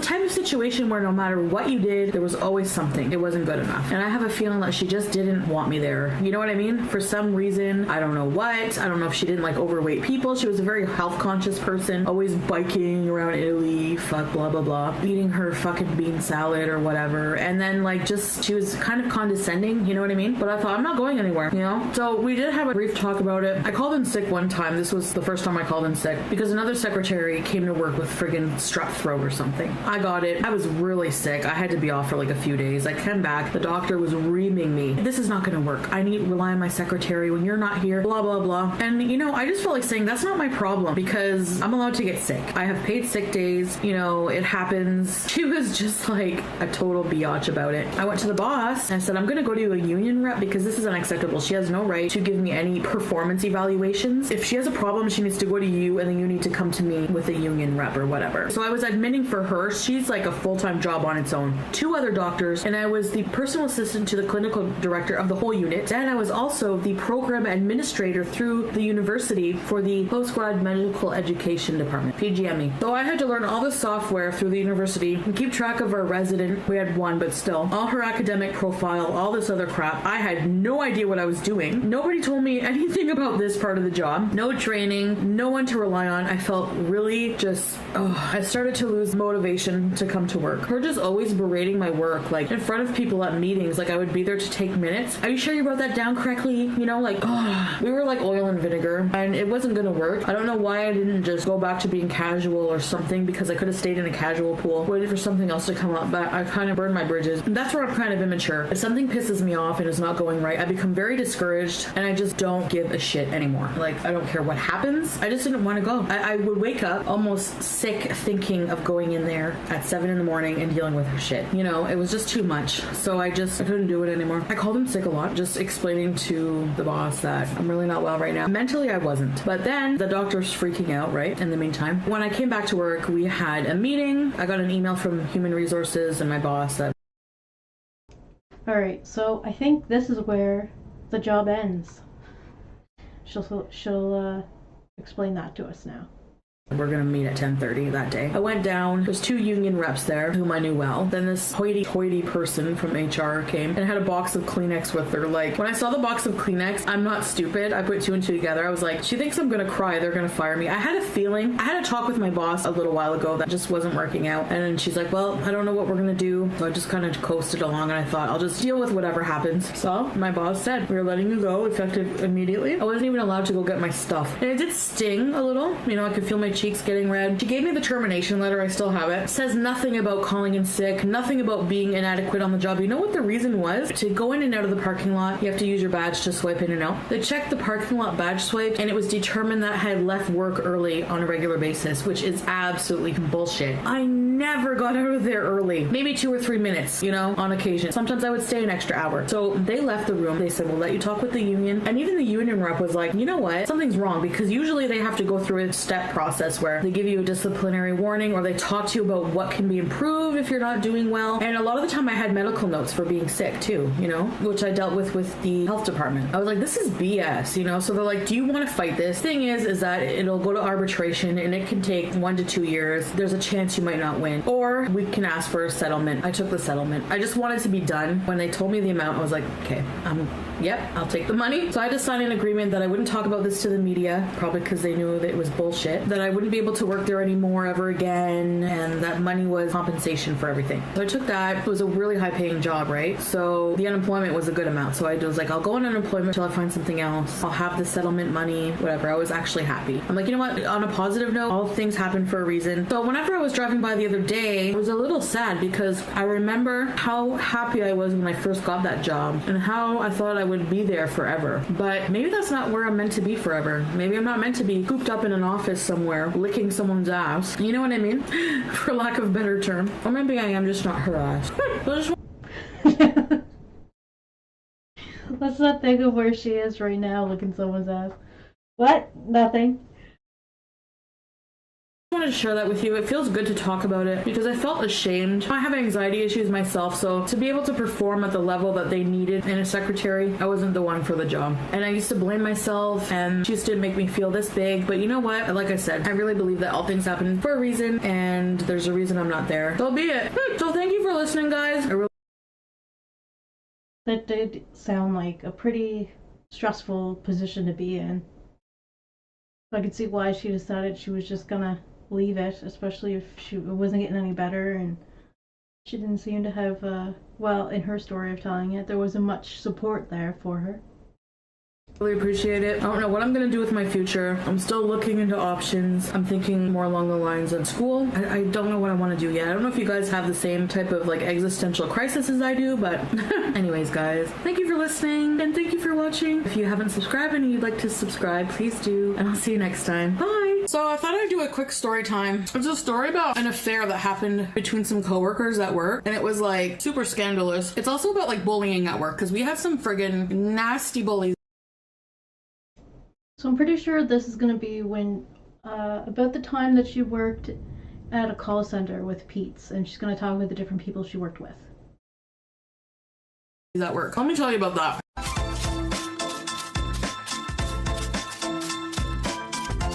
So this happened in my hometown at a call center. When I was working at the same place as Pete's, it was an outsourcing company, so like a call center that took calls for AT&T Wireless when that was a thing. I don't know if it still is or not. It has a big turnaround rate, so there's always new people coming and there's people going. The burnout ratio is really high in a call center job like that. You get yelled at every day. It gets sickening. So one day, we got a new addition to the team. We'll call her Jay. Right away, I could just tell she wasn't gonna like fit in because it's a small town and there's a lot of gossip. The women on our team were old and bitter. They just were always miserable and like always complaining about everything, trying to make your life heck. They told HR on Pete and I because we were laughing at the Wikipedia fart page.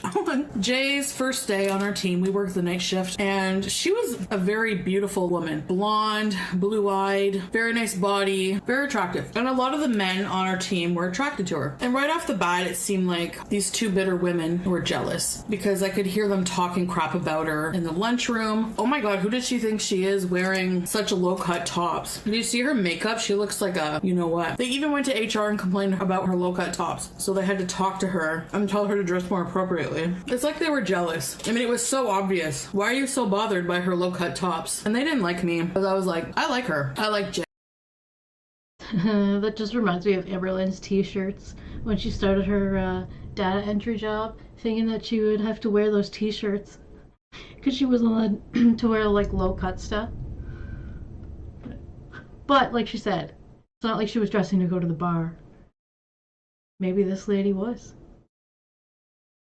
She's really nice. I've talked to her on break, try to make her feel welcome, and they just snob me. So one day, we're in the lunchroom on break, and I hear gossip, because we all sat at the same table, and they were talking like, can you believe that sleeping with C? I'll call the guy C. So I was like, what? And of course, they're happy to gossip and ruin her reputation with as many people as possible. So they're like, yeah, Jay is sleeping with C. Everyone knew C was a married man. We all liked his wife. She would come and visit him on his lunch break. We would all talk to her. Surprise, I did not expect that. But it goes to show you we really don't know what's going on behind closed doors in people's lives. Now, I don't know how they found that out. I really don't. These women should win an award for finding out information and dirt on people because I have no idea. That didn't change my perception of her because number one, it wasn't my business. Yes, she was having an affair with a married man, but it takes two to tango. I don't know what the deal is. So I stayed out of it. I just felt like the bullying got really bad at that point. They were taunting her, giving her sneers. She could have went to HR for that. It was just bad. But no one bullied C. No one bullied the guy. It was her who got all the bullying. So I felt bad for her. I invited her to lunch one day. She opened up and was like, I never wanted to hurt anybody. I had to break it off because he didn't tell me he was married at first. And then after a while, he said he was going to leave his wife. He wasn't happy, so he's feeding her all these stories. And she really liked him, so she's hopeful. I guess they had stopped doing it. It was just like a couple of times that they did it and decided to end it because...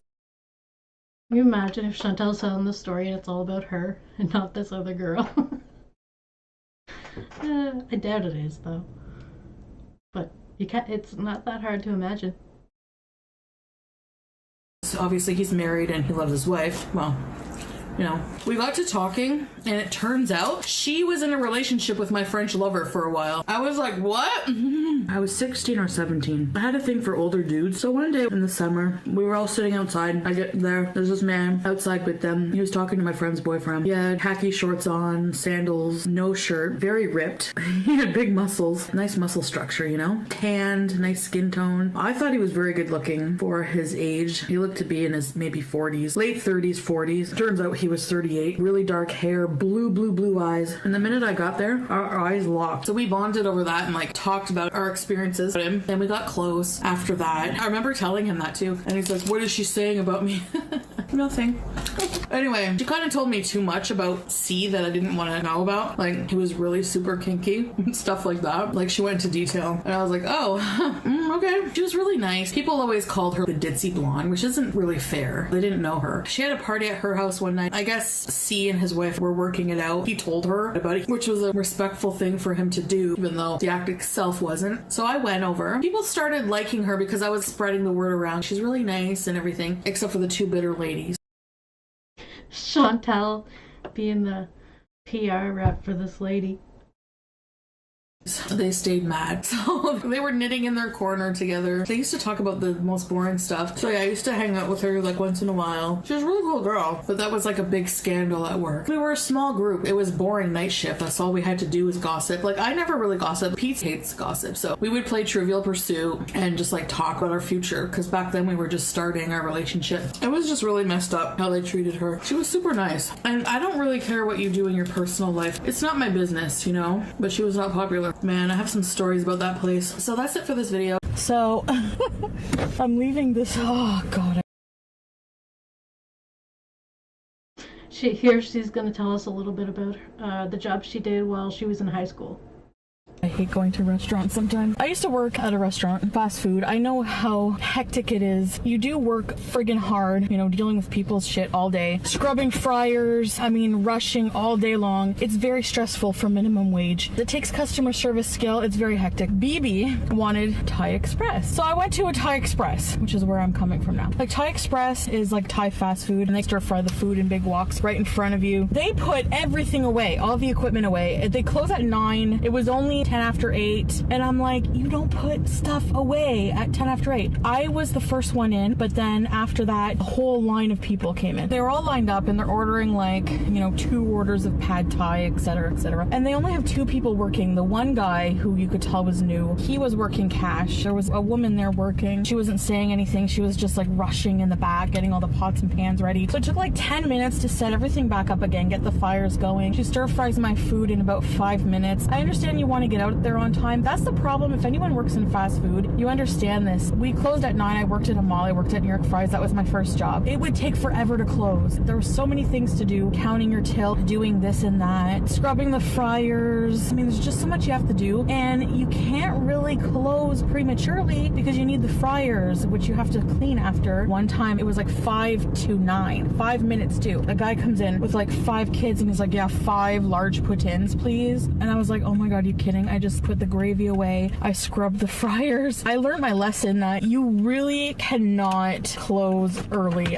You never know when a family of 5 is going to come in. Anyways, I just wanted to vent about that. I just find it ridiculous.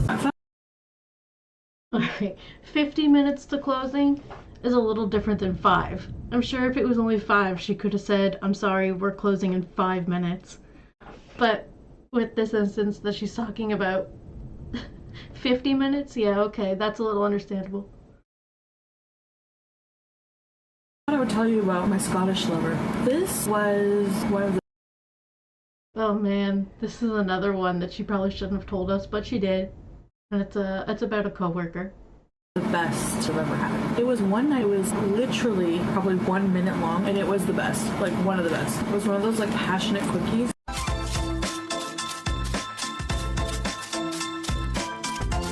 When I worked at the call center back in 2005, I was living with my ex, but we weren't dating yet. We were just roommates. I met this girl, Lucy. Very timid, very shy, kind of punk goth looking. Very shy, very meek, mousy, very plain Jane. Dressed, I like the way she dressed, and I thought, people who are quiet and mysterious intrigue me. So we ended up talking and becoming kind of friends. Not really friends, but like, just started talking at work. And what I'm about to tell you what I did is very shitty. I feel bad, I do, but it happened. One day she rents me over to party and we were gonna go out. I get to her apartment, it's at the top floor, and it's a really old building. Like, I think they tore it down. It was so old. And she lived on the top floor. And at the time, I was probably like close to 200 pounds lighter. I wasn't very, very heavy at all. I was wearing these big goth boots. They were nice because I dressed like that back then. I had a lip piercing. I had piercings all up my ear. I had recently gotten this tattoo. I get there. I didn't even know she had a boyfriend. I knock on the door. She opens it. Out from the living room when I come in comes this tall, like 6'4", super hot. Oh man, Scottish guy. I found out he was Scottish later. He had a bit of an accent. I don't even know his name. I don't remember. The minute our eyes lock, his face just got like, oh my god, you are one of the most beautiful people I've ever seen.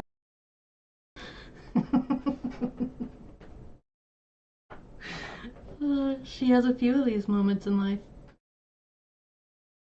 if he's just being nice, you know what I mean? I was like, I love attention. I love attention, especially from men, okay? So I was like, damn. We had a good time. I could tell he really, really loved her, Lucy. I could tell they were really in love. Then they brought out some I could tell they were really addicted to it and were arguing, so I knew they had a tumultuous relationship. Found out that both were, especially Lucy. I think she was schizophrenic. She was extremely unwell. Extremely unwell. I could tell why she kept to herself. She was very mentally sick. I feel bad. She was bisexual too, so the plan was for her and I to hook up, but she got really drunk and high, and I think she got really depressed. When you're depressed, drinking is not the best thing. It's a depressant. So she fell asleep. And I remember her telling me that her and her boyfriend didn't sleep together much anymore. She just wasn't into it. And she did kind of hint that she would let him have a sexual partner if he really wanted. So anyways, I wasn't expecting this.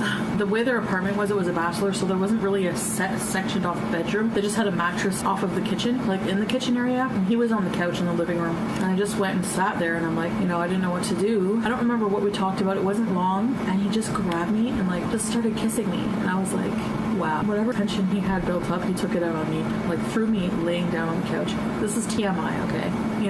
Maybe it was like a minute, but it was so good. Like, I can't explain it. And then after, I was like, you're not going to tell her, are you? He's like, yeah, I'm going to tell her. We tell each other everything. Like, brownie points for him, but I was like, well, there goes our friendship. I was really worried. When I went to leave, it's like, I have something for you. And I was like, okay. And it was a mixtape, cassette tape. And on the back, it had like his phone number on it. I was like, who listens to tapes? I don't even have a tape player. The one song I remember being on there is the song by the Pixies, La La Love You. All I'm saying, pretty baby, la la. You should listen to it. It's cute. It was a really weird situation. Did this guy just have like a stack of mixtapes that he was giving out?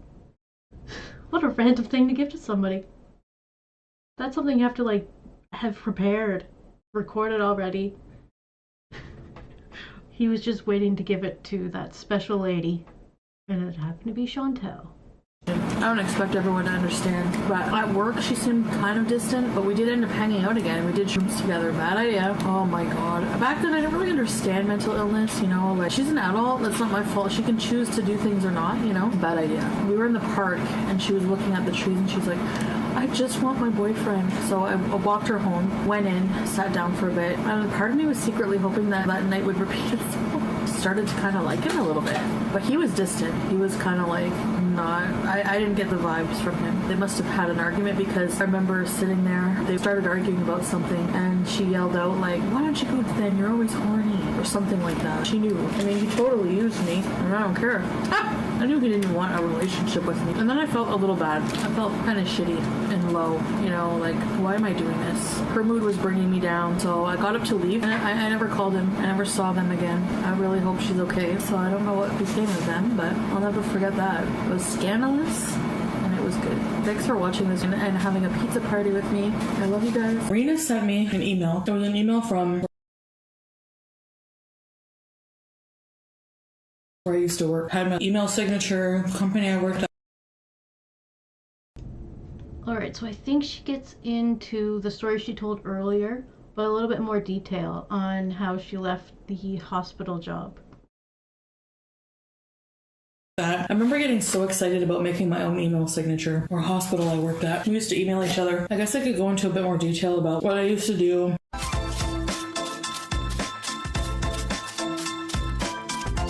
Rena and I worked together for a while, and that's where I met her. I wasn't happy with my job. We worked in a medical office, and it was very demanding, very little pay. Could hardly support myself. No way if I was living alone and without BB, I wouldn't be able to support myself on that salary. And for the amount of work you do, the amount of responsibility you have, the amount of shit you put up with, wasn't worth it. I secretly started looking for a better job. I really worked hard at my resume. I've always been really good at selling myself at interviews. I've always had a job since the age of 16. One hospital called me. The interview was brutal. The kind of interview where they're just staring at you and you didn't get the job, but they're just trying to make you feel like shit about it. I prepared for that interview and I felt like crap about myself, and as I was heading into the parking lot, going to my car, just feeling like a pile of crap, I get a phone call, and it was the hospital, and they were calling me in for testing. I was like, what? This is the place I really wanted to work because it paid amazing. It was unionized, the pay and the benefits were amazing. I went for the testing. It was kind of hard. It's timed and you have to do Excel and all that stuff. I got a call back. They wanted me to go to phase 2 of the interview interview, which I did. And they were so nice and easygoing. I felt really positive. And oh my God, please. I want to work here so bad. I remember going out for Chinese food with my mom the day before they were going to call me to let me know if I got the job. And my fortune cookie said, a change for the better is coming. And I always kept that fortune. So I get the job. Now, it was supposed to be a 1-year maternity leave program secretary job. Once you're in, you have access to apply for all the internal listings. And because it's union, they have to go by seniority. But if it requires you to be bilingual, they have to pick bilingual people. And for some reason, there was a huge shortage of bilingual people. So I was keeping my eye open for a permanent position while I was there. As a secretary, I had to take care of 3 doctors. I love the patients, the program. The unit I was on when I first started for the maternity leave program was awesome, except for like the fucking office drama, man. I smoked back then. I used to go out and smoke with this one lady. She was there forever. There was a clique of women who were just horrible to her. And like I befriended her. And after I befriended her, they started to hate me like they were children. This shit is everywhere. One woman, I think her name was Judy or something. She was like a little angry hamster running around, spying on your work. And after I became friends with this woman who was nicer than any of them, I don't know why they hated her. I think because she spoke her mind. People don't like independent thinkers. They started hating me. The way they would treat me. They would tell on me if I was like 2 minutes late. Little things like I would see Judy scurrying over to my office. My office wasn't really private then because there was a photocopier that everyone used inside of it. So Judy would come in throughout the day and be like, you know that you left the coffee pot on? She would look for little things, you know? I was getting sick of it. My dream job turned into a drama fest. I tried to stay out of it. You know, whatever war was going on between these people before, they automatically assume I took her side. So childish. I was getting fed up with them, so I was looking for internal postings because I wanted to stay with a cushy job and kind of get the hell away from Judy. Well, sorry, I'm getting irritated thinking of Judy. At the hospital, there's different levels of secretary duty. 1, 2, and 3. I was a 2 at the time. 3 has more responsibilities. Usually means you're secretary to like an important person. So a job posting came up on another unit. Level 3. Higher pay. Permanent Monday to Friday. So I applied. Nope. So at this one, she gets more in detail about her interactions with her coworkers. And it's interesting that there were cliques there too. It sounds like the call center where she was kind of like befriending people that weren't really friends with the rest of the crew. Nobody else applied for it because it had to be bilingual, because the doctor whom you would be working very closely with was very French. I go for the interview and I'm elated where I was. Despite the drama, my boss loved me. She put in such a good word for me. The patients loved me. Nobody else applied. I went for the interview, and at the interview I got kind of nervous because the doctor was very stern, no laughter at all, no smile, intimidating. But I thought, if I get the job, then she must have liked me. If not, well, because in the interview she acted like she didn't like me. She was a doctor, so she was very in shape. I never felt judged for my weight where I was before, but this one I did by her because I felt like she was staring at me a lot and, you know, like parts of my body. As someone who's been judged a lot for my weight and my looks, I can tell when someone's looking at me for that reason. I understand to a degree, but it's kind of rude and discriminatory. I just felt like she probably thinks I can't do the job because I'm overweight, or she just wanted somebody more in shape. I mean, it's healthcare, right? But there's a lot of overweight people in healthcare too. I mean, I wasn't the only overweight person on that unit either. Anyway, I got the job. I was so happy. I had way more responsibility than I could ever imagine. I was taking the spot of that doctor's secretary of 25 years who just retired, and she was closer to her age. How can I fill those shoes? You have somebody 25 years who knows how you want things done in and out. To make matters worse, at the old job, I had to let my boss know, and she was happy for me, but that meant they had to hire somebody. They hired a nice girl from a placement agency. It was so messed up, man, because the job paid maybe $26 an hour, but because of the placement agency, they were only paying her like $16. I had to train this girl. I had to take care of a doctor who was really disorganized. I would bring him prescriptions to sign or something. His office was like a hoarder's office. It was like a tornado hit it. I remember Judy being like, no, you are not going to organize his office. That's his job. You know, it's not our job to take on that extra responsibility. Okay, Judy, mind your business. First day I start that job, I ask where my office is. I'm taken to a remote area of the wing, and I see on the door has metal plaque with my name. I felt so important. I get my own private office. There were still some things from her old secretary, so I put everything in a box for her. There was a big welcome fruit basket. All the doctors came to welcome me. They were very welcoming. It was a bit more cold on this one. The other secretaries just seemed more cold into themselves. So before me and after the woman retired, there was a stand-in girl. If you have any questions, just email me. So I was trained pretty much by email. After a while, I could tell she was getting annoyed of me bugging her with so many questions, but you know what? They just plopped me in there. No one trained me. Nobody showed me. And the doctor... Alright, so that answers the question we had earlier of how her training worked out. And it seems like the person that was training her was someone who was just in between and was trained to do the job but left. And it's funny because she said that when they let her go at this job, she wasn't able to go back and get her things. And I'm wondering if that's what happened with this other girl too. Well, I mean, she was still like talking and training her, but she's like, oh, there was still a few things in there, so I boxed them up.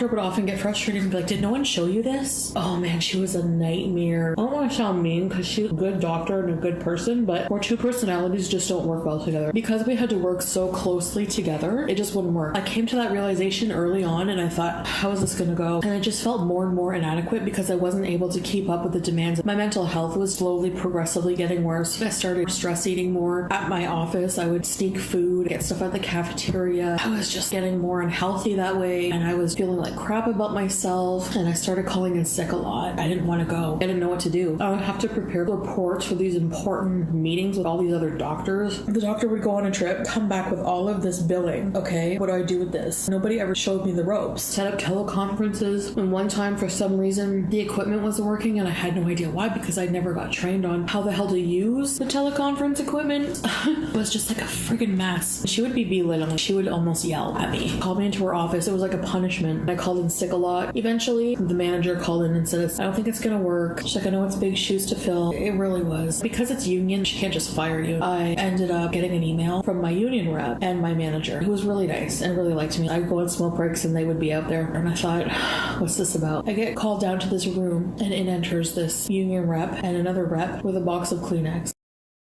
Are you expecting someone to cry? Because it's not going to be me, you know? And then the manager, they handed me an envelope and they put some bullshit reason for termination. The union rep really didn't know what was going on because the last he heard, I was doing great on the other unit. It said reasons that weren't even true. They weren't true.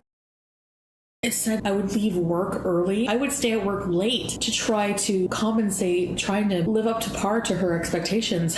So I was like, what? I'm like, surely you can prove that with the timestamps of swiping in and out of the parking lot. I told the union rep that. They just didn't want to say I wasn't a good fit. The doctor didn't like me. Because you can't fire somebody for that. I don't know if you could, but they come back when they figure that I'm gonna fight it. Wrongful dismissal. They gave me a settlement amount. And I was like, whoa, it was pretty big. So I was like, okay. I don't want to work here anymore anyway. The condition was that I could never work there again. And like with unemployment insurance here, if you get fired from your job for something that's your fault, you won't get money. But I argued my point, well, it's not my fault that I was fired because I was put on the job without proper training. I was unable to do my job because of that. So I got money. I got to go on unemployment until I found something else. For me, it was a win-win. Now, I'm not saying I was perfect. I mean, I did miss a lot of work. I did come in late a lot because I hate. So this was her last job before she started generating an income on YouTube. Morning. So originally the job was at 8:30 to 4:30, and then the doctor asked me to come in. Why are you here so late? I was like, because that's when I'm supposed to come in. Well, my secretary used to come in at 7, so then the manager asked if I could come in at 7 to 3, and that's when I started coming in late because I hate mornings. I don't think I was a person for really important professional jobs. I'm good with people as the secretary, where I pretty much just sit and maintain calendars and talk to people on the phone. That was where I was thriving. I mean, I don't want to talk bad about the place because it was a really good job and they paid well. The office drama, the same anywhere. I just can't, like, that. No. That doctor, man. Whew, was not easy to work for. I don't know what she thought of me, but I know it wasn't good. I tried my best, and I started to feel inadequate, and I just kind of gave up. They needed someone on the ball all the time, and I'm just not that type of person either. Not good. Sometimes the grass is not always greener. I should have just stayed where I was, but I wanted a permanent position. So I just was thinking that when Rena sent me that email, and I saw the logo, feeling so professional with my own email, my own office. But all of that comes with a price. You need to put up with a lot. I hate being bossed around. It might not be a good personality trait, but it's just how I am. I'll take it to a certain point and then I'll just snap. Okay guys, I think the video is long enough. I was just kind of reminiscing about my job. It was hard, you know, but I busted my ass. I did what I had to do. It was a big hospital. I had to run around the hospital a lot. Yeah. So that's the story with that. Like, I'm like... I just thought of something. Remember how I told you Facebook suggests I add certain people as friends? There's always people I don't want to add. Well, recently it suggested that I add Bill from Bill and Tam Tam, like the coworker. Okay, so we're back to the call center, and she's going to talk about a couple of people that she worked with there. Bill and Tam Tam. From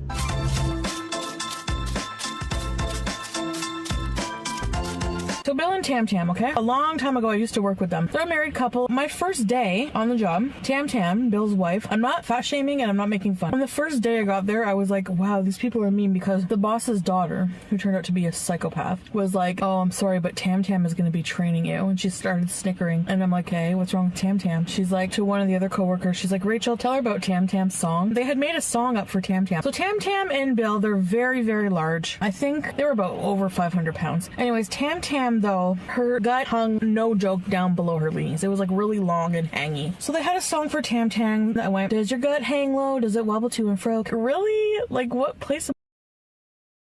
These are supposed to be adults, right? Like, not teenagers?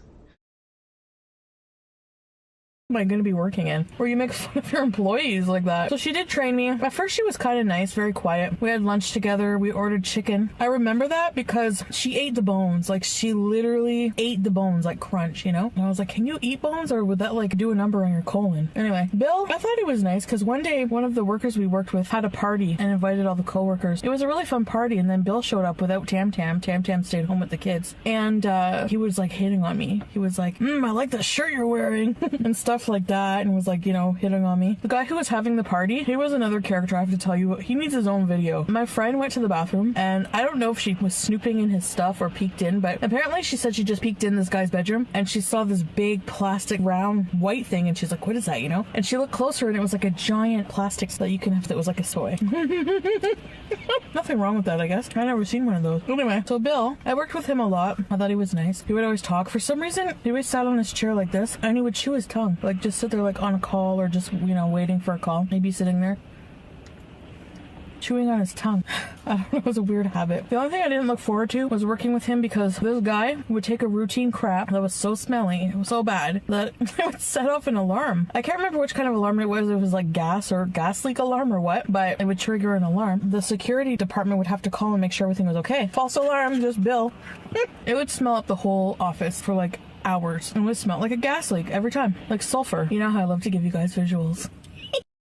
So one day, Bill and I got into a huge fight. It still kind of haunts me to this day, because I don't care if you think it's sexist, okay? A man should never scream at a woman. I might be old-fashioned. You might disagree with me. That's fine. You can. But when I was younger, I've had enough males in my life that yelled and raised their voice at me, and it like traumatized me. So when he did that, it brought me back to when my dad did that to me. I was like, what kind of man are you, you know? And he had a big booming voice. I was sick of it. We had to rotate shifts. I was on night shift, and I wasn't handling the night shift very well back then. I was tired. I hated that job. By the time 6 o'clock would come around, he had to relieve me in the morning. He was on morning shift. Every single morning, he was like at least 10 minutes late because he wanted to go to Tim Hortons to get coffee. At first, I was like, whatever, 5-10 minutes, you know? But I felt like after a while, he was taking advantage because I was always punctual. So one morning, I had enough. I was crabby. I was tired.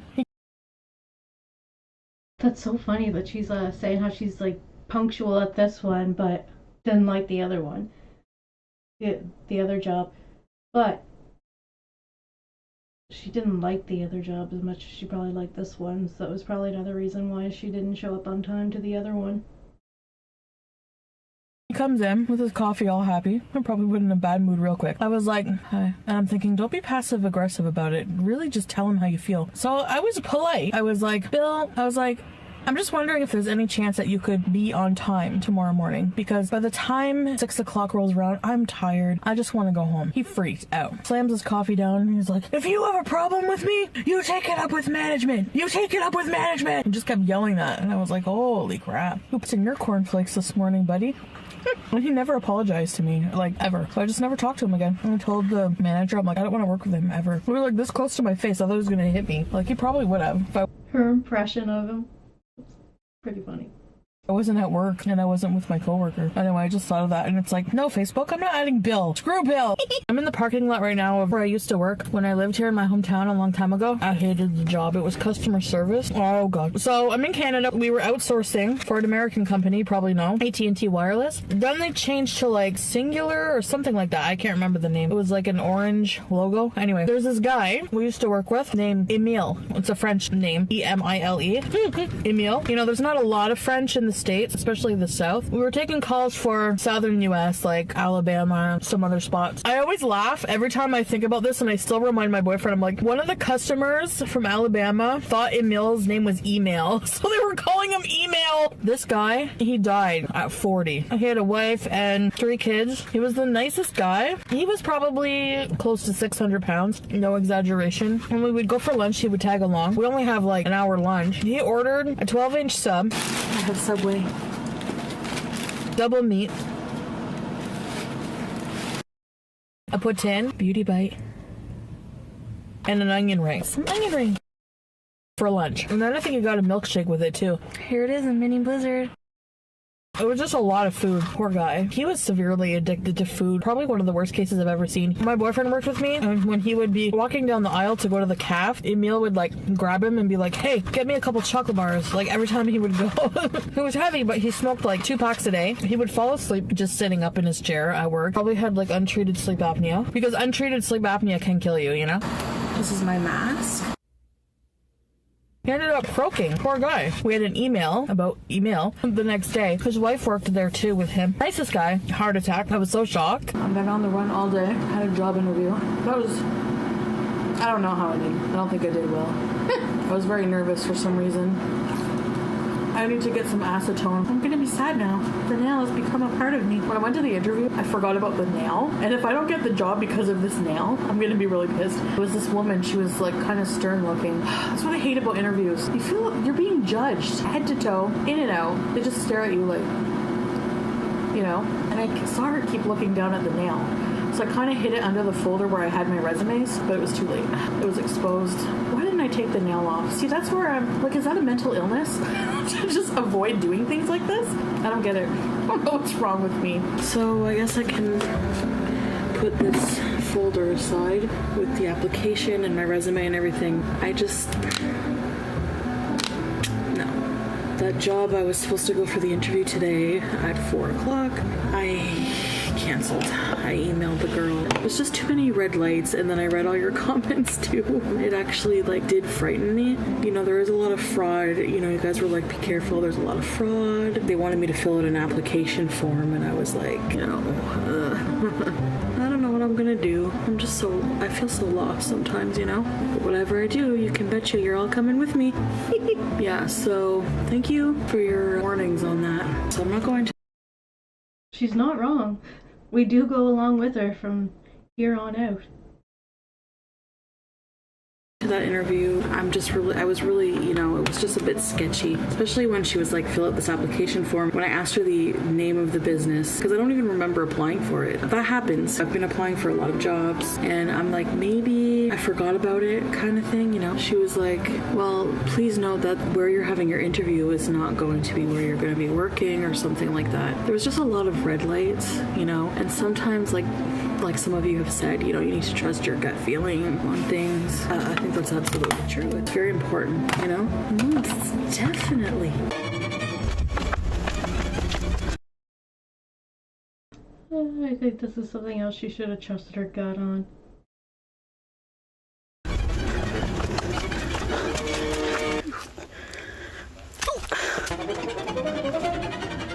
Oh my God.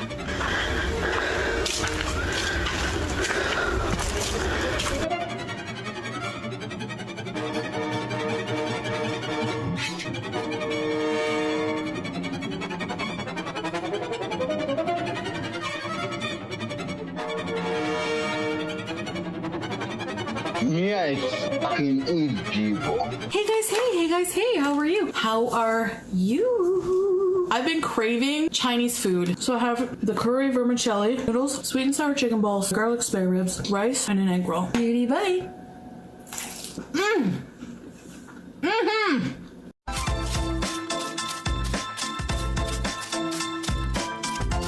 Today I have a story time for you. So today's story time is about this guy I used to work with. We'll call him Ted. Getting Chinese food reminded me of this story because I used to work in an office, okay, in my hometown. This is when I was still with Pete's, but like I think it was the same year that we were ending things. It was like around that time. I say that because where I used to work, it was like an office for like home health care. So I would answer the phones. I was like an after hours person. So like I answered the phones and transferred calls to the appropriate coordinator dealing with specific cases. The office is now closed. They closed not long after I decided to actually move away with BB, which was good for me. A lot of people lost their jobs though, which sucks. It was right across the street from, it wasn't Chinese food, but it was Japanese. I was there when that restaurant first opened up right across the street, and it was so good. I was obsessed with getting the chicken katsu. It was like a fried chicken cutlet on like rice with vegetables and like a sauce. It was really good. And I did shift work. Like usually I worked overnight, but sometimes days, sometimes afternoons. I wasn't very busy. Like my job wasn't really hard. Sometimes I would fill in for the coordinators, but when I was just like, it's kind of interesting because it's she's talking about the job that she had in the medical office before moving to Ottawa to work in the hospital, and she hasn't really talked much about that other than meeting Rena there, and that it closed down not long after she stopped working there. Answering the phone, I was like in my own little cubicle and I would order chicken katsu. I got paid just to eat chicken katsu. And we were always hiring people because a lot of people quit, you know? So one time we hired this guy, Ted, to do the same job I was. And mostly because we didn't have a lot of people who wanted to work overnight, so we need more overnight people because it was 24 hours. In comes Ted, and this guy looked like Major Bedhead from The Big Comfy Couch. Like, not to be mean, but I don't know what it was with his hair. Like, he had different cowlicks, but or he just like didn't brush it ever. It was like sticking up everywhere, literally. We took a group photo at work and he was in the back. His face was kind of covered by like the person in front of him, and all you could see is the hair. And he was like geeky, nerdy kind of type, which I seem to attract the most. Which, you know what, I don't mind. So I'm not saying that as a bad thing. I don't mind a good nerdy boy here and there. It was funny because Pete's was like, sometimes he just blurts things out, like telling me about a girl that he was seeing, and he's like, well, she's blah blah blah, dark hair, she's chunky. He's like, that's all I can seem to attract is big girls. And I was like, hey, I'm a big girl, what are you saying? Whatever, I'll take what I can get. Me, I fucking eat people. I think I'm attracted to, like, they seem to be smarter, more intelligent. I was stuck training Ted, which I hated doing. I hate training.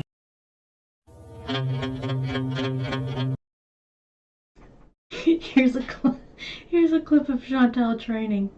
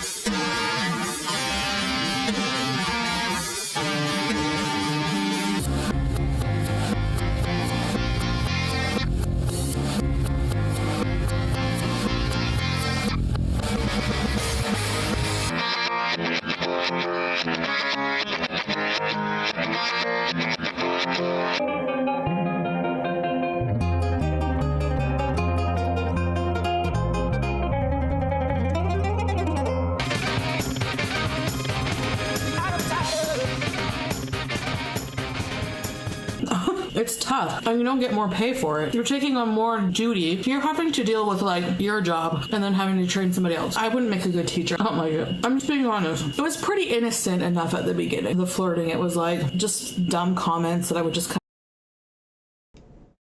This guy probably has like a girlfriend at home or something. I've heard a few of these stories, but I'm sure that this is probably one of those where, well, she could be telling the story and it could be about somebody else, but This time she's telling us it was her.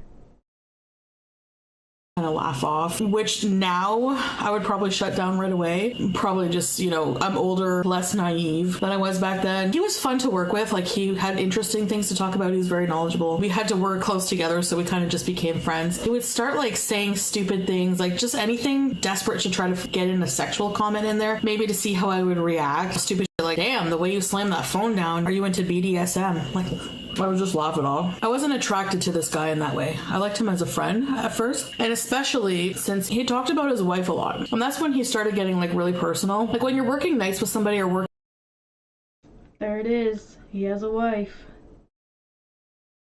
Working alone with somebody for a while, you start opening up more. Started talking about their sex life, like her sexual preferences, what she likes to do in bed. Just geared the conversation really towards more sexual. I was thinking maybe they were like swingers, or maybe they were into like having another person in the relationship, because I've had people like ask me to do that in the past. Like I told you guys about one instance in my story time, but there are others. Not saying I went through with it, but there's nothing wrong with that. If you both consent to that and you're both into that, you know, then hey, that's your thing. That's your jam. But it's whenever one person is not into it becomes a problem. So this guy just invites me over one day for a beer or a drink or whatever. And I was like, all right, you know, I figure probably gonna hang out with him and his wife or whatever, have a drink, shoot the shit. I did see his wife a couple of times. She came in to like give him lunch or something to eat or just to say hi. I mean, she seemed nice enough, not very talkative, but so one night I went over to his place. It was kind of late at night. I get there. This weirdo's trying to date people at work while his wife's being nice enough, bringing lunch to him. Oh my gosh. And he's like, shh. I'm like, what? He's like, my wife is sleeping. I'm thinking, your wife is sleeping. Didn't you tell her I was coming? I don't know about you, and everyone's different, but if I know that my man, my husband, whom I'm married to, is about to have a woman over, would you not want to be awake for that? Yeah, that woman had no idea that you were coming over. You know, would you not want to make sure nothing happens? I don't think I'd be able to sleep soundly through that. But he said, she's sleeping, don't worry, she's a deep sleeper. She was really tired, not feeling well. I just got the impression that she didn't know I was going over. The way he was like, shh, you know? So he's like... So she sticks around, hangs out for a bit.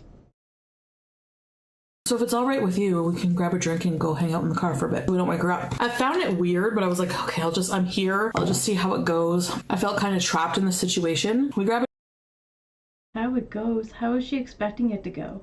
Although, we know she can't say no to attention. a drink, we go in the car. I guess in retrospect, I should have clued in because he kind of dropped hints that he wasn't happy, satisfied sexually in his marriage because he kept saying that, like, she doesn't want to try different things. I was just like, okay, whatever. He would go on to say what he would like to do and blah, blah, blah. Like, this guy's dropping all the hints. So she knows and she's going along with it, or she's just enjoying the attention so much that she's waiting until it gets to that point, and then she's like, yeah, no, I gotta go. Like, she should have left. She shouldn't even have went there. Especially after finding out that she's sleeping. Probably should have left at that point, but she's still there. Hanging out in the car, having a drink.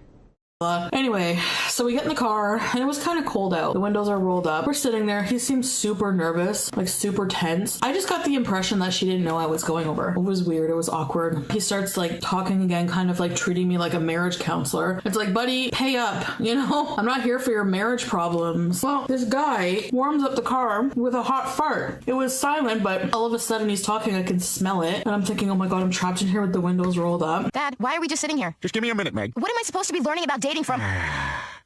Oh my God, Dad, you farted! That is so nasty! No, Meg, this is crucial, all right? The sexiest thing a woman can do for a man is learn to love his gas. Love the gas, Meg. Love it! No, Meg, no. This is why we're here. And then right after he lays one, he has the nerve to look at me and be like, do you think you could touch it just a little? And then, like, I think he saw my face and followed it up quickly with a nervous, I'm just kidding.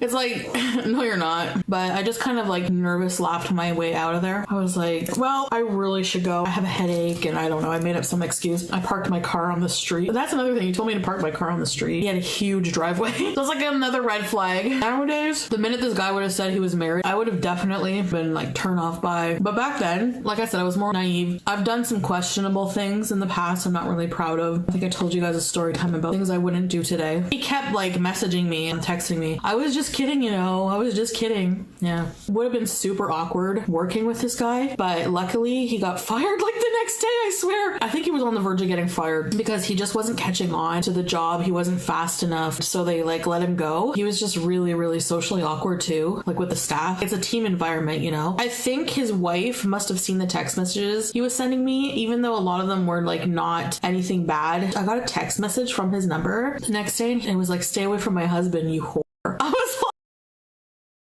I wonder if he had to leave the job because his wife told him he had to leave the job rather than they let him go. Chantal got this guy fired. No, it was his own actions. Sounds like a creepo. I didn't say anything back to her, but I was thinking, get your husband to stay away from other women. You know what I mean? Wow. And I mean, I understand people get bored in their relationships. It happens. There wouldn't be services like, remember that Ashley Madison thing? Sometimes people just need to vent or everything, but if you don't have communication in a relationship, you can't improve it by going outside of the marriage. You have to work it out. That was so awkward. This was years ago. Pete's a very easygoing guy. He's very understanding, very open-minded. I remember when I was like ending the relationship with him and he was like, if you want to have an open relationship. Alright, this is funny, but I think that she was dating Pete at the time. That's why she's saying this. I didn't even realize throughout all this going on. He was dating Pete's Relationship, I'd be down for that if you want to be with someone else too, if it makes you happy. And I was like, oh, I'm personally not into open relationships. Some people are, and that's fine. Your dream will come true. A dream is a wish your heart makes. I took a little bite just in case, like you have to take a bite to enact the thing. That's a good fortune cookie. So that was my story. I'm gonna end the video here, guys. It's been long enough. Thank you so much for watching. Yes, it has been quite a long video. Well, there's her teen years and her work experience. The next one we have is going to be all about her love life and all the special people who have come in and out. And then there's a big section on Pete's, and then we have a pretty big one on BB as well. So those will be stuff we watch later on. But I thought we didn't do the it's been a while since we did the childhood stories, so I figured we may as well do the teen ones. And, well, there they are. Now the stories are back out there. In case you're not aware of what Chantal was up to. We have all the stories here since she took them all off her channel. Yeah, so that was interesting. It's a nice little 4-hour show. We had about like a little under 10 people in here the whole time, so that's pretty cool.